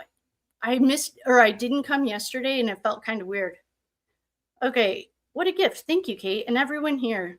Oh, yeah, we're on the same page. I pray for the right people. Actually, I pray for that. The right people to find me and to see me.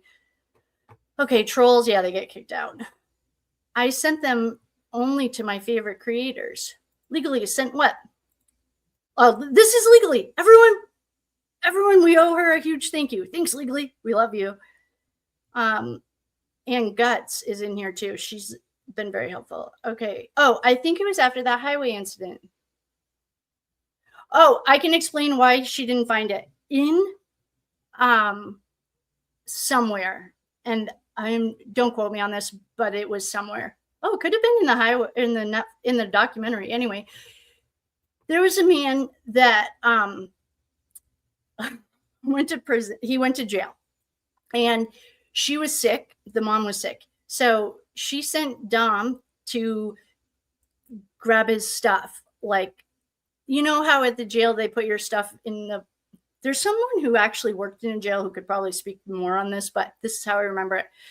Your personal belongings, they put them like in a box and someone can come get them for you. And this man went to jail, and so she couldn't go, so they released it to Dom.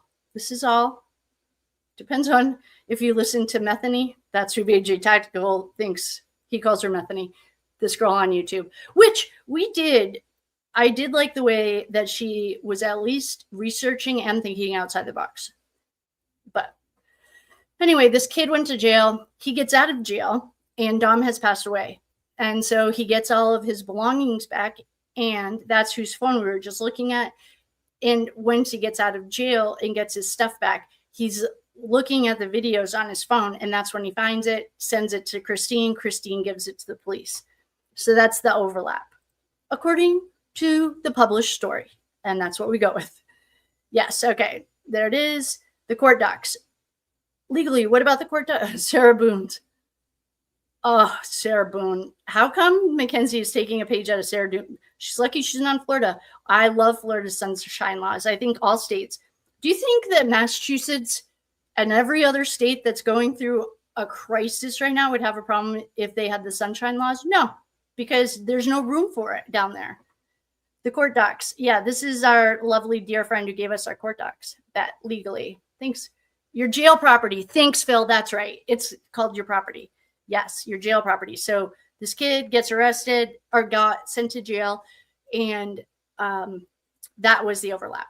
I will absolutely pray for your little kitty legal. Me too. Oh, can we pray for my kitty? Oops. Yes. What's going on with the kitty? Can we pray for my kitty? I have no money and I'm on a fixed income. He has a UTI and I'm trying to get a... Oh. Yes. I feel like there's got to be a way. Hold on. I'm looking it up too.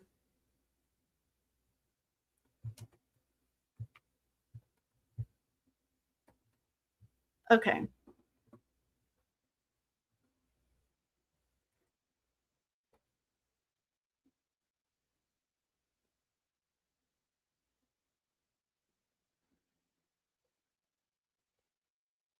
Is it a male cat? Hold on. I Googled it.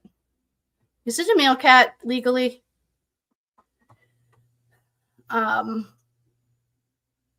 Yes, I think all states should have it. You think Canton, the corruption that Karen Reed is dealing with would happen? Absolutely not. Hi, Rhonda Dell. Absolutely not. I think that we used to all make fun of, Florida law is like, oh, Florida. Then after Karen Reed, I'm like, I feel like Florida is not going to have the same identity crisis that the rest of our states are about to have. And I also feel like Canton, Massachusetts is really taking one for the team, because if you peeled any of our states back, except Florida, I bet they all have the same kind of thing. Florida or Canton just happens to be in the headlines. Theirs is a little different too. But anyway, the pub has the right to know who's living among us. What? He has a UTI. All the vets around here. Okay, but is it a male cat? Good afternoon, cowboy. Cowboy! Wait, I think this is our Jill. I think this is our... Wait, aren't you the cow? Hi, cowboy, welcome. Aren't you the jail guard? We just talked about jail. And I was like, someone in here must know it. He is. And, okay, this is saying that it's a critical warning and it can be life-threatening. And I don't mean to scare you or be dramatic, but it's saying if your male is cat in straining or crying or unable to, it can be a life-threatening emergency. It can cause kidney failure. That's probably not what you wanted to hear, but that was the first thing that I saw. So, and I'm sorry. Oh, you probably couldn't even see it. Or maybe you could. I don't know if you could, but I was just showing it to you. Here, it's a critical warning for male cats. It can be life-threatening. So I'm just as a friendly heads up. Hey, so everyone, hi, legal. Yeah.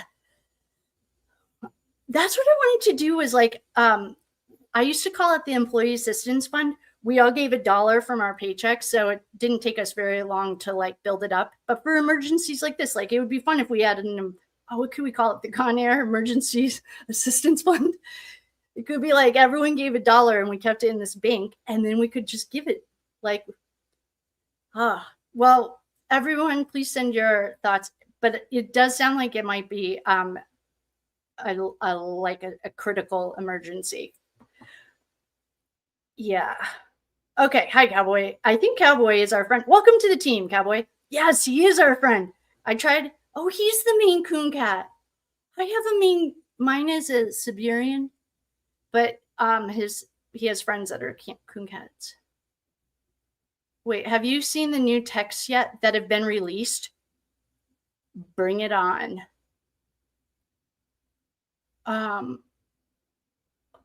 Wait a minute. No. Wait a minute. Okay, everyone, we have to get back to court or we're going to be here all day. Welcome to the party, cowboy. I recognize your name right away from the woman who I learned theta healing from. She wanted a guy from Montana, and all she prayed for was a guy from Montana. Guess what she ended up meeting when she was ready? A guy literally named Guy from Montana.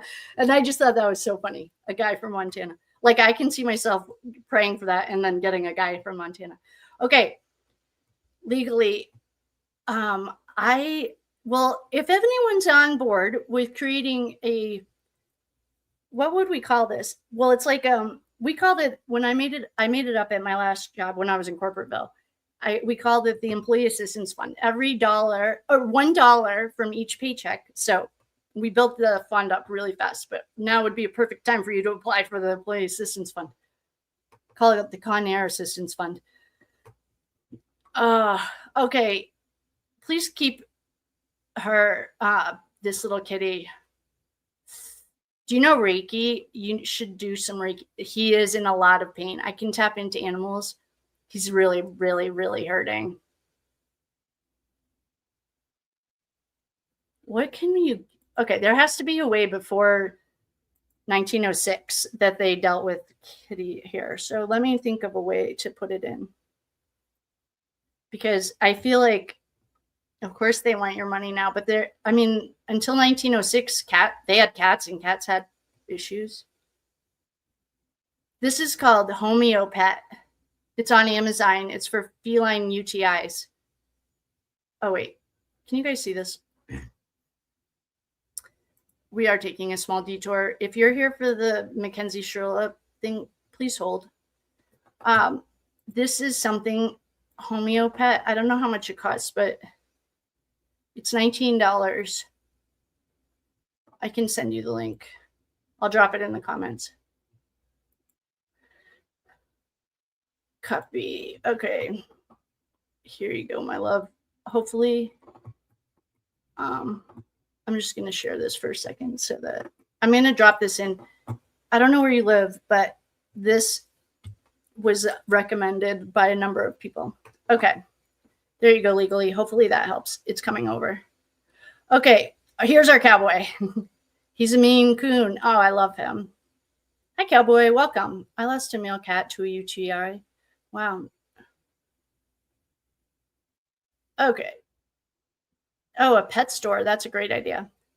For kitty. Okay, that Amazon link is for it's $19.99 for this urinary tract supplement for cats. It's for male cats too. The link I just sent. I don't know where you live, but you can get it overnight here. And I live in the boondocks. Like, our friends in here were making fun of me because I didn't just have Amazon or something deliver. I'm like, we don't even have pizza that gets delivered where I am.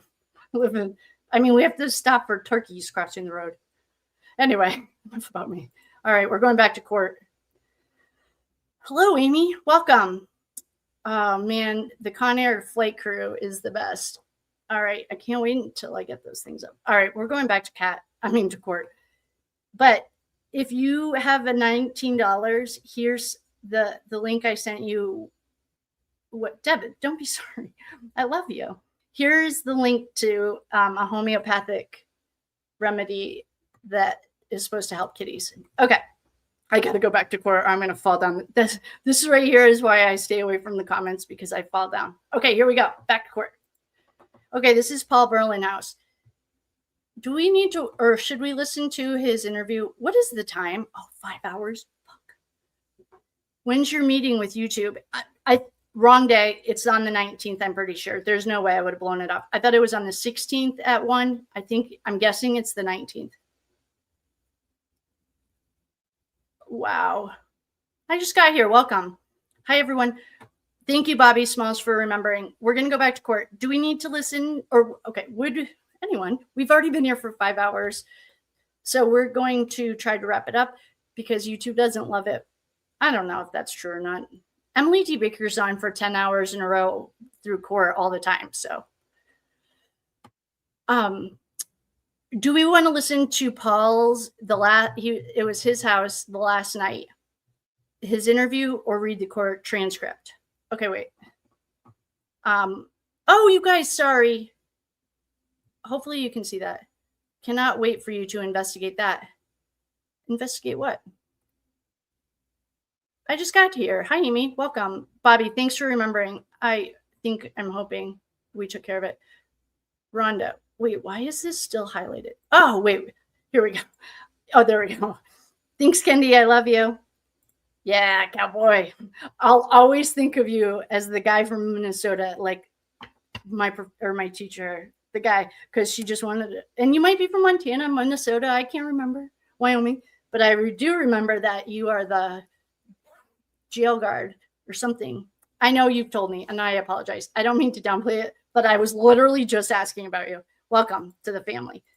Thanks, City Legends. Oh, I haven't seen you in a while. Hi, homie. All right, back to the party.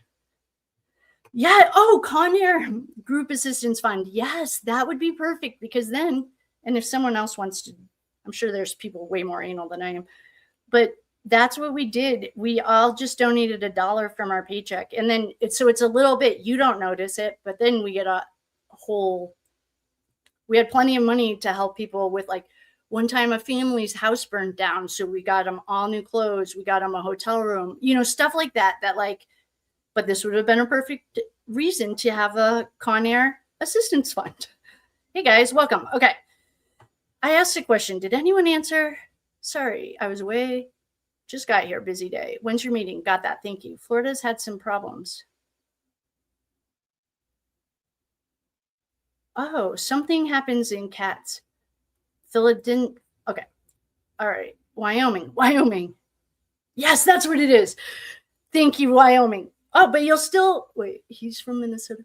Our friend Cowboy is retired state correction sergeant. Oh, he's gonna.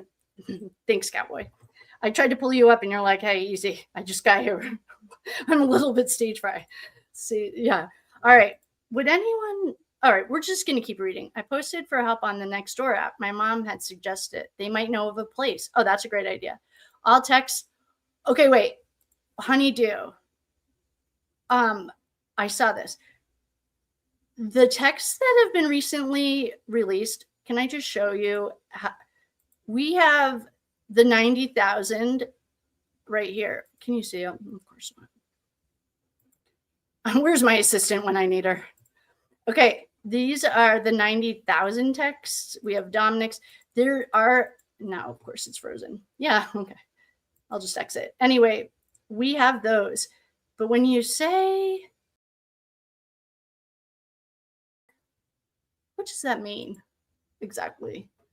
More, I'm confused, but I'm just going to go back to court because we got to wrap this day up. All right, here we go. We're going back to court, team. And then then we can hang out and chit chat. But right now we're going to go back to court, and I am not going to look over there. And I put the thing up there so you guys can all read it, right? All right, I'm going to hide myself so that I cannot see you. Not because I don't love you, but because I'd really like to not be here all day so that YouTube loves us. All right, back to this. This is Paul. If anyone, I actually have a map of where Paul lives in.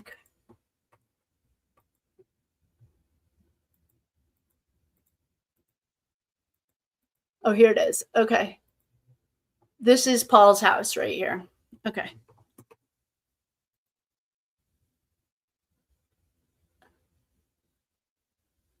Oh, Paula.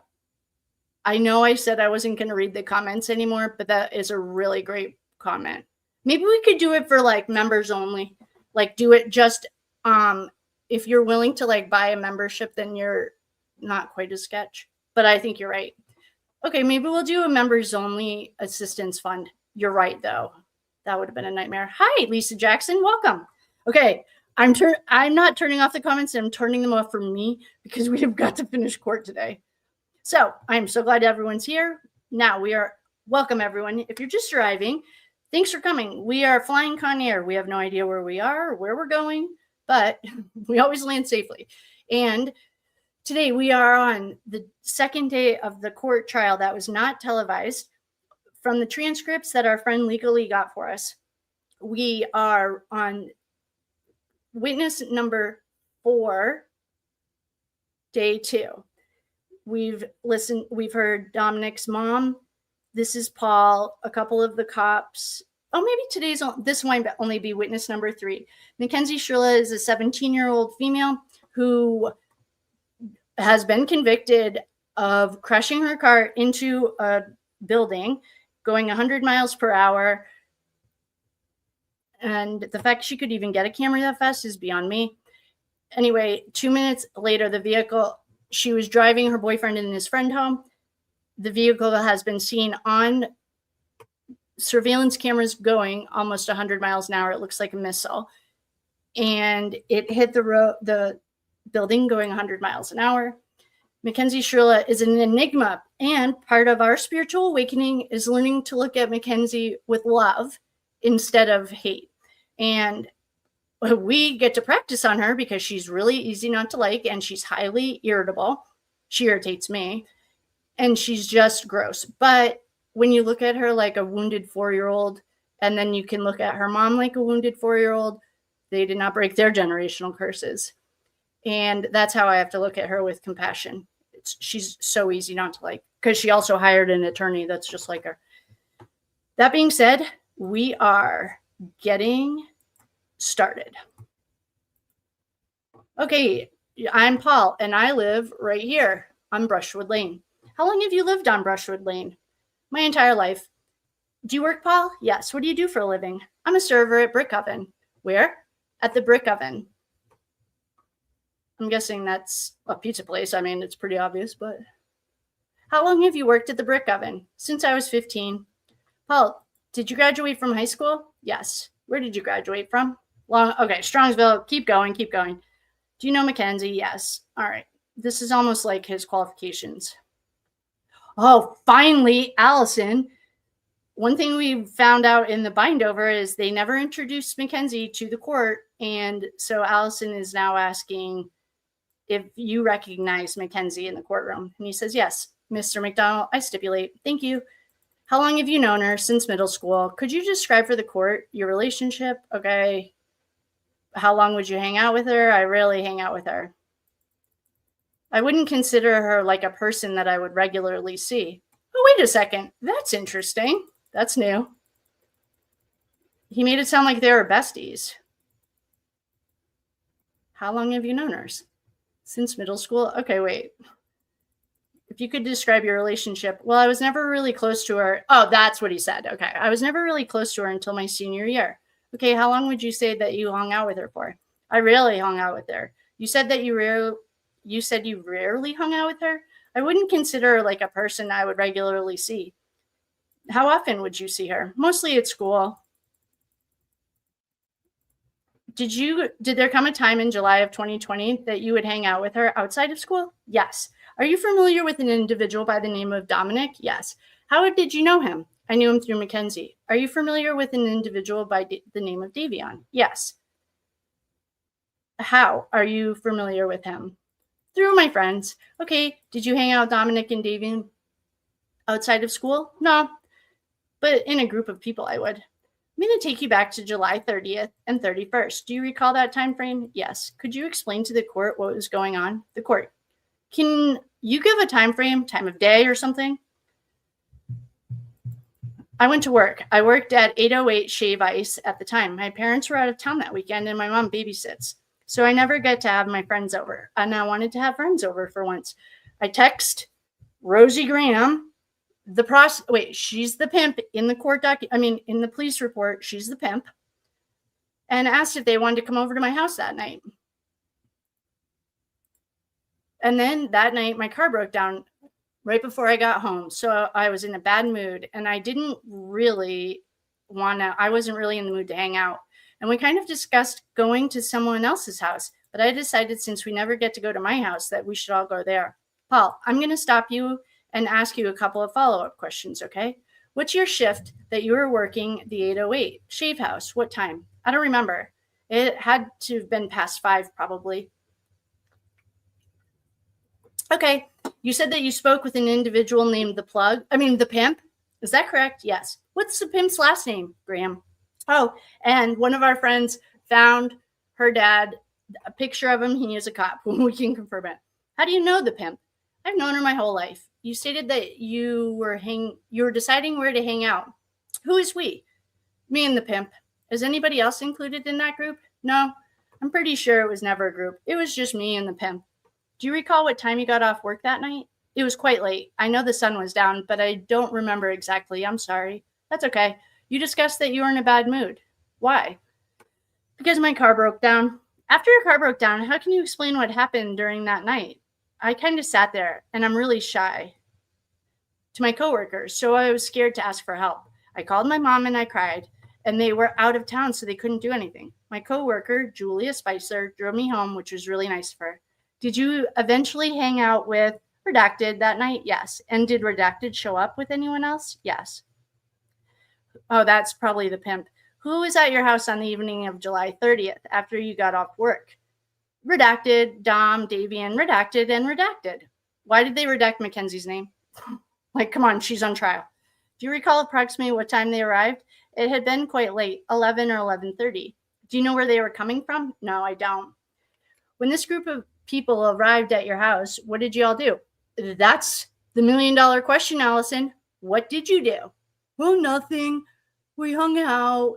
I don't believe you. We watched music videos. Oh, really? I thought you were watching South Park. I know we went outside and smoked some, you know what, but I didn't want to because I was already in a bad mood. Okay, if you could describe for the court what the overall tone of the... Oh, totally fine. Yeah, it was so chill. Everyone was in a great mood. Then how come Rosie is going to snitch? What is Rosie snitching on? I have questions, Paul. It was chill. I couldn't imagine what could have happened. I mean, from what I've seen, it felt like a normal sleepover. Okay, normal sleepover? Those words don't even go together.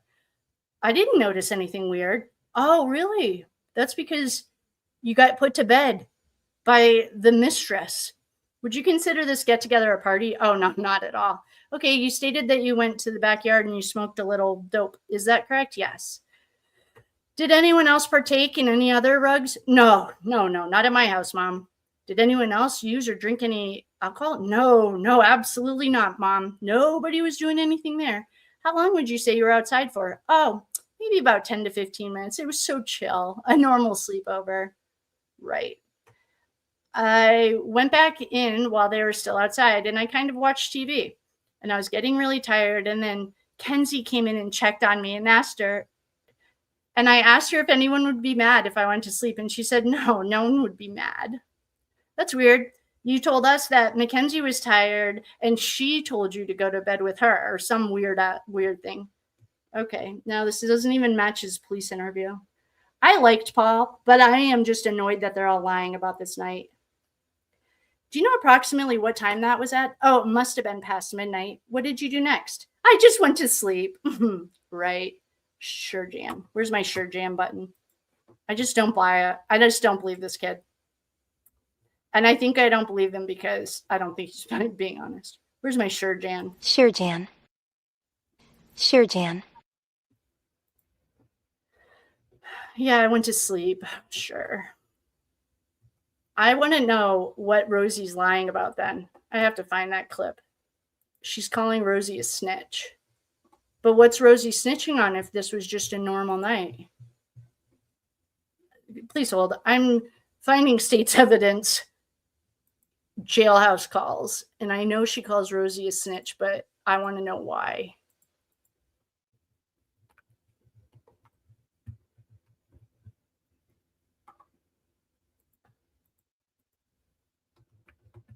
Maybe I haven't made it a short yet. Oh, well, here's the boy who shall not be named mentioning that she played both sides against the other. I'm gonna hold on. I'm gonna have to make it short of her calling Rosie a snitch because I have questions.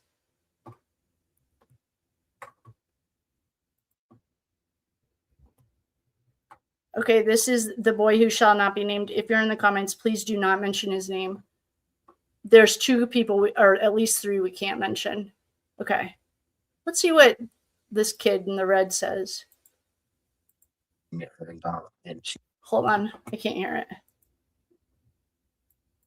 Oh no. Where did that just go? And I feel like Okay. Here we go, little guy. they got in an argument, her and Dom, and she threatened to kill him. She's like a snake. She'll go and talk shit to everyone about everyone. And then, like, you know what I'm saying? She'll go talk shit about me to someone else, and then she'll go talk shit about to that person to me. But she would do it with everyone, multiple friend groups, because of the type of person she was. Like, she doesn't have no regard for other people. She's always threatened and was disrespectful to Dom in my eyes. Why did Dom put up with this? Okay. So that was not what I was looking for, but it'll do. I'm gonna have to make a short of the her calling Rosie a snitch. Okay. I remember waking up around 3 a.m. or 4, and I saw Redacted and Devion watching South Park. Okay, so that's consistent.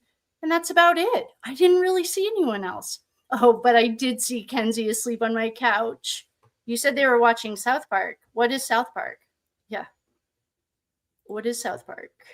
It's a TV show that no one's ever watched before. Okay. Yeah, it's a TV show. Those two people were on the couch or were watching a TV show, and Mackenzie was asleep on the couch. Where was Dominic? Do you know where Dominic was at the time? No, I don't. Was anyone using rugs when you came downstairs? Oh, no, Mom. I promise. No alcohol either. Absolutely not. I might have the girl who graduated the program with her saying that she told her that she was tripping. And we know Davion texted his friend, or he Googled, how long does acid take? But no, Mom, promise, no alcohol, no drugs. And I just fell asleep. It was such a harmless night. Oh, weird. Do you recall next, after waking up, I remember going downstairs and everyone was gone. And the pimp texted me and told me about the crash, and I just couldn't believe it. Again, for the record, Paul, we can say his name. What time did you come down and say that Mackenzie was on the couch? Around 3 or 4. One moment, please. Nothing further, Your Honor. Cross? Yeah, he'll probably do a cross. Yeah. Oh, he doesn't say, I'll please the court. Hi, Paul. My name is Jim McDonald, and I'm going to ask you, here, I'll do a normal voice unless he's rude. I'm going to ask you a few questions. So, is it a chill party? Yeah. Even a party, right? Even a party, is that right? Yeah. Everybody was smoking weed except you. And I'm pretty sure Kenzie didn't either. People were talking about shrooms, though, right? Yes. As far as you know, nobody did any. Yep. And when you, except one of our lovely friends, I think it was Guts, figured out the exact amount missing from the shrooms found on Mackenzie was Paul's exact order. Actually, I forgot about that. Oh, yeah, nothing, Mom. Nothing to see here. And when you were asleep, you don't know what was happening, right? You didn't see Dominic and Mackenzie fight at all? Oh, no. Everything was just fine between the two of them. Yeah, absolutely. Who are the people that were there? You, Redacted, Dom, and Davion? Why are we redacting them? I don't know. You saw them for 6 hours and there was no fighting? Sure. Where's my shirt, Jan? Sure, Jan. I don't buy it. I don't know. I just don't believe it. And it's annoying. Sure, Jan. Nothing further. Would you like to read it direct? Nothing based on that. Okay, the witness was excused. Oh, we're going to break. Oh my God, it's only lunchtime in court and we've been here for, it's taking us too long.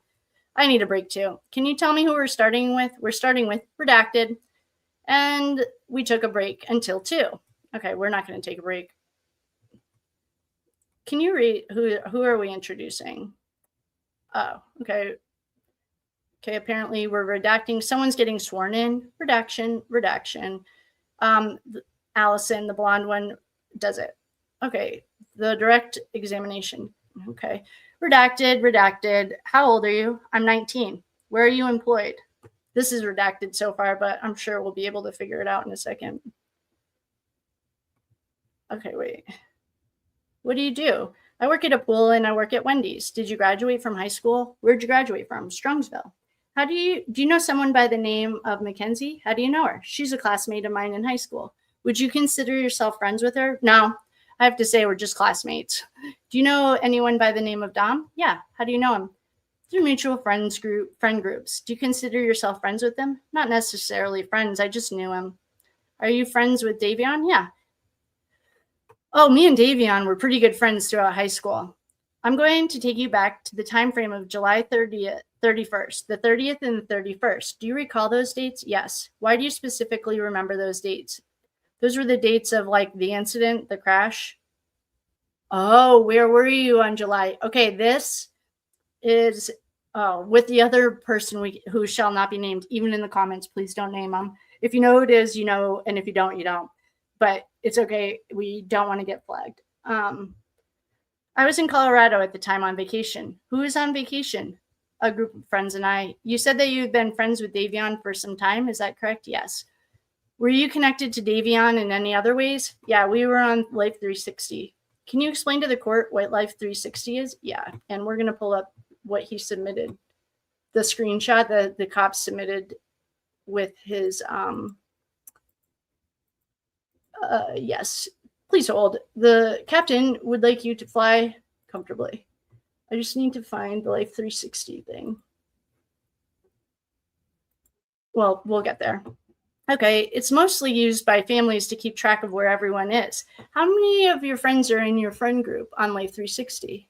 Specifically, Davion, between 8 to 12 friends. Can you just explain to us what the app tracks for an individual? It basically tracks your location. It basically tracks your location through your phone. I'm just finding it. Sorry, I can't read and find it. Okay. Thank you for your patience while you fly Conair. It basically tracks people. I just want to download this other. Oh, here it is. Okay. I'm just downloading the full thing for Davion. Page. Oh, it's what page are we on? 30. Okay, sorry. Thank you for holding. You are cared about here at Conair. All right. Okay. I'm just downloading what they're about to show us as evidence, and we're going to keep on trucking.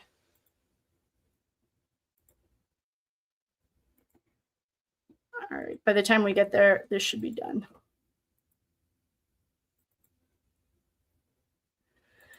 Okay. It's okay. It basically tracks your location.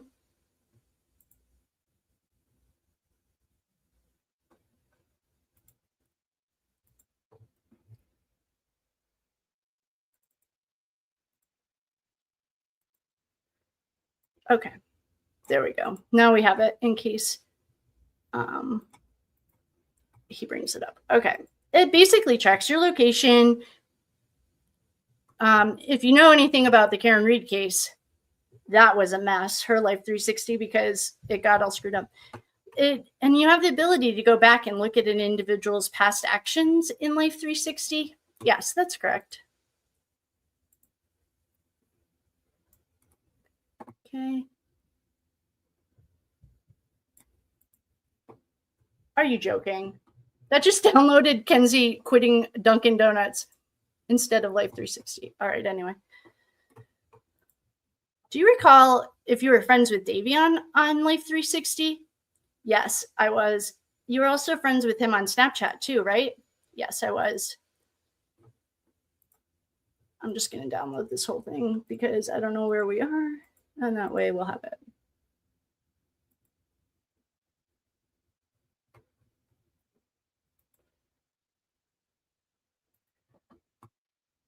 Okay.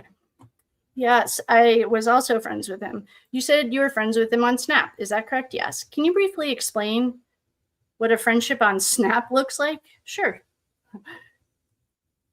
Friendships on Snap would be just like my account was friends with Davion's account, so I could send him pictures, chats, and things of that sort.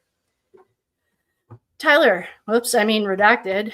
You mentioned those 2 days, July 30th and 31st, were significant to you because you were in Colorado, but you also recall one of those days as being the day of the crash. Do you remember saying that? Yes. Okay.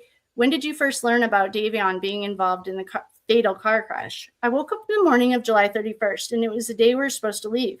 And I heard from one of my friends something bad had happened to Davion from a text message. And then at that moment, I looked at my Life 360, and his phone was at the police station. And after you went in and checked the Life 360 app, what did you do next? After I checked the app, I looked over his actions from the last night, where he'd been like the night before, and I just took a screenshot of where he was and what had happened. Okay.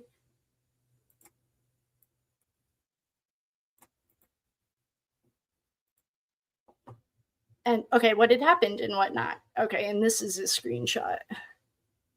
Or not yet. On the evening or early morning, of July 31st, were you able to communicate with Davion in any way? Yes. How were you communicating with him in the early hours of July 31st? I sent him over a snap that morning. Okay. Do you recall what you texted him? I texted him like something along the lines of a picture. We had a text message going from the night before, and I just responded to his text and sent him a picture of my family, basically. Shoot, I know where this is. Okay, wait, I'll just keep going. I might have to find this one too. Of my vacation, after you had learned about Davion being in the car crash, did you do anything with those Snapchats? I screenshot like our last conversation we had, and that was on the morning of July 31st. Okay, redacted. Did you have the opportunity to speak with the Strongsville Police, the Strongsville Police Department? Yes, I'm sure he's going to say yes. And here it is. This isn't the conversation, but this is his Life 360 that he's talking about taking a screenshot. Okay, that's what he's talking about.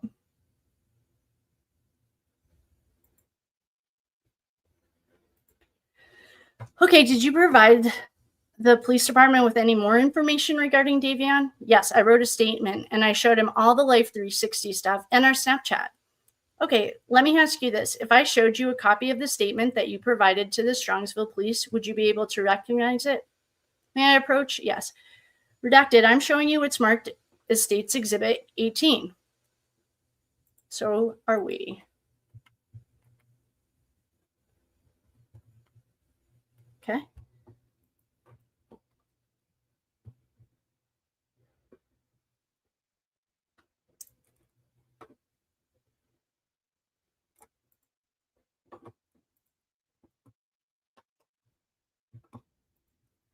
I'm showing you what is marked as Exhibits 18. First of all, what is State's Exhibit 18? This is my statement to the police.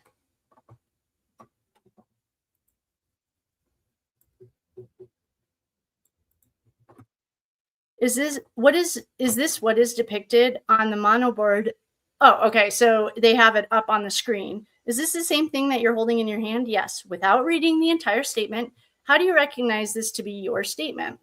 Well, it's his handwriting. Well, my handwriting. Oh, yeah. Okay. Do you recall the date that you wrote this statement?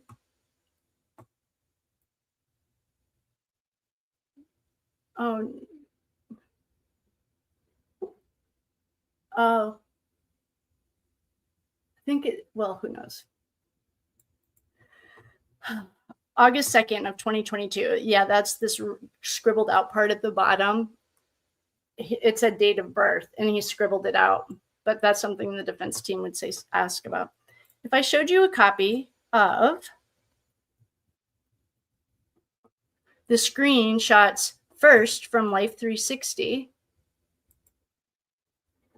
would you be able to recognize those? Yes. I'm handing you what has been marked as Exhibit 19 through 27. If you could just look at them. Yeah, this is mine. I'm going to direct your attention to Exhibit 19. Can you describe what's in State's Exhibit 19? At the very top of the picture, the address is the house that they were at all night. Huh. Oh, now I see, Guts, what you're saying. That's curious. Huh, okay. And below that is the route they took to get to that house. The very bottom one is where they left. Maybe we're missing some. I only know about this one so far. Actually, I guess I could look. Maybe I'm missing a whole folder of them.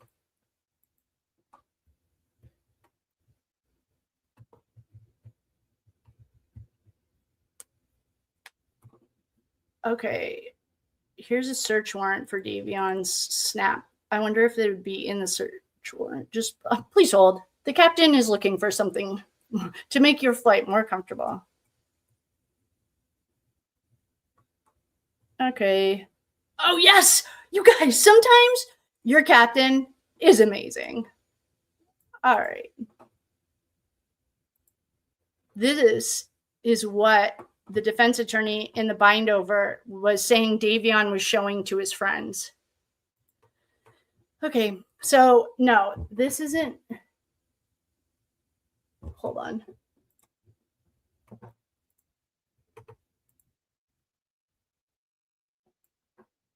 There are more pictures at the bottom. Davion Snapchat, okay. Add friends, okay.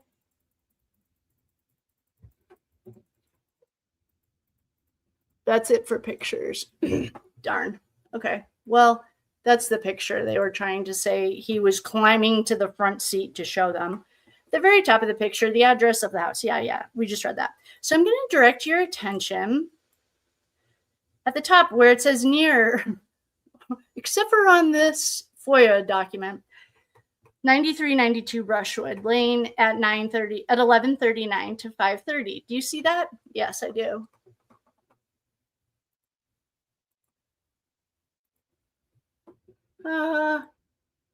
That's not what it's. That's funny, but I don't see it. Anyway, this could be. I mean, they have like 10 pictures. The only one that I have seen so far in this FOIA drop is that. Okay. Yeah, I see that. Is that destination where they're going or where they started? That would have been where they're going to. Okay, below Brushwood Lane writing, there's a section here that it says 4 minutes. A 4-mile drive. Yeah, we're missing something. All of those roads aren't. See, what were they really doing that night? Okay, so it took 4 miles to drive. 8 minutes. Is that correct? Yeah. Can you explain for the court? That means it started tracking their location right around the center of Strongsville where the white dot is. All right. Well, since ours isn't right, I'll bring it back here. What triggers the Life 360 app to start tracking? The very bottom location would be where they left from. And the reason it didn't start tracking right away is because the app takes a few minutes to make sure you're on the move in the car, which is why it started tracking it. Is there anything else that's depicted on the screen that's significant to you? No. Okay. Does it show speed? Yes. What was the speed? 42 miles per hour. Can I ask a question? What does this one event mean? There's a bunch of different events, like using your phone, hard braking, high speed, when Davion was using his phone. Next is State's Exhibit 20. What's depicted at State's Exhibit 20? That would be Brushwood Lane, like the house right there. That's the location they were at from 11 to 5:30. Are you able to access the satellite view of the map on Life 360? Yep. Next, we're looking at State's Exhibit 21. State's Exhibit 21 shows the route they took from Brushwood Lane to where they crashed. And the very top part just says that they left at 6:05 a.m. and went to the police station at 9:45. I'm going to draw your attention to this. You said this bottom location is where they started from. Is that correct? None of these locations have been anywhere. Guts. Now I see what you're talking about. Okay. What's the ending location? The ending location was at 6:05.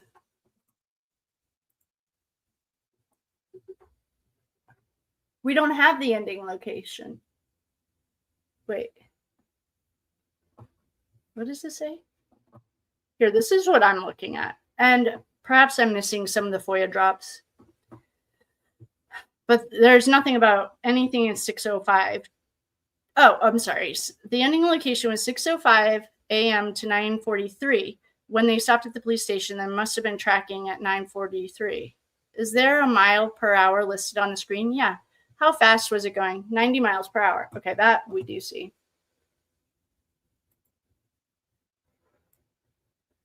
Oh, with that extra bright color. Can I change the color? Yeah.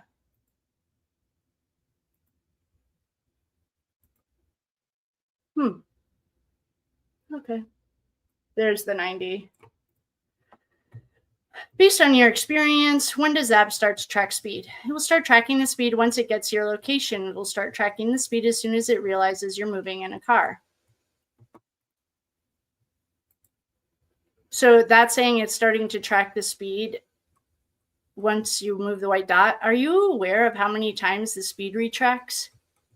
If he said, yeah, in those 5 events, it'll show like when they hit the top speed. Okay, how many events are listed? 5. Okay, come back to court because those aren't showing the right, that's not the right picture. Next is States Exhibit 22. What is depicted in States Exhibit 22? It's just a close-up guide of them from where they're going when they first got tracked until they reached Brushwood Lane. That blue dot would be what one event is. That's just his phone. Okay, now do you know there is a, so I'm going to direct your attention to the bottom of the screen. What is the top speed driving from Whitney Road to Pearl Road? Okay. Oh, we still aren't even anywhere near Whitney Road to Pearl Road. Interesting. But these all could just be evidence that I don't have yet. And it could just be somewhere. There's a lot to look through, but it's wonderful. Okay, how many miles per hour? 42. How many phone usages? Just 1. Is there anything listed for a high speed, hard braking, or rapid acceleration? No. How many minutes did it take for them to drive from Whitney Road to Pearl Road? Okay, we still don't have Elizabeth. 4 minutes.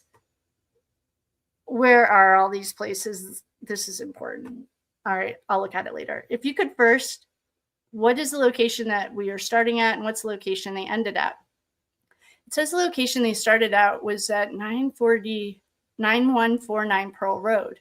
They end at Elizabeth Circle. Okay, that is where we are. I would like to ask Notebook LM to track this for me. This is interesting.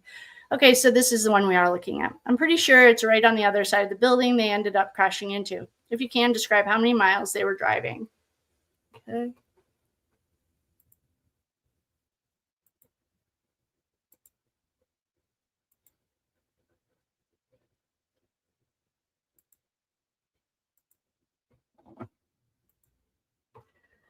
Let's zoom up. Okay. Well, they drove from Brushwood Lane to the crash site. It said it was 3 minutes. Okay. If you can you explain to us what 5:30 to 5:36 means? Where it says 6 minutes, where is the time span that they drove in that 6 minutes? The court. So she's asking what this is. The court's asking, you're asking a time span they drove, but you're telling him 6 minutes. Are you asking the route they drove? Yes, thank you. For 6 minutes, they drove 3 miles from Brushwood to the crash. Can you say that again? It says that it took 6 minutes for them to drive those 3 miles. Where is the start location and where is the end location? It says they started at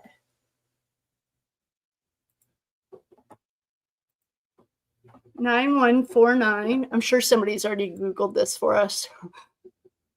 If you haven't, don't worry, I will. 9149 Pearl Road and ended at Elizabeth Circle. I'm going to direct your attention. How are they going to explain this? To the bottom part of the slide. Are they just going to ignore this part? Or am I overthinking this?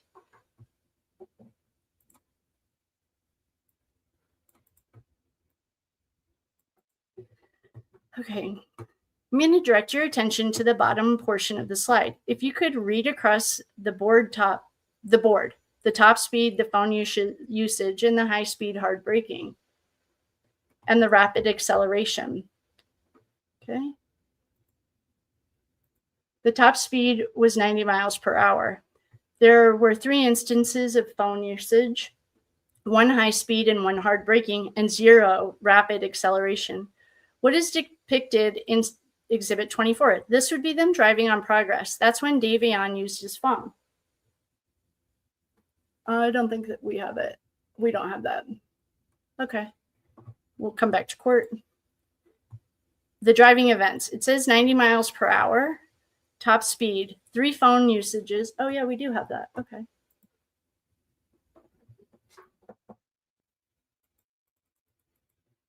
Okay, so 90 miles per hour, 3 phone usages, 1 high speed, and 1 hard braking. States Exhibit 25. This picture is when it looks like they crashed into the building. It shows they were hard braking on the building, and that's when they reached their high speed, was at the building. Oh, that's concerning. What time is listed for the hard braking? I don't see anything listed for hard braking.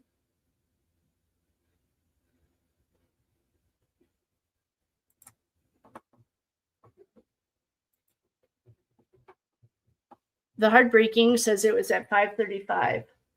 I don't see anything. Come back to court. Again, what was the top speed? 90 miles per hour.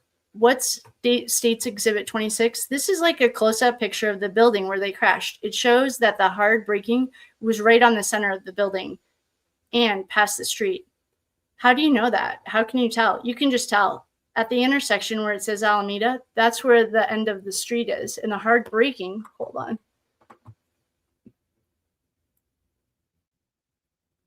Oh.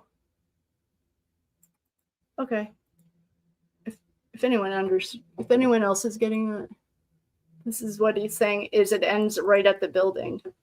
Okay. Oh, this is like, okay, flipped. All right, now I get it. Okay, I think. I don't know. Okay, what does that red dot mean? The red dot means that it was hard braking. How do you know that based off of how the app works? On the bottom, you scroll down, see the hard braking is red. Oh, it's always red? Oh, yeah. And it's always red. Yes, high speeds would be orange. Oh, okay. Oh, that makes a lot more sense. All right. I'm getting a lesson in Life 360 I didn't even know I needed. Oh, so the hard braking and the high speed is right there. Okay, got it. And the top speed is I'm sorry, what is the top speed? The top speed. It won't actually show on the map. It just notes in the bottom line the top speed. The car hit 90 miles per hour. States Exhibit 27. What is depicted on this? This is just the drive from the crash to the police station. You said that you were able to communicate with Dominic on July 31st and in the morning. No, I spoke with Davion, not Dominic. Excuse me, with Davion, yeah. If I showed you a copy, which we just had, of the Snapchat messages, would you be able to identify them? What is this? Yes, I would. And I think I just closed it.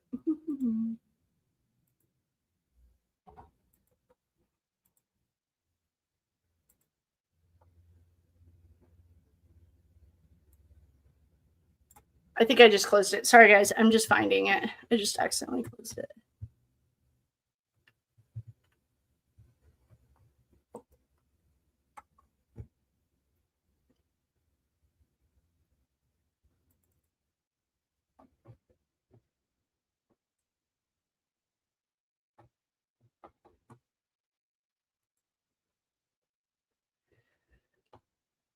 Thanks for flying, Conair. I'm just pulling up the search warrant that has these pictures on it.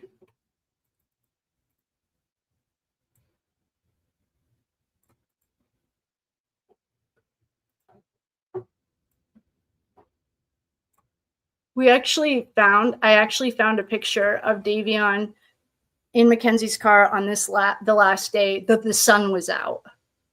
Someone was like, it couldn't have been the last day. It was 5 a.m. And I'm like, the last day the sun was out. Okay, if I showed you the Snapchat message, would you recognize it? Yes. Okay.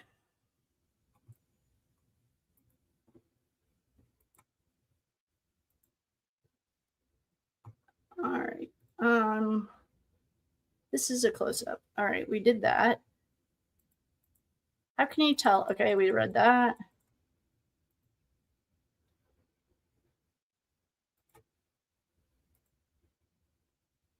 Okay.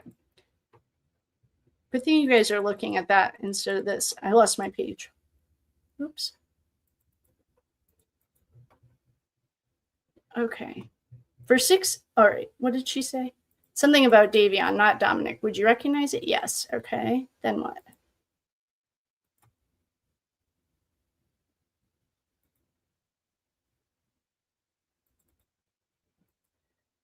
Okay. Yes.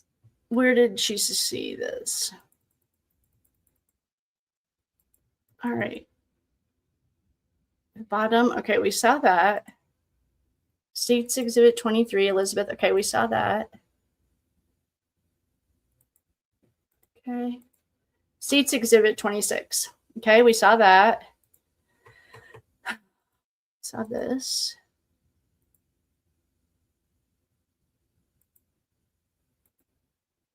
Okay, redacted. This is States Exhibit 28 and 29 that I just handed you. I'm going to bring you back really quickly.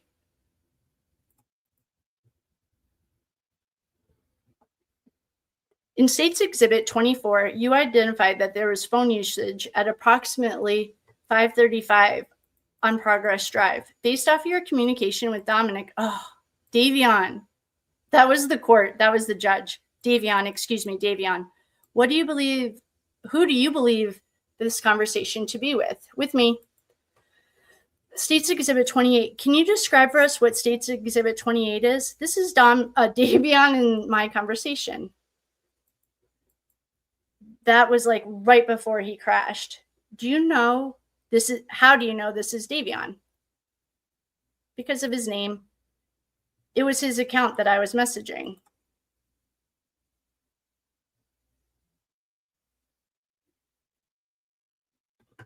Okay, and if you could just walk us through this conversation, what were you guys talking about?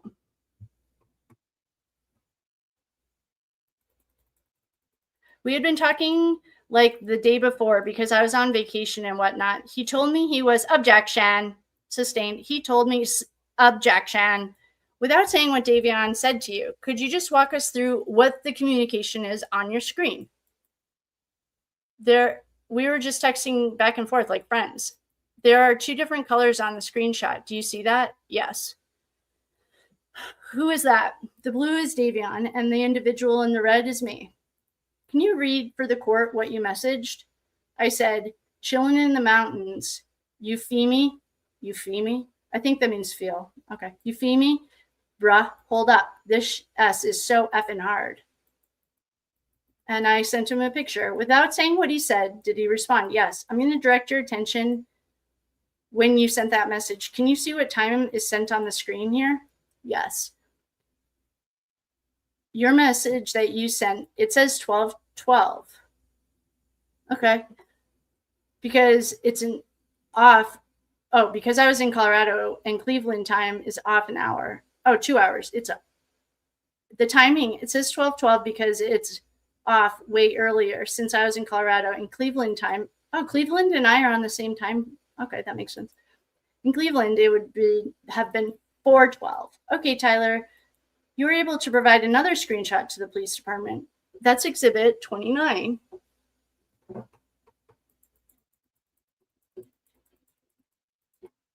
Okay, what does this say? What is that a screenshot of? It's the same conversation from a later date.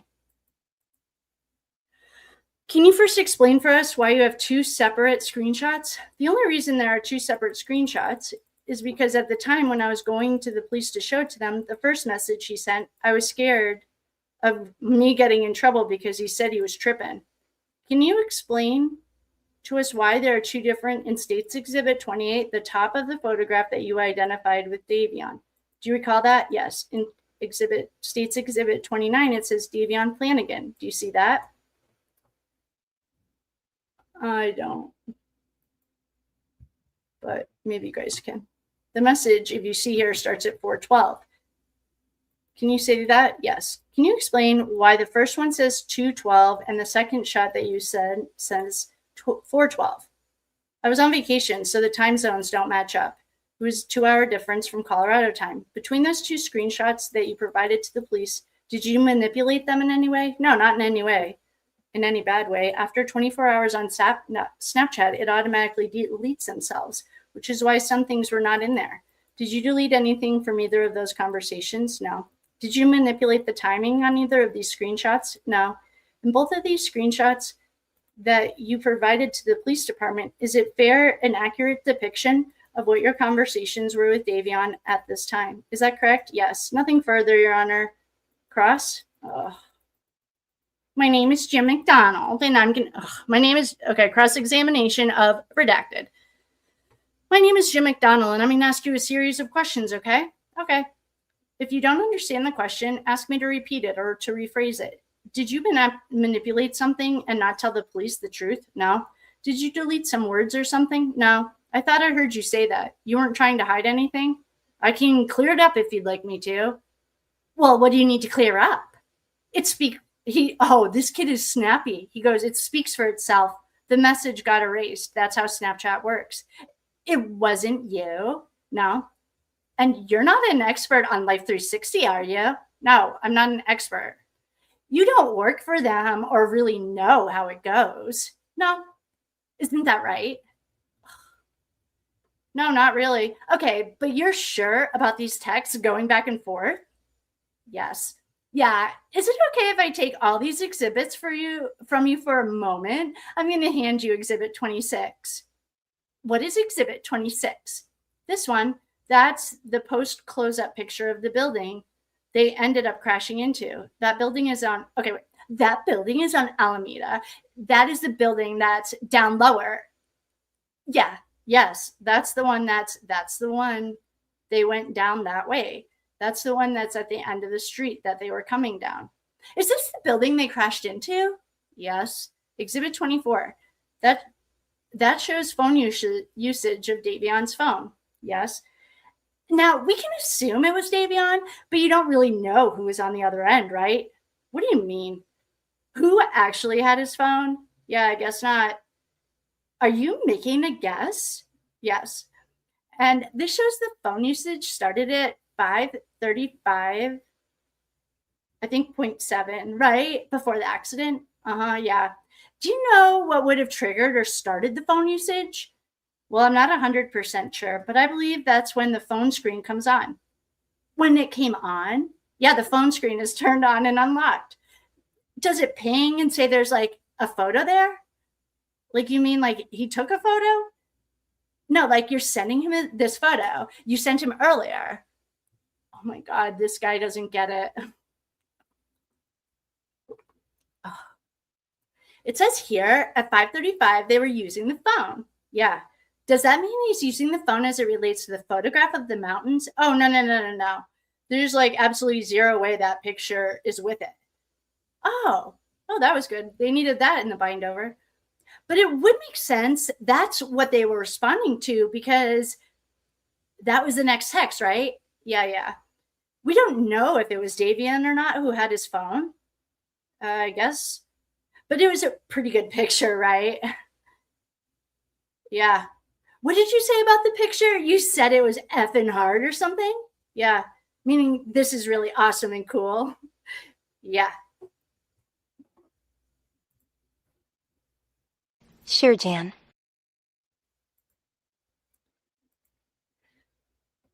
Certainly. If you got a photo like that, you might want to show somebody around you, right? Say no. Yes. We don't know because you weren't there, but that's a possibility, right? Yeah.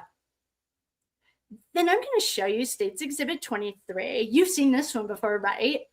Yes. In fact, it shows it was a 3-mile drive.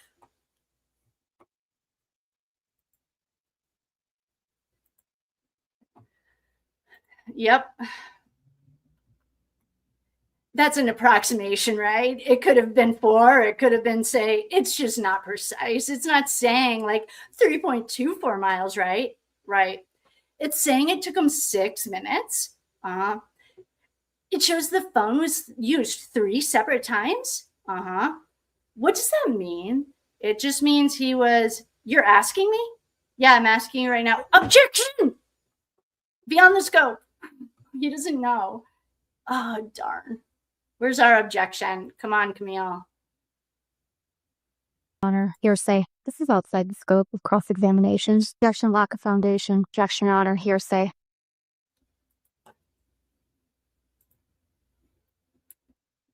Yeah, I'm asking you right now. It means he was probably on his phone. You can't get the court, the judge. You can't guess. If you don't know, you don't know. Don't guess. I don't know. Oh, what do you mean you don't know? I have no idea. What can you tell? What can you tell is that what you can tell is that these 3 separate times the phone was being used. Yeah, we can tell. We can tell as you look at this, you can see the route from Pearl Road to where the crash was. Yep. And certainly the last time the phone was close to the scene of the accident, right? Yes. The time before that, it was used sometime on Pearl. Yeah, pretty close to the intersection of Pearl and Progress. Yes. One person could have had it and passed it to another person to look at this. Finally, objection. Good. And another, okay, so he's like, someone could have had it and passed it to another person. Objection, sustained. Now I'm going to show you exhibits 28 and 29. On exhibit 28, there's a message at 2:05 from who? It's from Davion. We cannot see the time, but we're just going to have to trust him.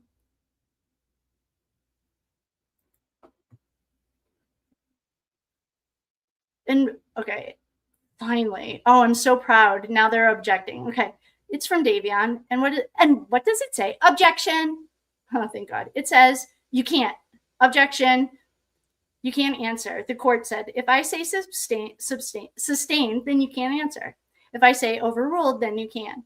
Okay, I'm going to hand you what has been marked as State's Exhibit 29. Do you see that? Yes. Yes. Can you identify that? This is Exhibit 28. Oh, I'm sorry. Funny. Funny. That's Exhibit 28. Yes. Can you identify that? Yes. And how is this produced? That's a screenshot. Okay, who produced it? I did. What did you produce it of? Of our chat. When you say our chat, whose chat? Mine and Davion's. On what day? On July 31st, I believe, of the year 2022. Yes. Does State's Exhibit 28 fairly and accurately depict the screenshot that you took? Yes. Yes, it does. Of the conversation between you and Davion's phone, July 31st, 2022. Is that right? Yes. So they're fair and accurate. Your Honor, I would like to move State's Exhibit 28 to be introduced as evidence. Oh, God, come on, prosecution. He just submitted it into evidence. Wait, why didn't Allison submit it? I thought she did.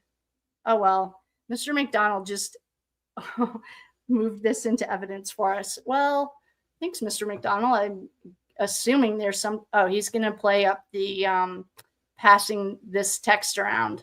That's what it is, I'm guessing. Shoot. Allison. No objection. Okay. Oh, no further questions. Nothing based off that. You're all done. Thank you. The witness has been excused. Who's next? The state calls Kelly Verja. And I have a picture of her, but okay. Can you please raise your right hand for me? I'll find a picture of her. She's really pretty, actually. We're going to find a picture of her. La, la, la.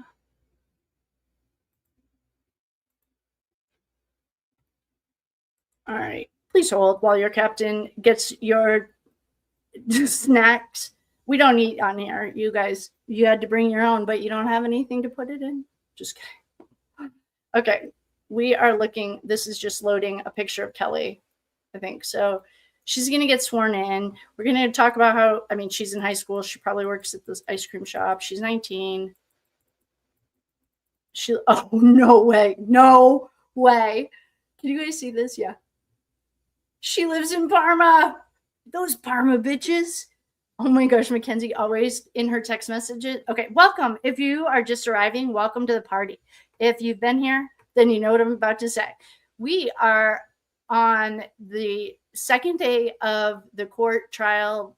Our friend Legal was kind enough to get us the transcripts, and because it wasn't live, we are reading it. Mackenzie Shirilla has been accused and convicted of unaliving her boyfriend and their friend by driving her car into a brick wall going 100 miles an hour. The woman that they are bringing to the stand now, they just had the last person, the house that they were at last, then the Life 360 that was submitted into evidence, and then now this is the house they were at before they were at Paul's house. The reason I started laughing about Parma bitches is because Mackenzie, in her text messages to Dom, she never says just Parma. She always calls them those Parma bitches. And her friend Kelly lives there. Oh, that's funny. Okay. Anyway, what street do you live on? Yada, yada. Okay. She's 19. Are you employed? Yeah. She works in a nursing home as an aide. I'm an aide at a nursing home. Did you graduate from high school? Yeah. Where'd you graduate?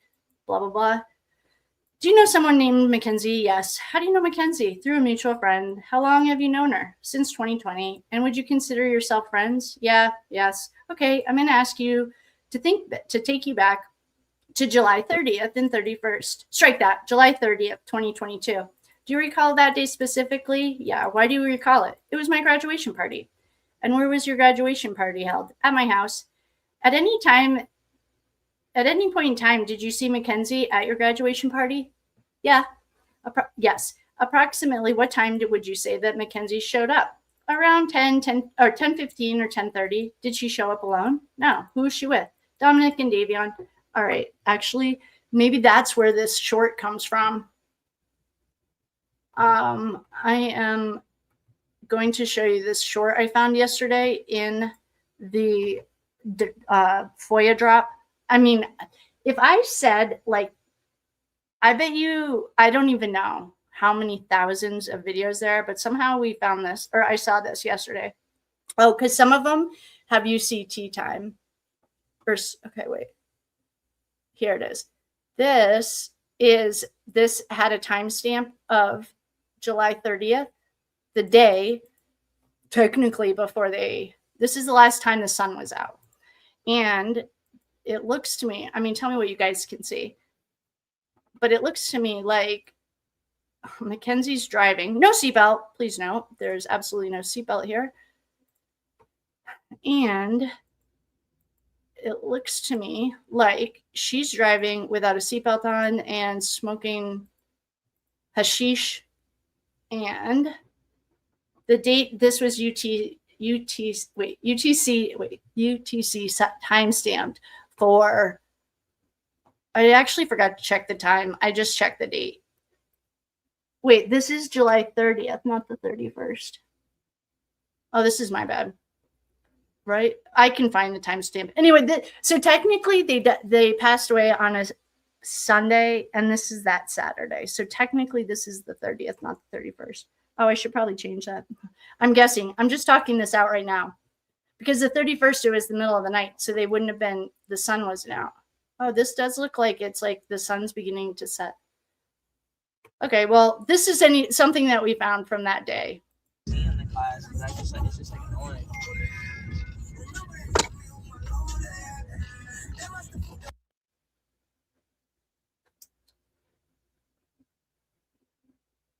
In the class, but it's just like annoying. So Davion, I think, is talking about school, and Mackenzie is being the delinquent that she is. I honestly don't know how she passed. In one of the text messages, she still had like 40 more assignments to hand in. Okay, so how do you know her? Oh, wait. How do you know Dominic? I know him through Mackenzie. How do you know Davion? Through a good friend of mine named Joe. How long have you known them for? Since 2020. Okay, at the time, these 3 people arrived at your graduation party. Can you explain what the tone of the party was like? This was actually really chill. It was laid back. Her mom was there. Oh, it was laid back and chill. There was like a fire and friends around. There were some games. If you could tell the court, how long did Mackenzie, Dominic, and Davion stay at your house? Probably like 25 to 30 minutes. And when they arrived at your party, what did you do? I welcomed them. I was playing a game while they were there. What game were you playing? Oh, we call this Beirut in New Hampshire. You might call, yeah, this is like beer pong, or they're calling it cup pong. So it's like you throw balls into the red Solo cups they collected John O'Keefe's blood with. Yeah, what did she say to you? She called me over and asked if I tripped. What did you respond? Yeah. Oh, wait, what? Did you respond? Yes. What did you say? I said no. Okay, did Mackenzie say anything else to you? We were just having a casual conversation. Did you observe those 3 individuals doing any drugs? No. Did you observe any of them drinking alcohol? No. Oh, shoot. I should find the tripping question that Davion sent to Google. He Googled it, like not how long to die in cold. It's like how long till you trip. Okay, did they bring anything with them? Yeah. What did they bring? A bottle of Patron and a pen weed. And a weed pen, sorry. And a weed pen. Okay, wait. A bottle of Patron, a weed pen, and I didn't see the acid. Oh, how did you know there was a weed? Wait, how did you know there was acid? How did you know there was a weed pen? Because it was in Davion's hand. Did you see anyone else using it? No, not at the moment. Okay, wait. Well, what about the acid? Did you see anyone drinking alcohol? No. What happened next? Wait a second. I can't believe she just blew over this. I feel like the defense is going to talk about it in about 5 minutes. After the conversation, what happened next? After the conversation that I don't trip, they were debating on going to somebody else's house or debating on tripping that night. Okay. Were you involved? No. Nope. Did you hear any response? No. Okay, what happened next? I continued to play my game of Beirut. What happened after that? About 15 minutes passed and they all stood up and said they were going to go home. I mean, they were going to go somewhere else. Are you aware of how they arrived at your house? Kenzie was driving. At any point in time, did you learn that there had been an incident that night early into the next morning? I found out the next afternoon. Okay, redacted. Did you have the opportunity to speak with the Strongsville Police Department about the information you just testified to? Yes. And did you meet with them? Yes. Were you able to provide a statement to the Strongsville Police Department? Yes. If I showed you a copy of that statement you gave to the police, would you be able to recognize it? Yes. Okay, may I approach? I might not look for it because they didn't read anything. I'm handing you State's Exhibit 30 for the record. Kelly, what is State's Exhibit 30?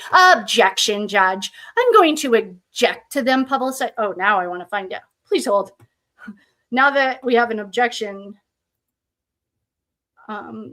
Kelly, what is her last name? Kelly Ver. Oh, there it is. I found it. Thanks for objecting. Now I want to look at it.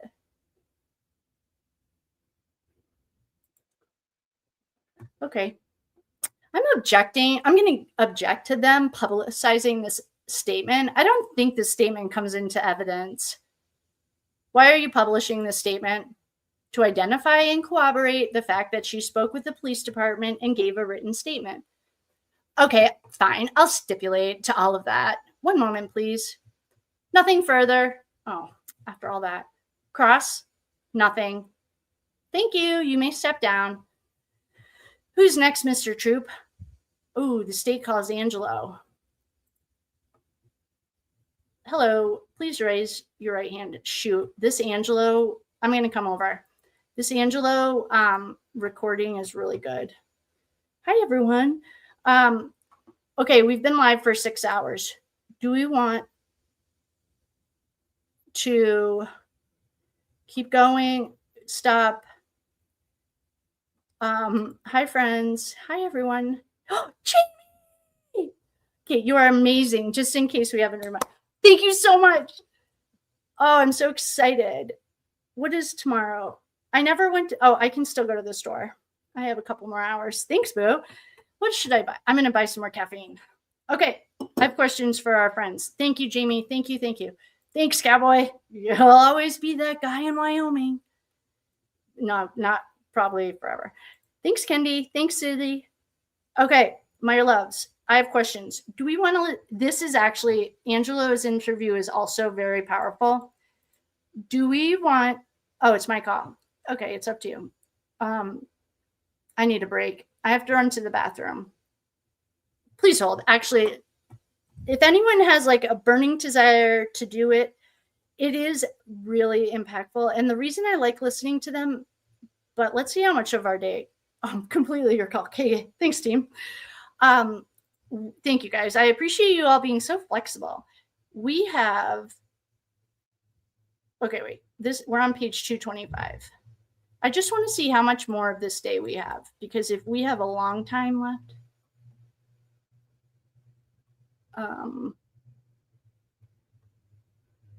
Mr. Troop, may I approach? I'm just, oh wait, now we're on Glassy again. What? Okay. Oh, I think our man, the main squeeze comes on. This is Detective Awesome. And in case I mispronounce his name, I've got it right here. Detective Jesus. I'm Detective Jesus. I'm the one who's been investigating the crash. You're under arrest for aggravated murder ×2. In case anyone forgot how to pronounce his name. Okay, so is this tomorrow or does this go today? I think this is Detective Awesome. I'm just scrolling ahead to see how long this day is. If we, Adam, are you on today?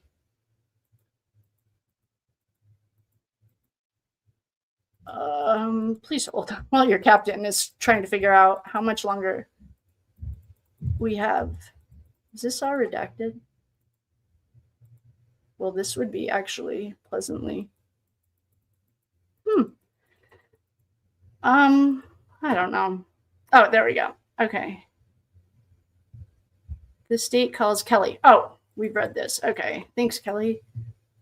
Kelly looks like a supermodel. I'm not even kidding. Out of all of these people, she is absolutely gorgeous. And she's from Parma. That's funny. Okay. All right. There's who shall not be named. Then I do kind of want to wrap it up, but we have a member tournament this weekend and I get to open. So I've been practicing going to bed early. Okay. I guess, all right. So more than 90. Okay, wait. Whose is this? All right. Why don't I just go to the bathroom and then we'll figure out if anyone has a real like opinion, then let's do it. Okay. Oh boy. I think it's going to get technical after Angelo. Oh, can you guys see this? Okay, good. Some people don't like it when I scroll. Thanks, Jamie. I appreciate you. I'm just scrolling to see what the rest of our day in court's going to look like. Oh, I don't think Angelo's on the stand for very long. Good. I feel like just leaving the parents and the family alone is probably the right thing to do. Okay. Oh, I don't think Angelo's on this at all. Or on very long at all. Yeah, I don't think Andrew's on here. Or Andrew's the next witness. All right. Let's see.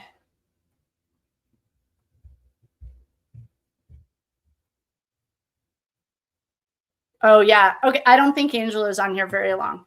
Okay, I'm going to stop. Please hold. I just need to run to the restroom. And I will be right back. I just want to get some more caffeine and bathroom. And thanks, Jamie. You just bought me some new caffeine. All right, BRB.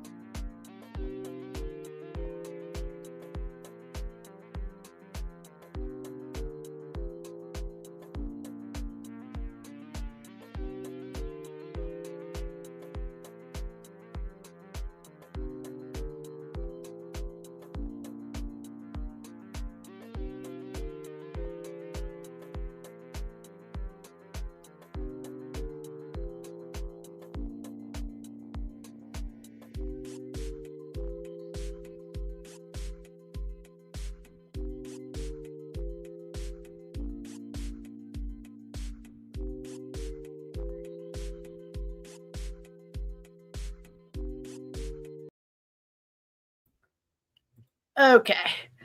And we're back.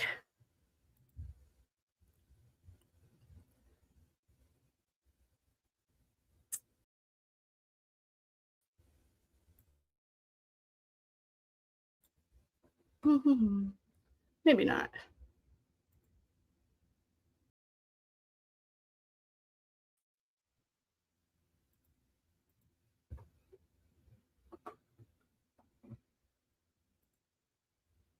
Hello, my lovely friends. I'm having one of those days that like I can't figure out. I did look exhausted. I just got some caffeine and I could keep going, but I think Angelo is going to be pretty slow. So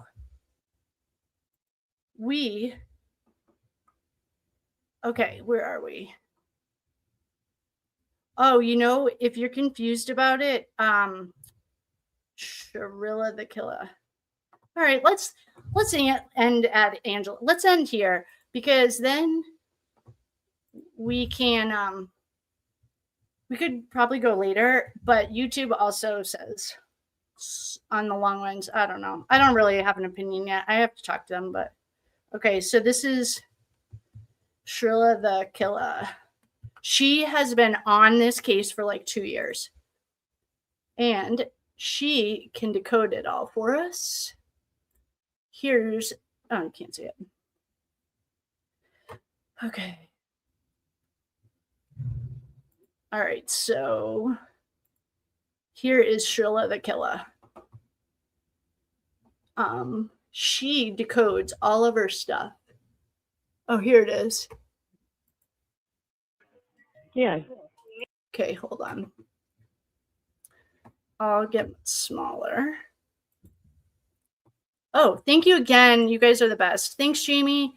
Thanks, Cowboy. Oh, welcome, Cowboy. Thanks, Sidney. Thanks, Ken. Love you guys.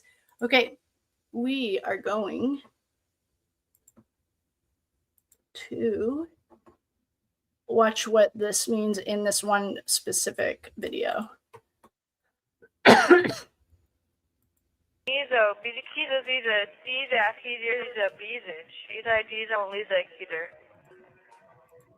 well then wait until it's the one from earlier. I was like, he's out me the police on either me that either me that resume. Either she's like he's a wizard beady either she's or lazy be like she's a wizard she did eating either he's a like me that is I either he's or is I beating either me that resume Peter was like he's I is I wizard. Wizard is the feeder.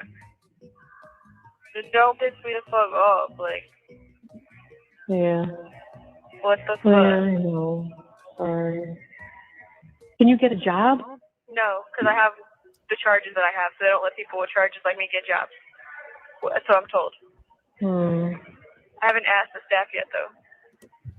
Ask the staff if there's something you but can do. I probably can't get a fucking job because I'm on the 7th floor. That's probably, they probably are not going to let me get a job. They should let you sweep and mop or do something. Just ask, is there a job I can do or something to help? Yeah. Neither, because he's a C-Dash, he's a B-Zitch. He's ID don't leave like either. Oh, well then wait until He's either, it's the one from earlier. I was like, he's on me the police on either me that resume. Either she's like, he's a wizard beat either she's or lazy, be like she's a wizard, she did eating either he's a like me, that is I either. He's or like beating either me that resume, Peter was like, he's I wizard. Wizard is a feeder. So don't piss me the fuck off, like. Yeah. What the fuck? Yeah, I know. Sorry. Yeah, I'm so irritated. Like, I just need a book. Like, so anything. Fucking anything. Whoa, Natalie. How is our flight crew doing? Okay, why don't we do this? Thank you guys so much for hanging out with me all day.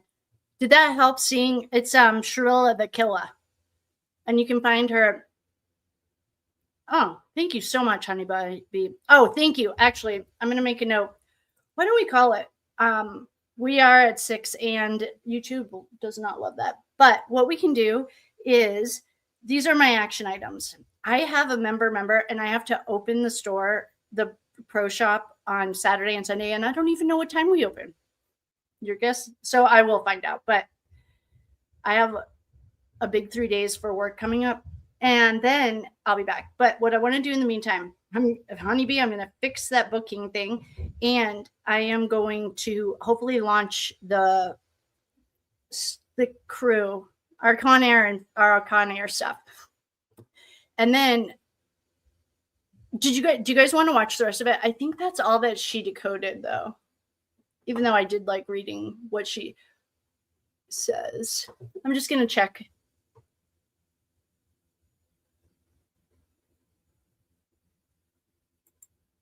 Cards of Yeah, that's the end of the decoding. Anyway, all right. So my goal is to get the Con Air stuff.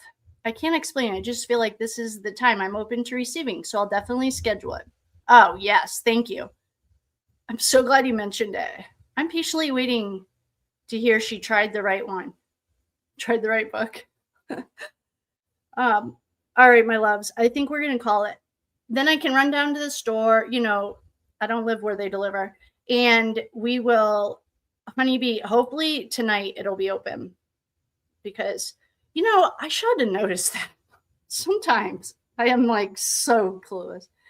Okay, I love you all so much. Thanks for riding Con Air today. We have no idea where we're dropping you off, but the feds told us it was the right airport.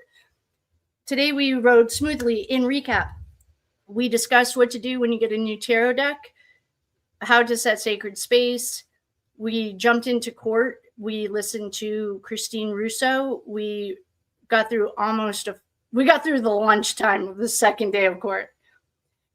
So next time we will have, thank you all so much. And thank you all for, you know, we're not on Facebook. We're not white trash. The Shirillas can hang out in their own place. We are English lit. We do not play. So I appreciate you guys all acting like adults. It's not, so anyway. Then I will, tonight, I'm going to get I don't know what happened to my Calendly, and I probably should have noticed. I haven't, so who knows how long it's been. Thank you to everyone who's been hanging out. Sending love to kitty cats everywhere. And I sent you the link. It's $20 for the natural thing, hopefully, and it says boys specifically. I thank all of our super chatters and chatters. I appreciate you guys liking, sharing, subscribing, doing all the things. We are going to start next time with Angelo. And for our friend, I don't see her in here, but you tried last week. God. I wonder how long it's been down for. I'm going to have to look and see. I didn't know. Anyway, I will look at that. And we are sending love and light to our friends with four-legged animals. There's something I'm like about to say and I keep forgetting. So good night, everyone. Thank you all for flying Con Air, for enjoying the ride in the friendly skies. Hope you enjoyed your 2 water bottles. And I will catch you on the flip side. Oh, for our friend, she's not in here. She went to school in Cambridge, Massachusetts. Smarty pants. And I am getting everything organized by the millisecond for you for the body cams. So hopefully we'll go through that. I love you all very much. Thanks for flying the friendly skies with us. And it's time to call it a day. I'm actually psyched to like stand up. I need to get a new cushion for this chair. It's not that comfy anymore. Oh, this is my brother-in-law. He went to some exhibit and got me some swag. All right. I love you guys. I will see you on the flip side. Good night. Thanks for flying. Thanks for the red. I noticed it when I went to the restroom. All right. I love you guys. Good night. I'll see you on the flip side.